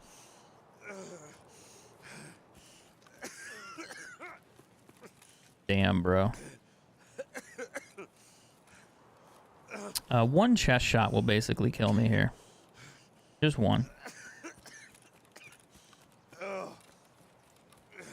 I'd say it'd be really funny if it like turned out that I killed him, but I didn't even shoot at him. I was gonna say if I like sprayed at him in the bushes there, like when I did shoot, if I actually did kill him, like just get a random headshot. Be like, thanks, dude.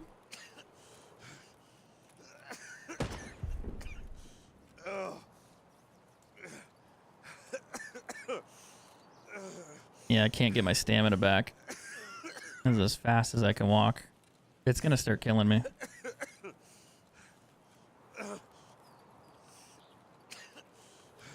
Character's getting a little woozy. I just don't know why he's throwing the grenades though. Like, oh no! I think I died because of the water and the other hydration stuff. I finally passed out. I don't think I got sniped there at the end, but yeah, I needed food.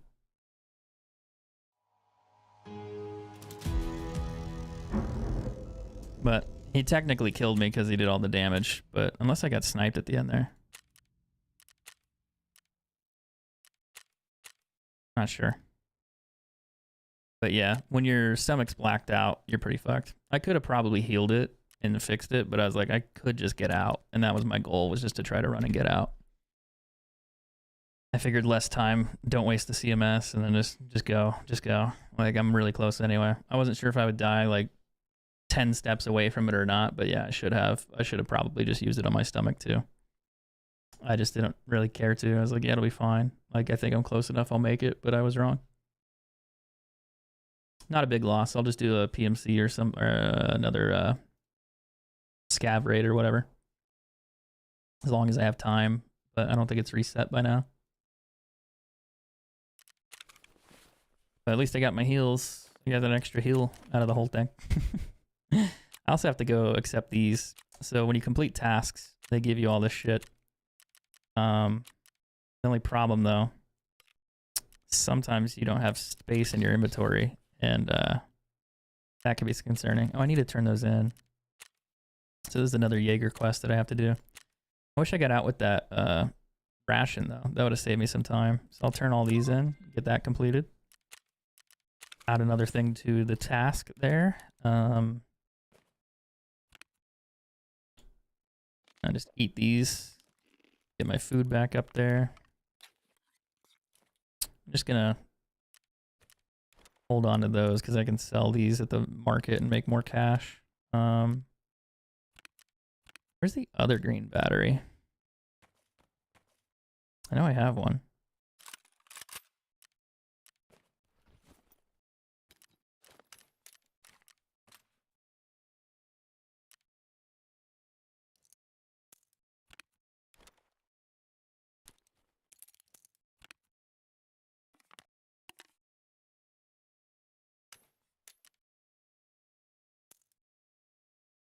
OST ammo. Interesting.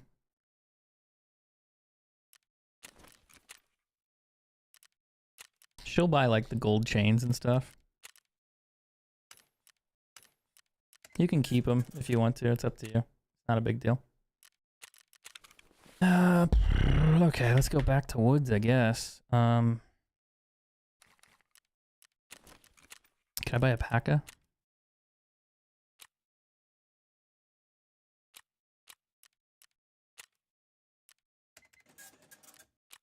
Don't think I'm gonna roll a helmet.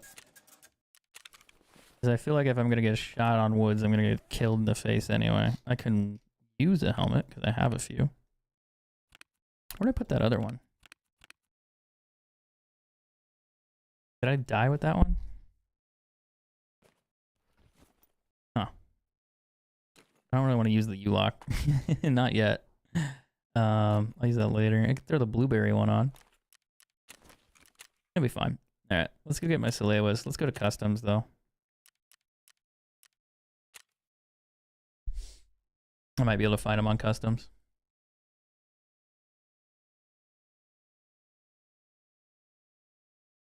Hopped over here from Twitch. Sup, Brian? How you doing, man? Yeah, I just have to edit them. That's the problem. Editing all the stuff is just a pain in the ass.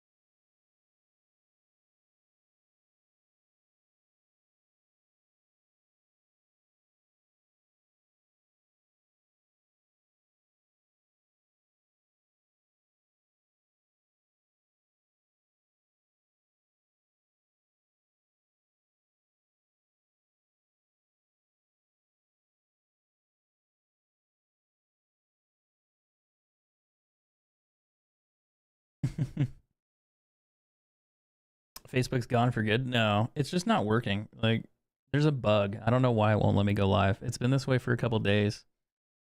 I don't think it's my PC. I don't think it's my OBS settings because I can only do two things. I can change my OBS like ingest settings. So I can change the RTMP key, like the stream URL, and then I can change the OBS like the stream key for Facebook is what it is. They have a URL for the server, then you have the stream key. And when I put those in, it lets me put them in, but when I try to click stream to connect, it won't connect. So there's something wrong where it's not letting me connect. I don't know what it is. So I can't stream on Facebook until I fix it or until they fix it. And I think it's a server issue that they have where it's just not working.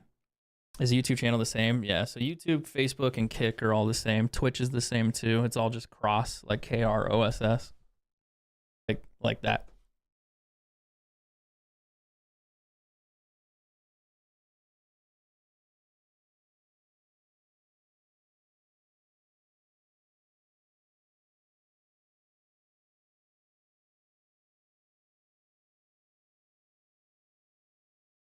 Do I need to update Facebook? No, that's not how that works. As far as I know, I don't think that's a thing.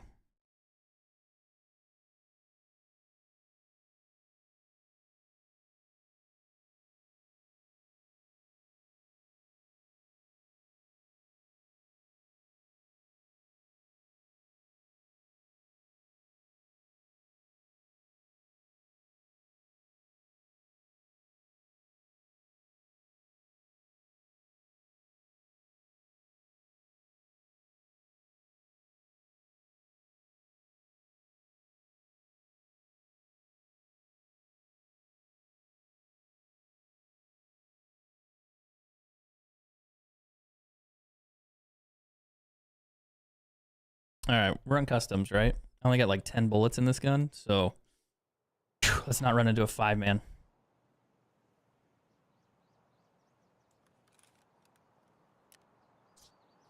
Where do I want to go? I need to go look for meds. I need to go this direction. The problem though is people spawn there. So I'm probably going to be in the middle of like a couple PMCs, so I'll probably get in a fight. And I'm not really ready to fight. Campfires here. That's interesting. I don't have that extract though. So my life, brother was playing COD the other day. I was watching a stream. He's kind of new to mouse and keyboard. I had him hit. Oh no, why do that? You're a jerk. No, I'm just kidding. It's still funny as fuck though. What's that? What's that do? Whip. Like to accidentally close out. I'm trying to gain my stamina so I can get over this fucking wall, but it's like, no.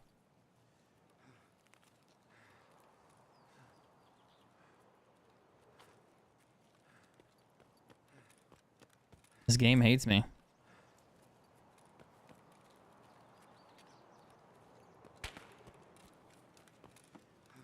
I'm gonna check the key, get my dorm's key real quick. It's sneaking in there. be really funny. It's a 203. I was gonna say I thought it would be like a marked key. That's what I was gonna reference, but the fact it's a dorms key is still funny. A 203 key is a pretty common early quest key, if I remember right. So, not surprised.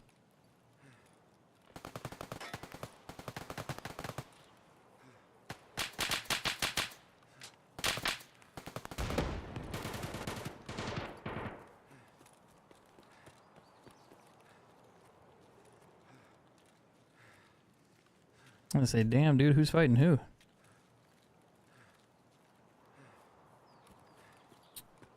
Problem is I gotta go that way.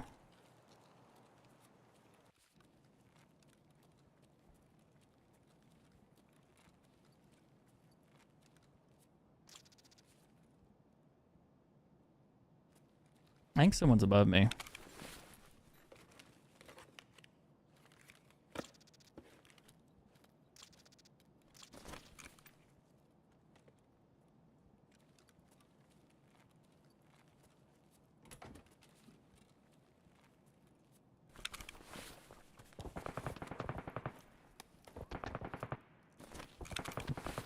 Actually a really good Mosin ammo. Oh my fucking god, he's shooting through the wall.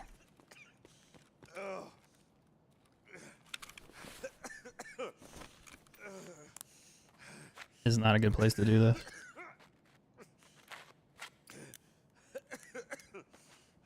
I don't know if he did that, like he knew I was there, like if he's cheating using the machine gun, or if he like can see me because there's a scope. I don't know. Oh, did I not bring... I didn't bring heals. Oops. Oh, well, at least I found those.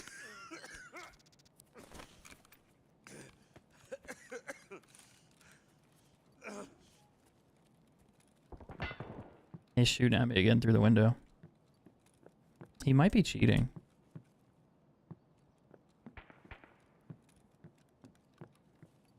Like if he's wall hacking.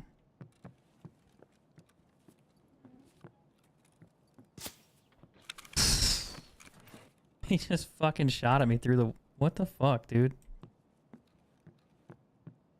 I think he's cheating.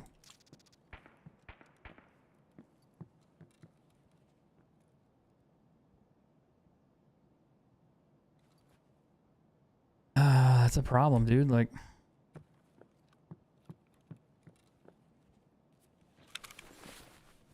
I don't know what to do there. Like, I need to go in that other room, but there's glass walls in that room.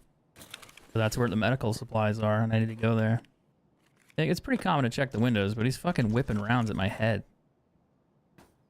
Like, through the door.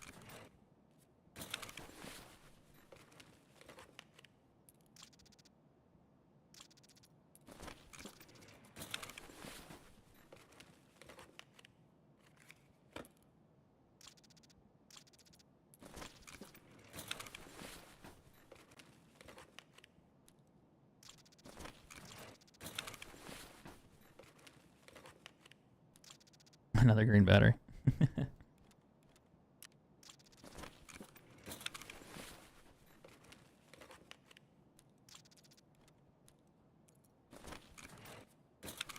I just need to go loot those for Salewas, but...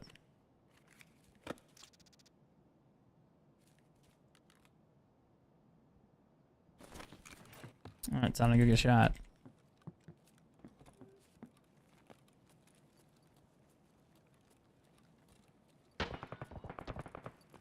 He's still in there. He's still in there, dude. I don't know, man. I feel like that guy might... Like, I don't know if that machine gun has a scope on it that you can see into that room really well.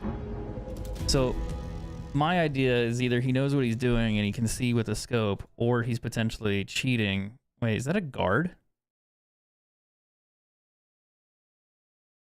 That's not a player. Is that a guard that killed me? Or, like, I can't check the account.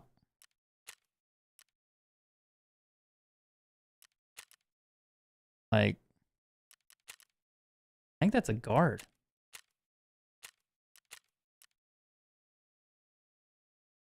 He headshot me, stomach, chest.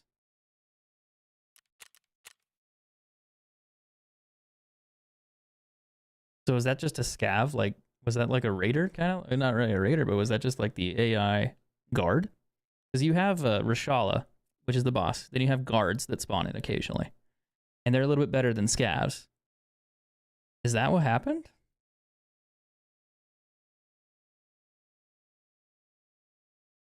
Like, he was literally shooting me through the wall.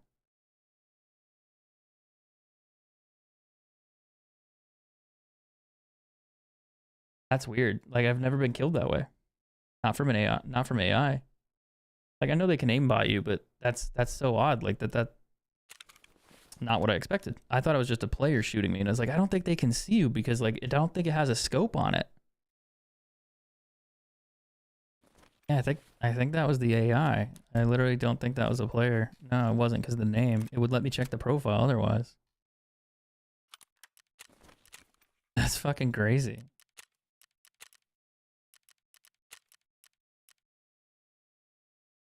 I don't have a bag.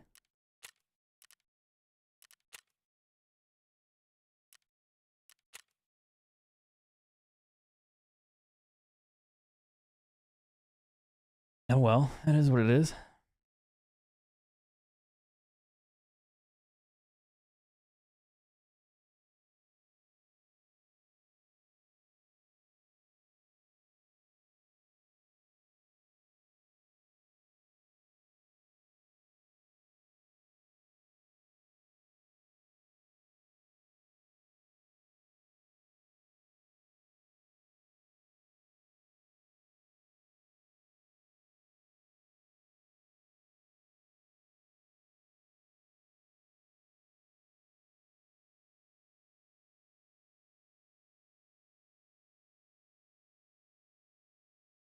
So that's kind of the problem with, yeah, it's got to be a guard. That's what I was thinking too. I do have an EOD account. I have 2 of them.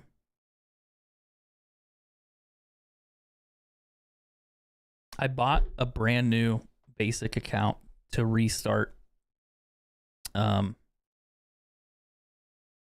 make guides and do like a playthrough. And I wanted to use a basic account to do that because I think it's more relatable. But I have 2 EOD accounts and I have 1 basic standard account. So this is the standard account that I'm on right now.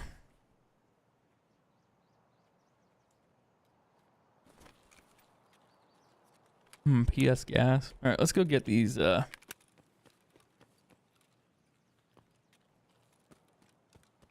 go get these Salewas, maybe.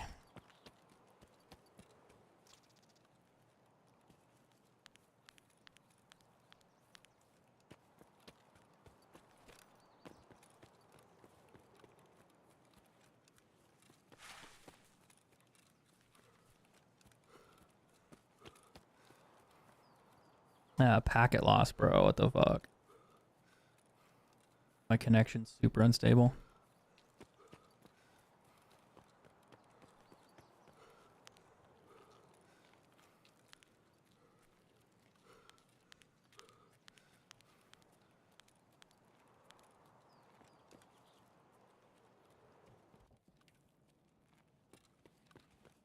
It's probably not the best to do Salewa runs on a scav, but you'd be surprised. People leave shit there all the time.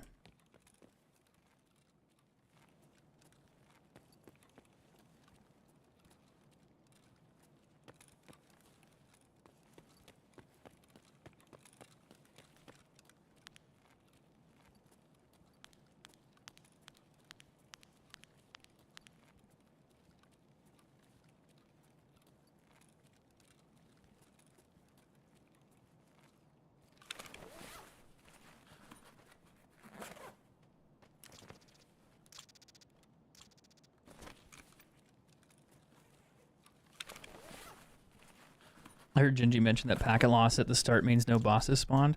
Yeah, that can be a thing too. On some maps.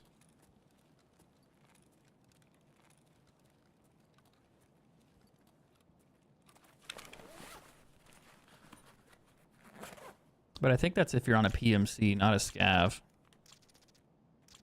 Because I'm just getting it constantly.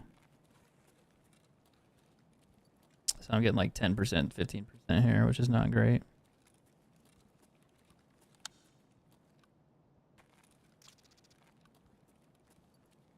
Need to come through here on my PMC.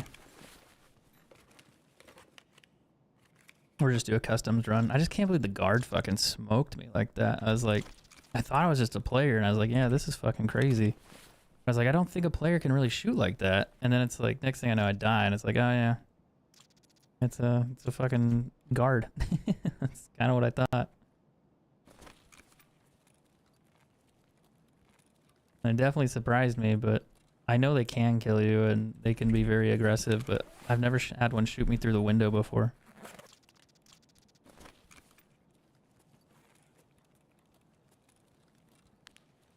Now the question is, do I go loot that body over there?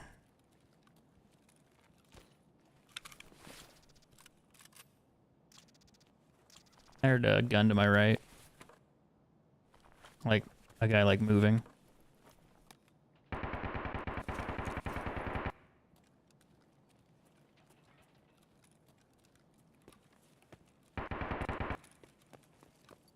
Almost kind of sounds like kill his machine gun, but I doubt it.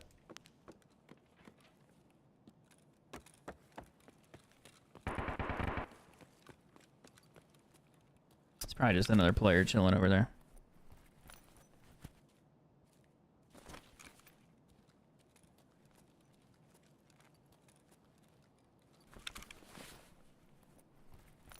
That key is seeming key's a quest key. Yeah.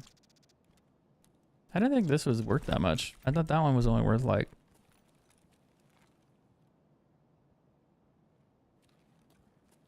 20 grand.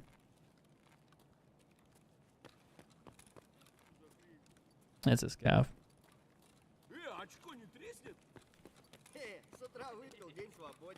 Sometimes Salo will spawn over here too. I was hoping that map would have been better, but got unlucky. I didn't see anything on the med table there.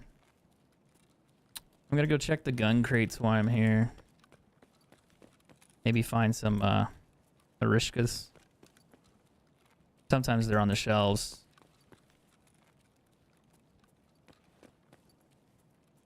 Sometimes.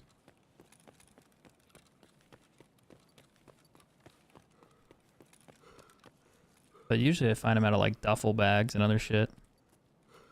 No weapon crate here. Maybe over here. Nope. There's like 3 or 4 big weapon crates around on the ground here. Like one there, one back. Not this time. But usually I find like car batteries and other stuff out of these duffels and just random things that you need.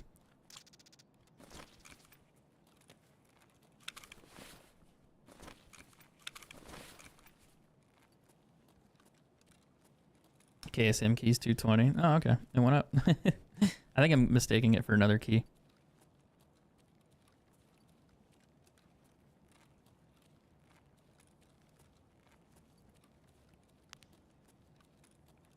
No weapon crate over there. That's weird. There should be one right here. Nope. What's up with all the weapon crates not spawning in? Did they get rid of them? Or did they make fewer of them spawn in? Was that an update?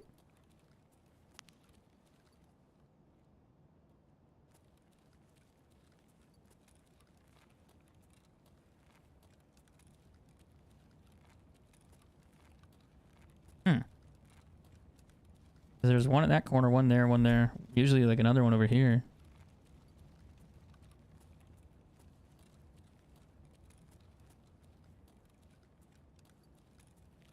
Maybe they just didn't all spawn. Oh, healthcare. Yeah, okay. That makes more sense. That privacy quest or whatever. This is for a Mosin. Lets you put a scope on it.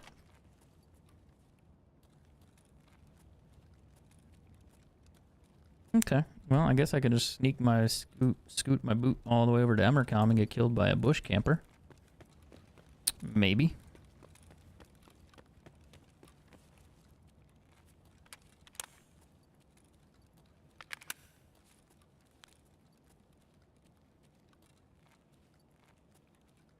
I was really hoping there'd be like a weapons crate there. There's another one outside to the right. I think there's two technically. There's a couple other ones I could look at too, but I don't know if I want to go all that way out there.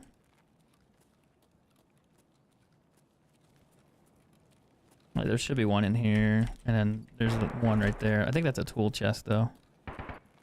Okay, maybe not. A weapon container. Jesus, did they just get rid of all the spawns, or is it just this one raid that's like, nah, no weapon containers? Kind of crazy, actually. Because normally there's a lot of them. Like, there's like a lot of them. I saw one. And it was a small one.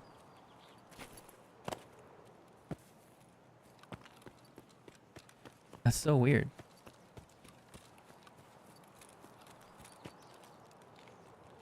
I need Genji to teach me how to play streets.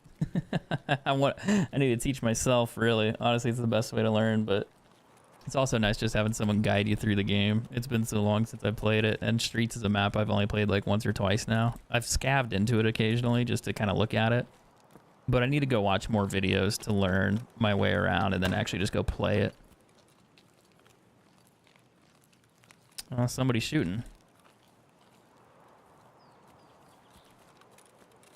Hopefully not at me. Please no. Now the bushes are back. You can hide in them again. And people camp out here a lot. Like these bushes, and these bushes.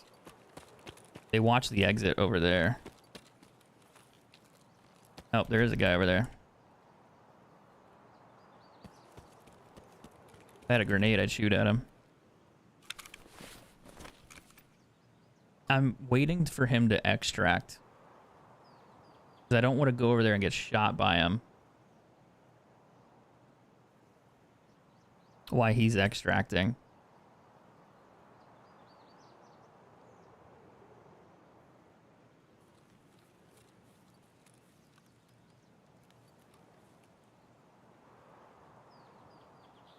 I'm not trying to extract camp. I'm just trying to leave, but I don't know what he's doing.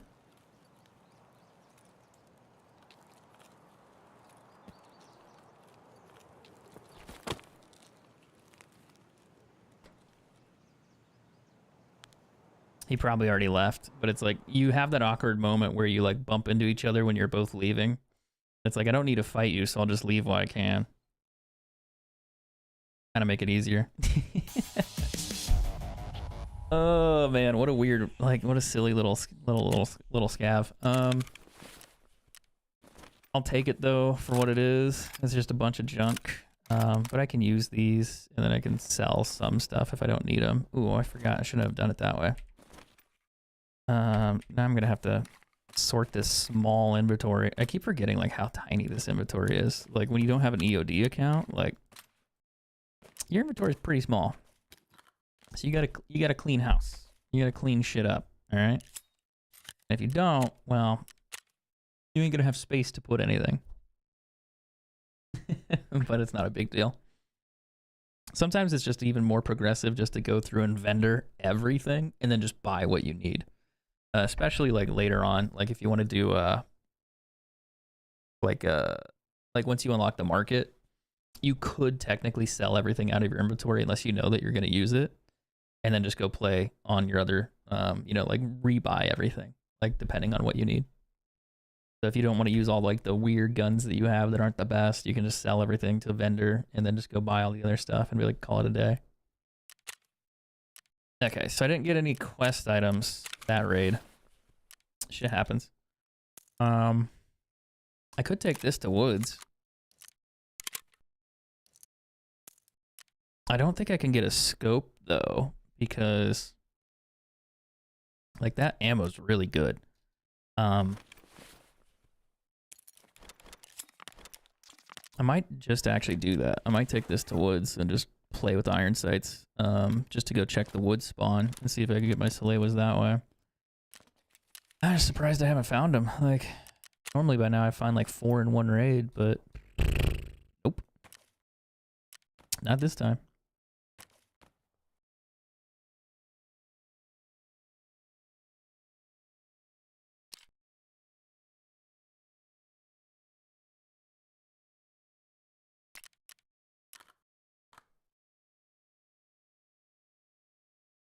What else would I need to take? I'm probably gonna have to drink water somewhere if I have any.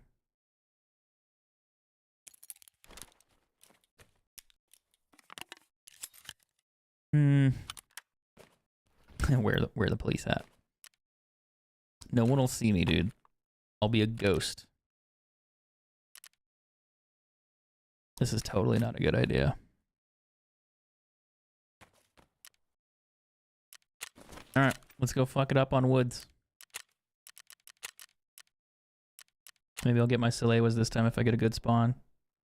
I think that's part of it. Like, if you're questing, like, one of the bigger things that I would argue for new players, if you have a quest and you start on woods and you have to go to, like, the medical supply tent, but you get a spawn all the fucking way across the map, it's kind of done. Like, it's like, why do I need to go there? Because by the time you get there, it's going to be looted. People are going to be there.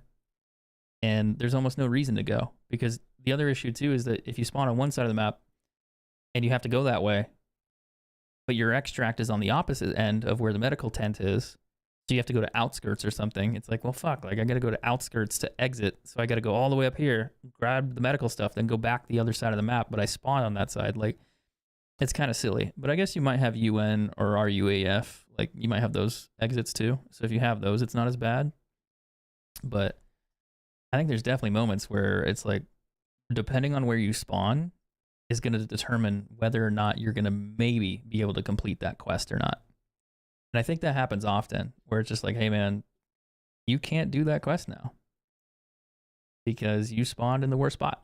Like, it's like, damn it. I think that is frustrating. But it's not the end of the world. You just queue up another raid and do another raid.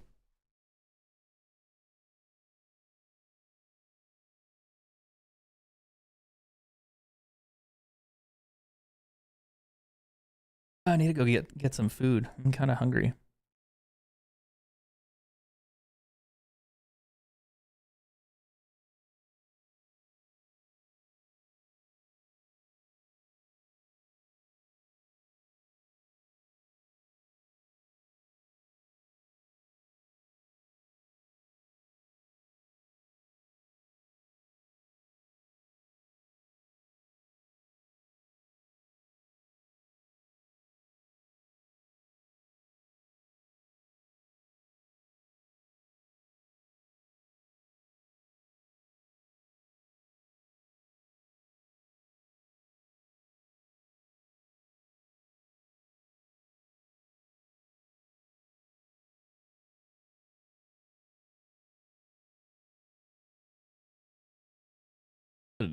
No, the kick stream is still working. Okay, I was making sure. I thought it died.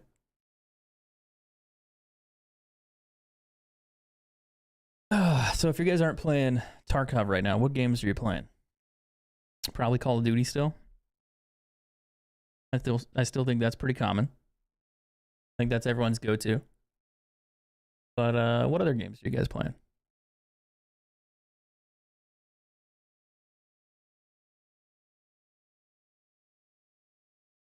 Like the new Warzone update?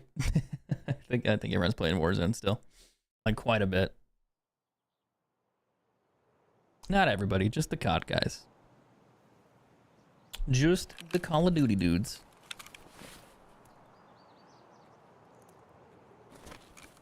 There's landmines there. I spawned at outskirts, which is honestly not the worst location, but I still gotta sneak all the fucking way across the map to get to that one area. And by the time I get to that one area, it's probably looted. Although I can get a Slawa over here too. They do spawn in occasionally on the table. The only issue is I'm running with Iron Sight Mosins, and I don't have a Mosin quest right now, so this is kind of a waste of a Mosin. But I also just wanted to do a budget run. Just be like, hey, just take the Mosin in. Do what you need to do and see if you can find something and get out of there.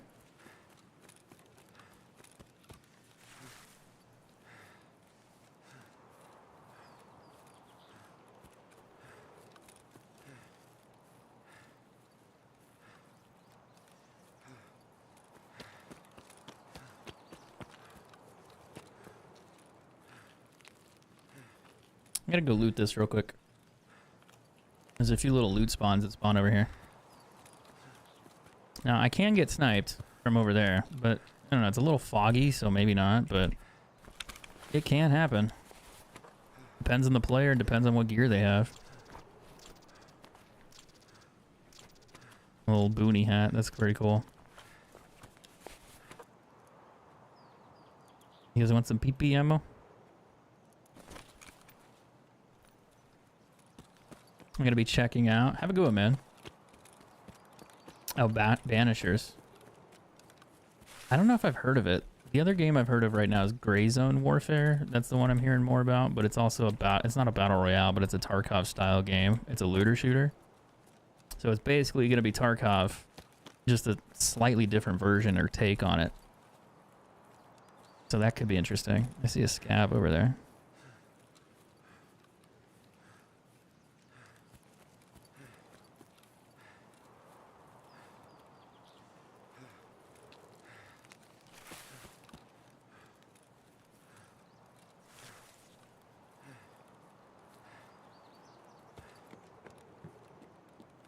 Goddamn. Double scopes. I think they're the same scope too. It's kind of funny.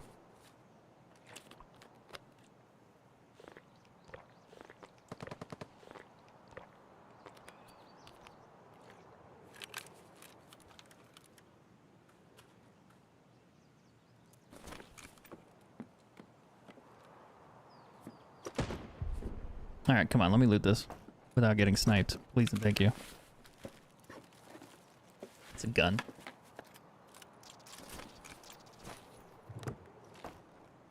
SP7. M588. Jesus Christ. FMJ. That is going to have to go on the ground. That is going to go in my butt. Because that is really good ammo. It's okay ammo. Don't tell anyone I said that. It's good ammo. Probably not the best ammo, but it's decent.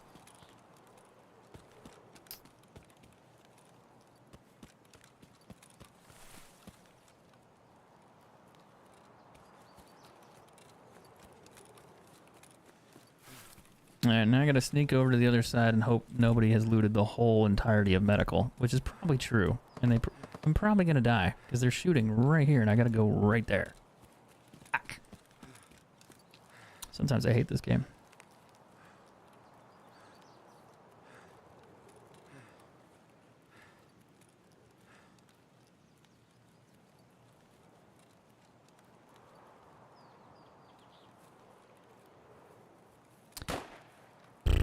Fuck. He's sniping too. Shit. That's a problem. I gotta go that way. I'm gonna get fucking smoked, dude.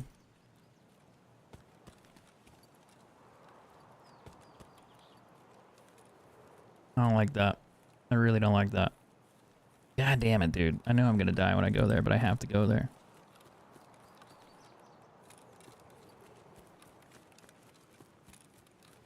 The fog is interesting. I think he's over there.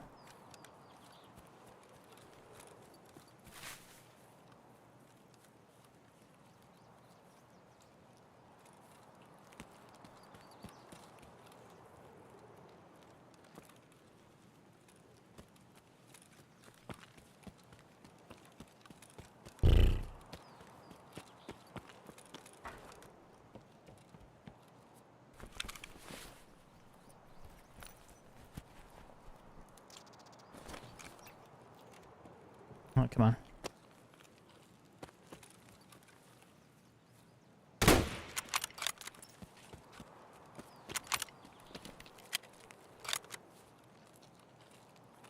I shouldn't do it, but I'm gonna do it.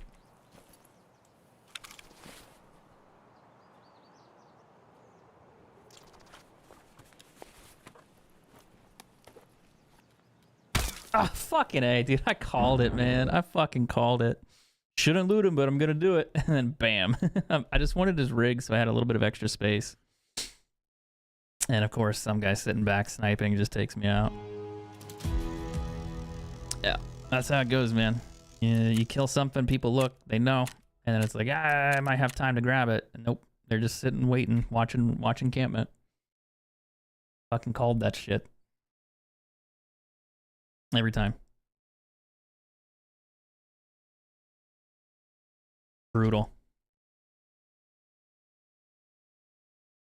I didn't even get to where I wanted to go.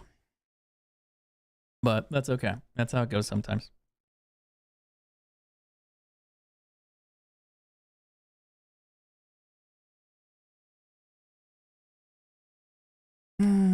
What if my other scav's ready by now? Probably not. I'm debating on what I could do. I could take a character with a shotgun in there. I can do a handgun run. We could take a look at my quest real quick. Oh, I got a couple new ones. Well, these are dailies. Custom streets. I'm not gonna play those. I'm not gonna do them. Those are dailies. And over horse figurine, supplier. So that scav that I just killed, who had that body armor on him, that's a quest item that I needed. I saw it and I was like, oh, I could maybe grab that, but like I don't need it right now. I need to get this one done. Because that'll unlock a bunch. The only thing I need to do is go back to fucking probably interchange, really. Oh, that won't fit on there? Really?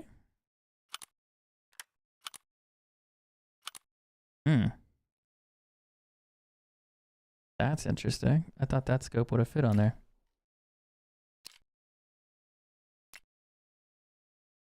Huh. I could always go run through customs real quick. Just see if I can go through and take a shotgun. Wouldn't be great, but well, I could also take the other AK.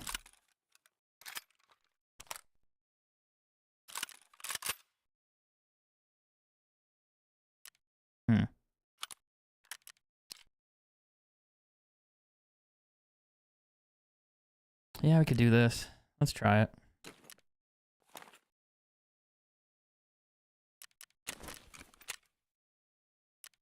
And go buy a packer real quick.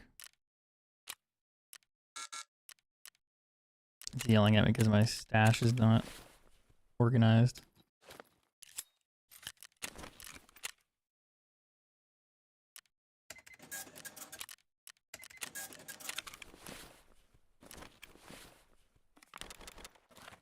I'm gonna take a baby backpack in there for now. If I kill a scav or a player, I can maybe take theirs. I don't really think I'll kill a player, but you never know. Meds. Heals, bandages, that's good. I'm gonna need something for heavy bleeds. This ammo's extra. That's actually good. I'll use it later. Bandages.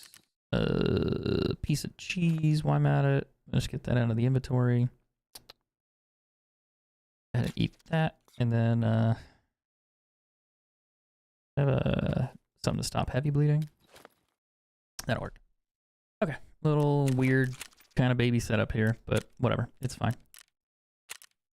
Let's go back. Hopefully I don't get killed by the goddamn AI again. That shit was crazy.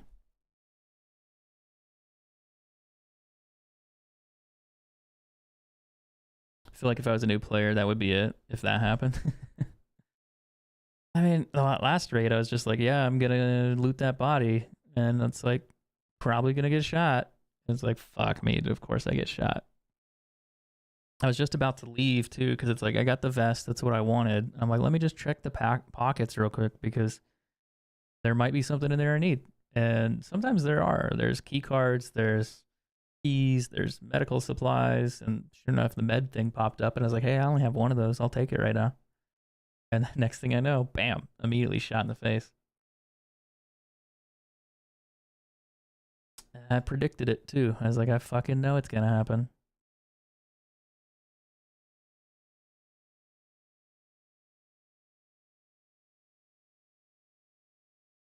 Xbox, the future of gaming will be revealed on February 15th. Oh yeah? Is it really?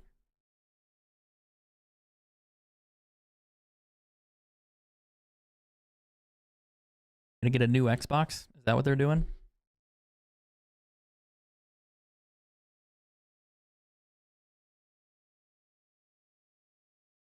I'm trying to think, like Xbox Game Pass or whatever it is. That's pretty popular lately. That's a big thing still.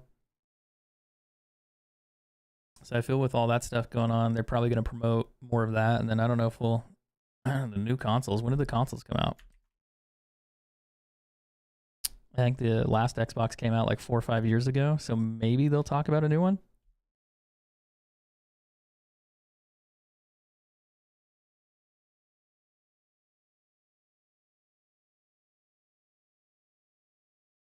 Game Pass, yeah.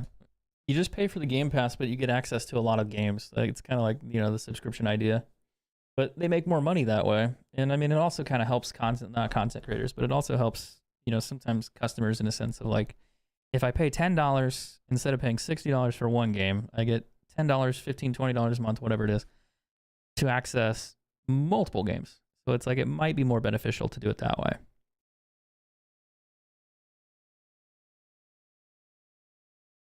It just varies, I guess. Everyone's different.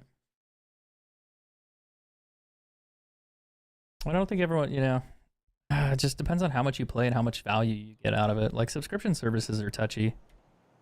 Sometimes they're good, sometimes they're not. It's, I don't know. This is actually a really good spawn for Salewas, but if there's another player in there already, I'm going to be fucked. And also, if I get AI'd again, I'm going to lose my goddamn mind. That's just crazy, dude. Like the fact that they can just body your ass from over there. Through the window.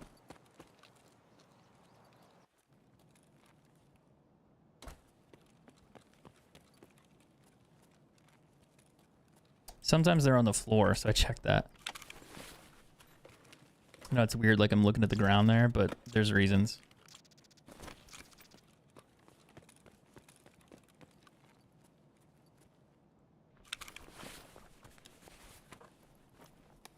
I think I heard someone outside.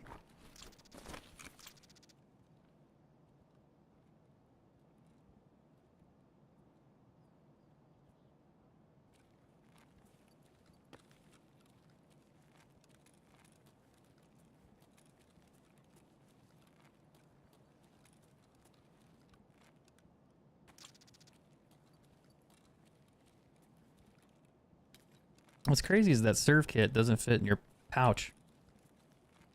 Because you have like the little 4x4 container. So I guess like taking a survival kit on this account is not going to happen. You're just going to have to use CMS kits instead.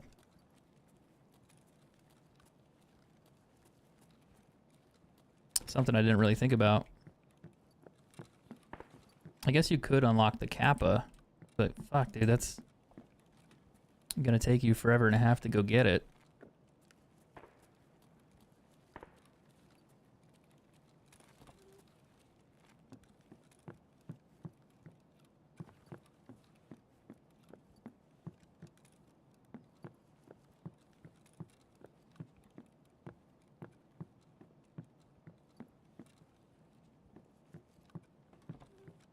No intel spawns. Yeah, serve kit's 3 wide, so if you have the other one, you can take the serve kit with you and just keep it in your Kappa, like your normal Gamma. But otherwise you have to use these instead, but they don't heal as much. They also don't fix bones. Punisher 6 gets you the Epsilon. Oh yeah, that's right. So you could do that. I imagine most players that use standard would upgrade to it. I mean, you get more spots. You get the 2x4. So it's better than, you know, a 2x2.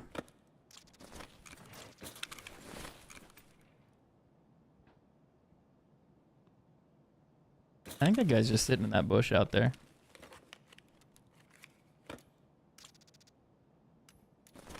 I didn't put my P.A.C.A on. Oops.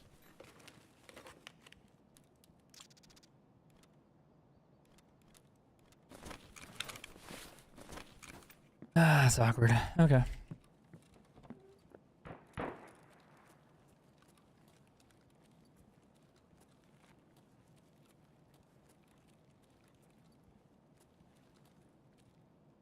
Surprised I haven't found any heals.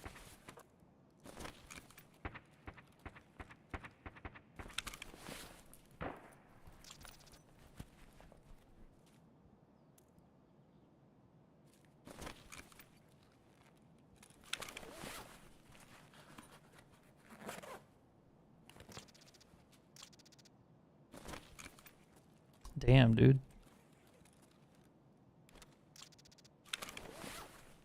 What's my extract? Probably like old gas or some shit.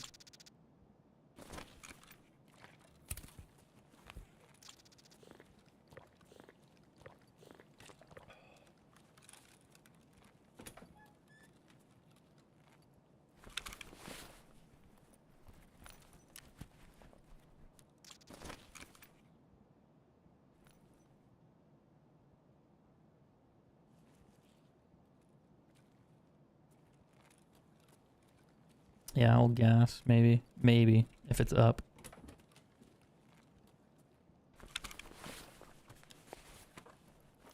Armor. Found my P.A.C.A.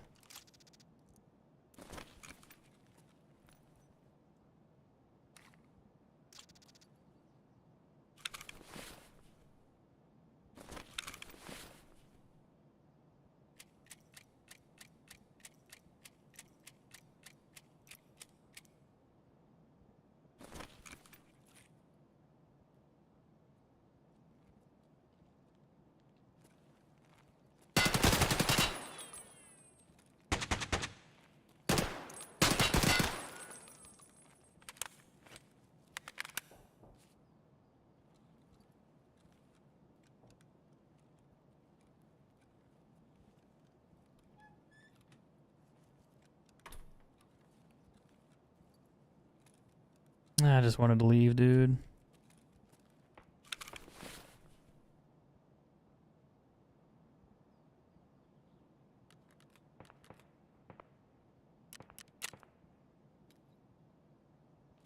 He's gonna hear me do that.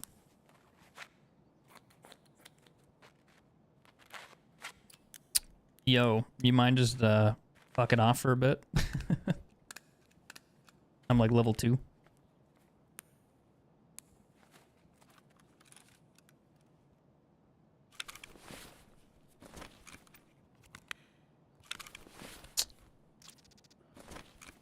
Problem is he broke my legs. I can't walk fast.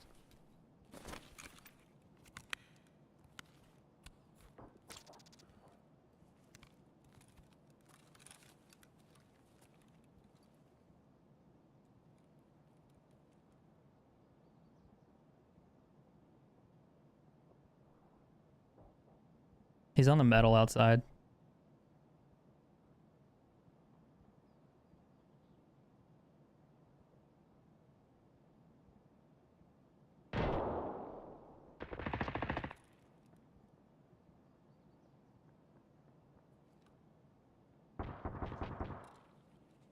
I think they're fighting somebody else.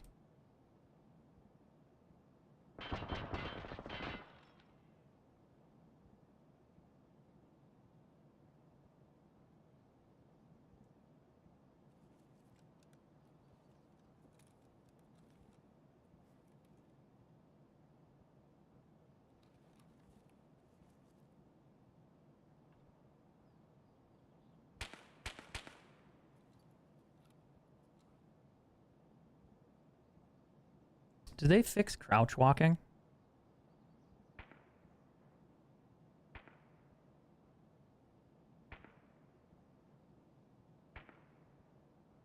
Oh, that is right. Yes, serve kit will fix it.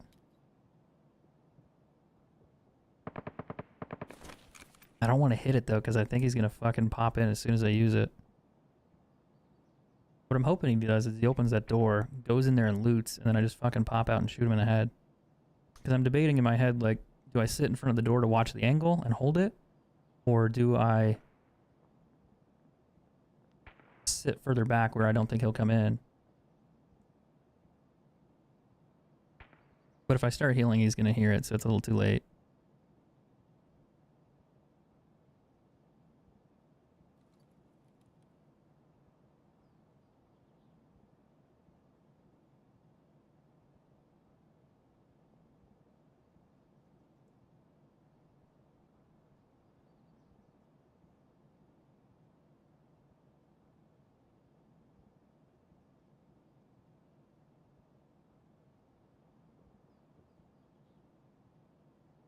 I hear him.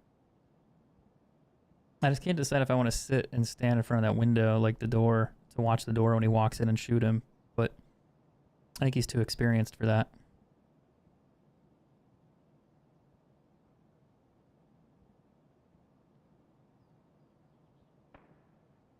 He's still here, I hear him. He's on the metal again.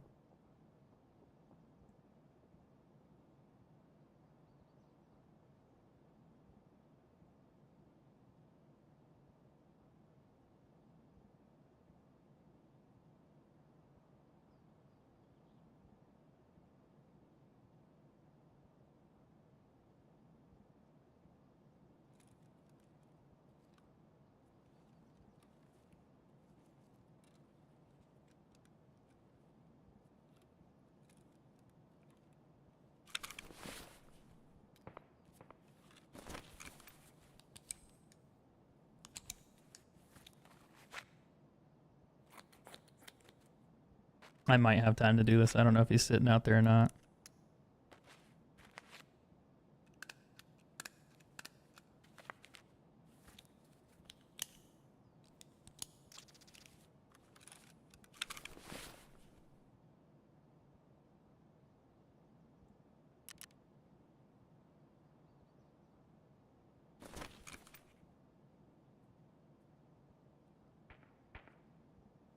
So problem is I need to go out that door to the right and go that way.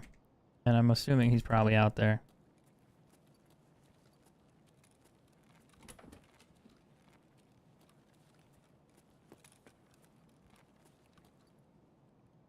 So that would be my guess. He'll think like I'll leave and then he'll bump into me and kill me later. So it's like, that's probably what'll happen. But maybe I can sneak off. Maybe. I tried to hip fire, but it was too late. I couldn't stop because of the momentum. So he's waiting to shoot. He hears me and he knows. Yeah, that's kind of what I figured. The problem is your character momentum. If you're running, your gun's kind of like put up and then you can't just pull it out immediately and shoot. So I tried to hip fire, but it just wouldn't let me. So he's just chilling there. All right, GG's. All right, guys, I'm gonna go get some food. I'll be back tomorrow and we'll be playing. So I'll see you guys then. Thanks for watching and hanging out. I appreciate it.